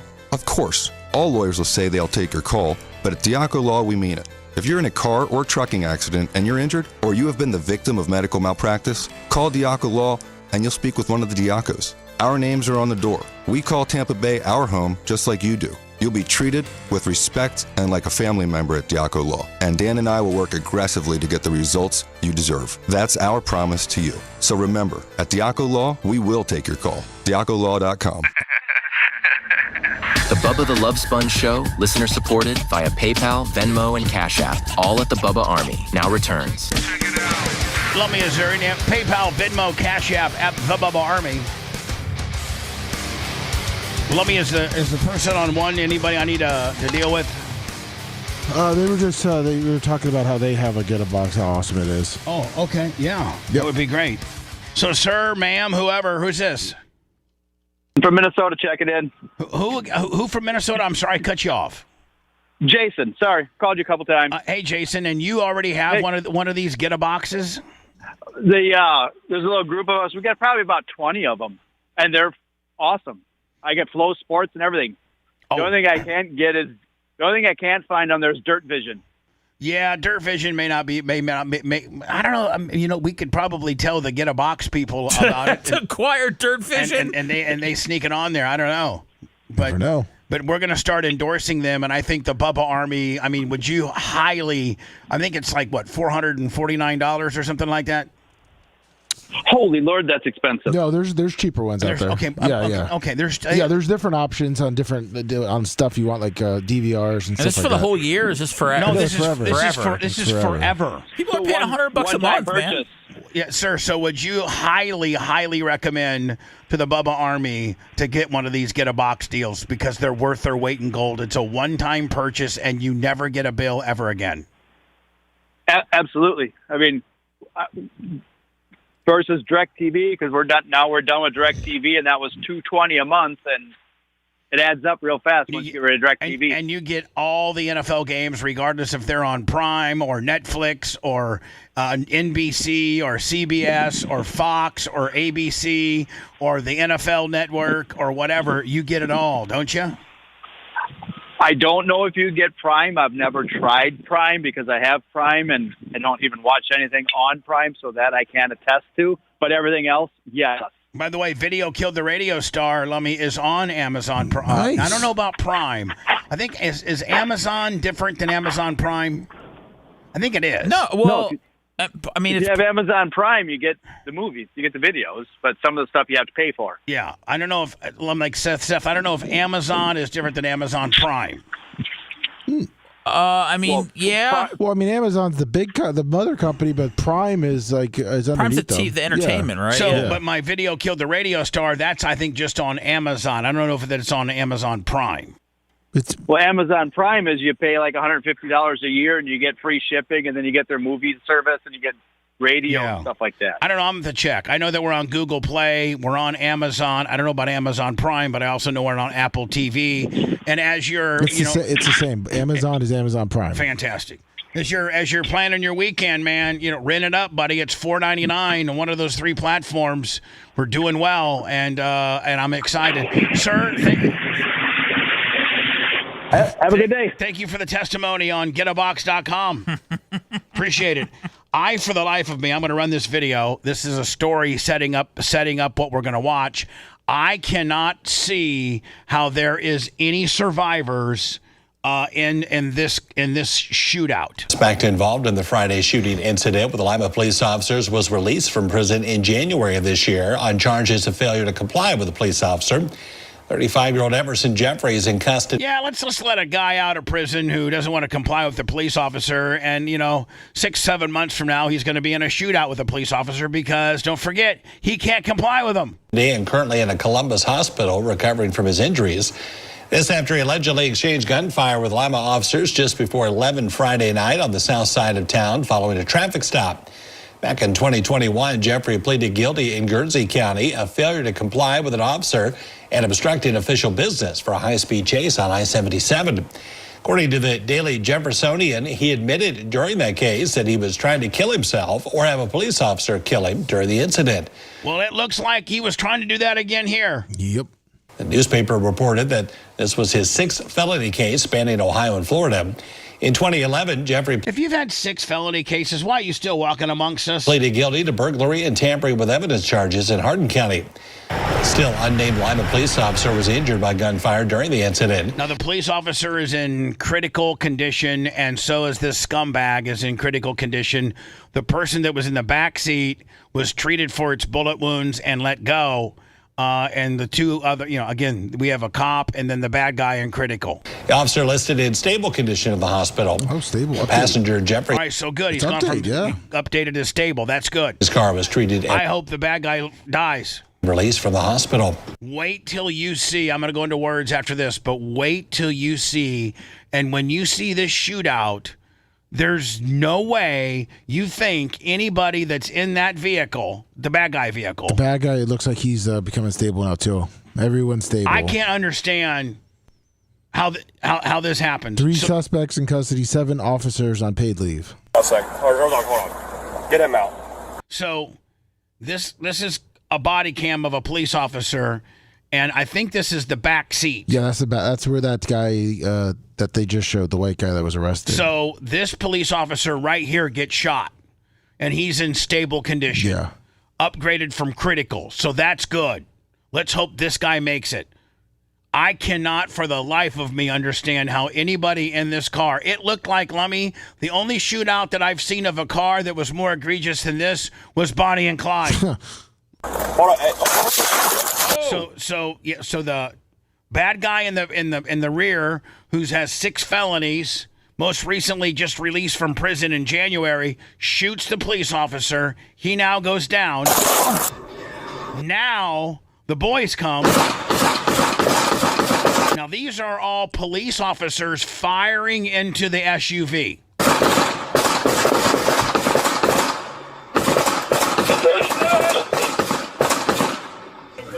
Hands up!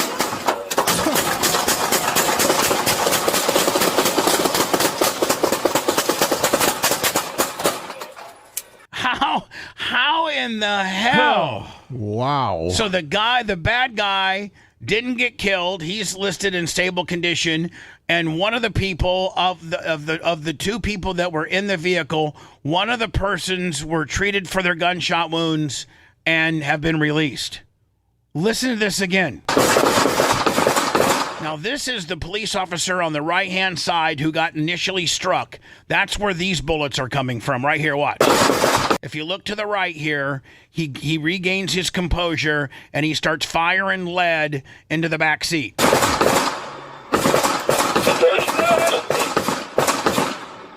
Now, the boys are there, and watch them unload Bonnie and Clyde. I don't even know if I can count them. Hands up! 2, 3, 4, 5, 6, 7, 8, 9, 10, 11, 12, 13, 14, 15, 16, 17, 18, 19, 20, 21, 22, 23, 24, 25, 26, 27, 28, 29, 30, 31, 32, 35. Like 40 shots. They might need to go to target practice. Are you? Hands up!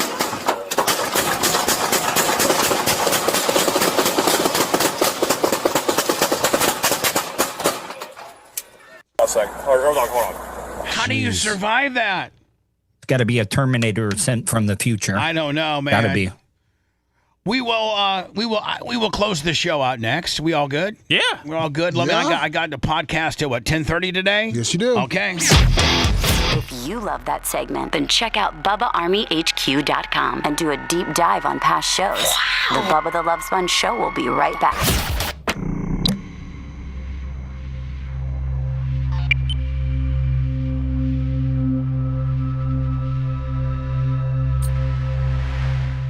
Driver's seat. I got to mark some stuff in the parking lot today.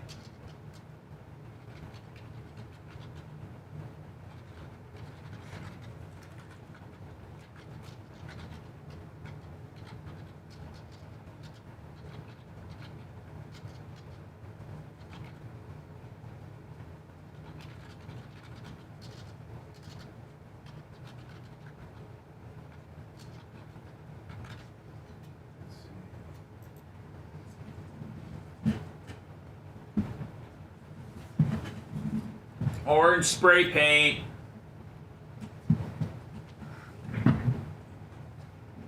You always save the uplifting stuff for the end of the show.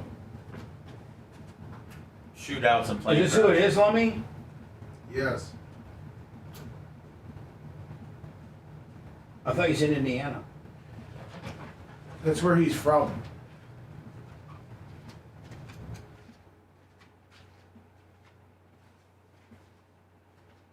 If we do a little digging, it's extensive background. Do we have more? Of him? More expensive. Yeah, I just gotta get it. It wasn't on my. I gotta get it so I can send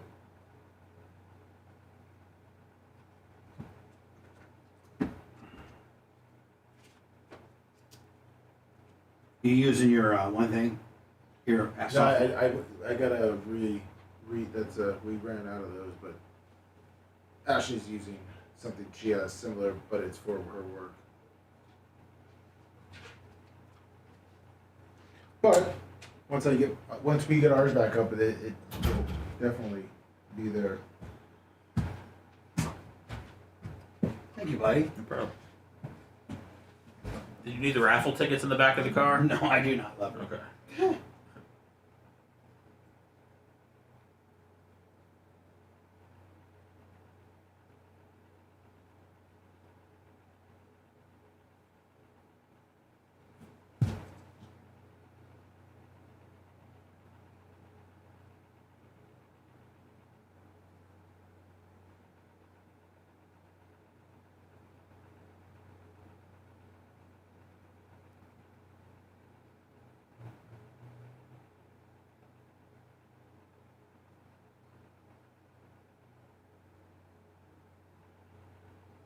My buddy's ordering a Larry Legend shirt for you.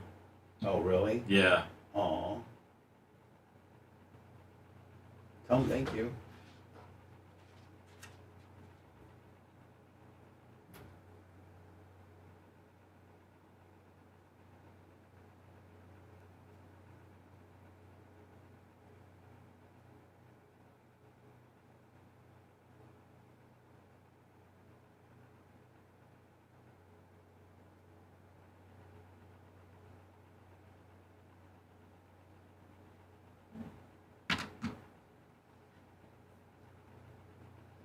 Oh, man. Julio Fulio.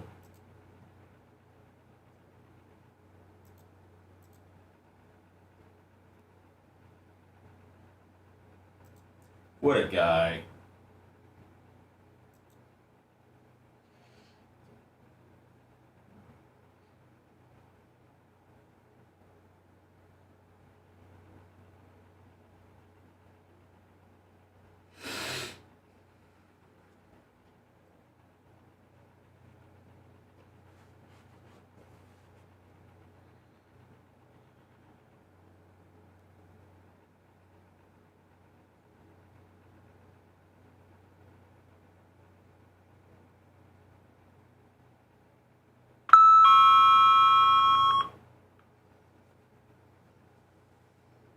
I didn't know there was multiple Julio Fulio trials.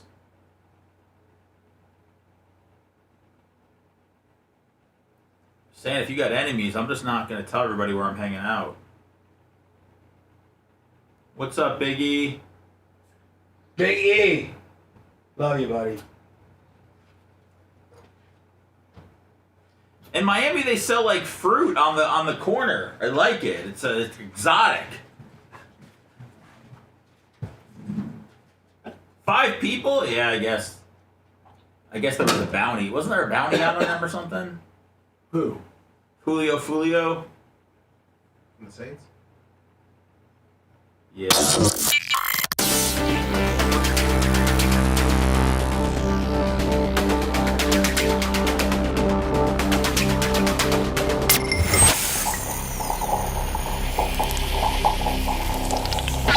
The Bubba the Love Sponge Show. Listener supported via PayPal, Venmo, Cash App, all at the Bubba Army. Now returns. Sorry for short spacing you today, as I got to go recording a podcast. You got a podcast premiere coming out at 12 o'clock today. It's your boy Kenny. Who is it? The Kenny? Who? The Kenny? Who? The Kenny. Oh, Kenny Newton. Yeah. Yes, that was a Bubba Army. And I think today the guy's Bubba Army too. Yes, he is. From Colorado. Yeah, Kenny Nelson. Yeah, this guy is Eric. Yeah, he's Eric, Bubba Army. Eric Holt. Yes. Eric Holt, Bubba Army. Tuttle, appreciate you, my friend. Thank you. Good luck with the big unit on Saturday. Thank you. Hopefully, maybe if things go well, could you maybe do a quick little call in maybe on Monday to give us? We're not here. We're not here. Oh, I'm sorry, we're not here on Wednesday when we return. Could you give us a full report? Sure.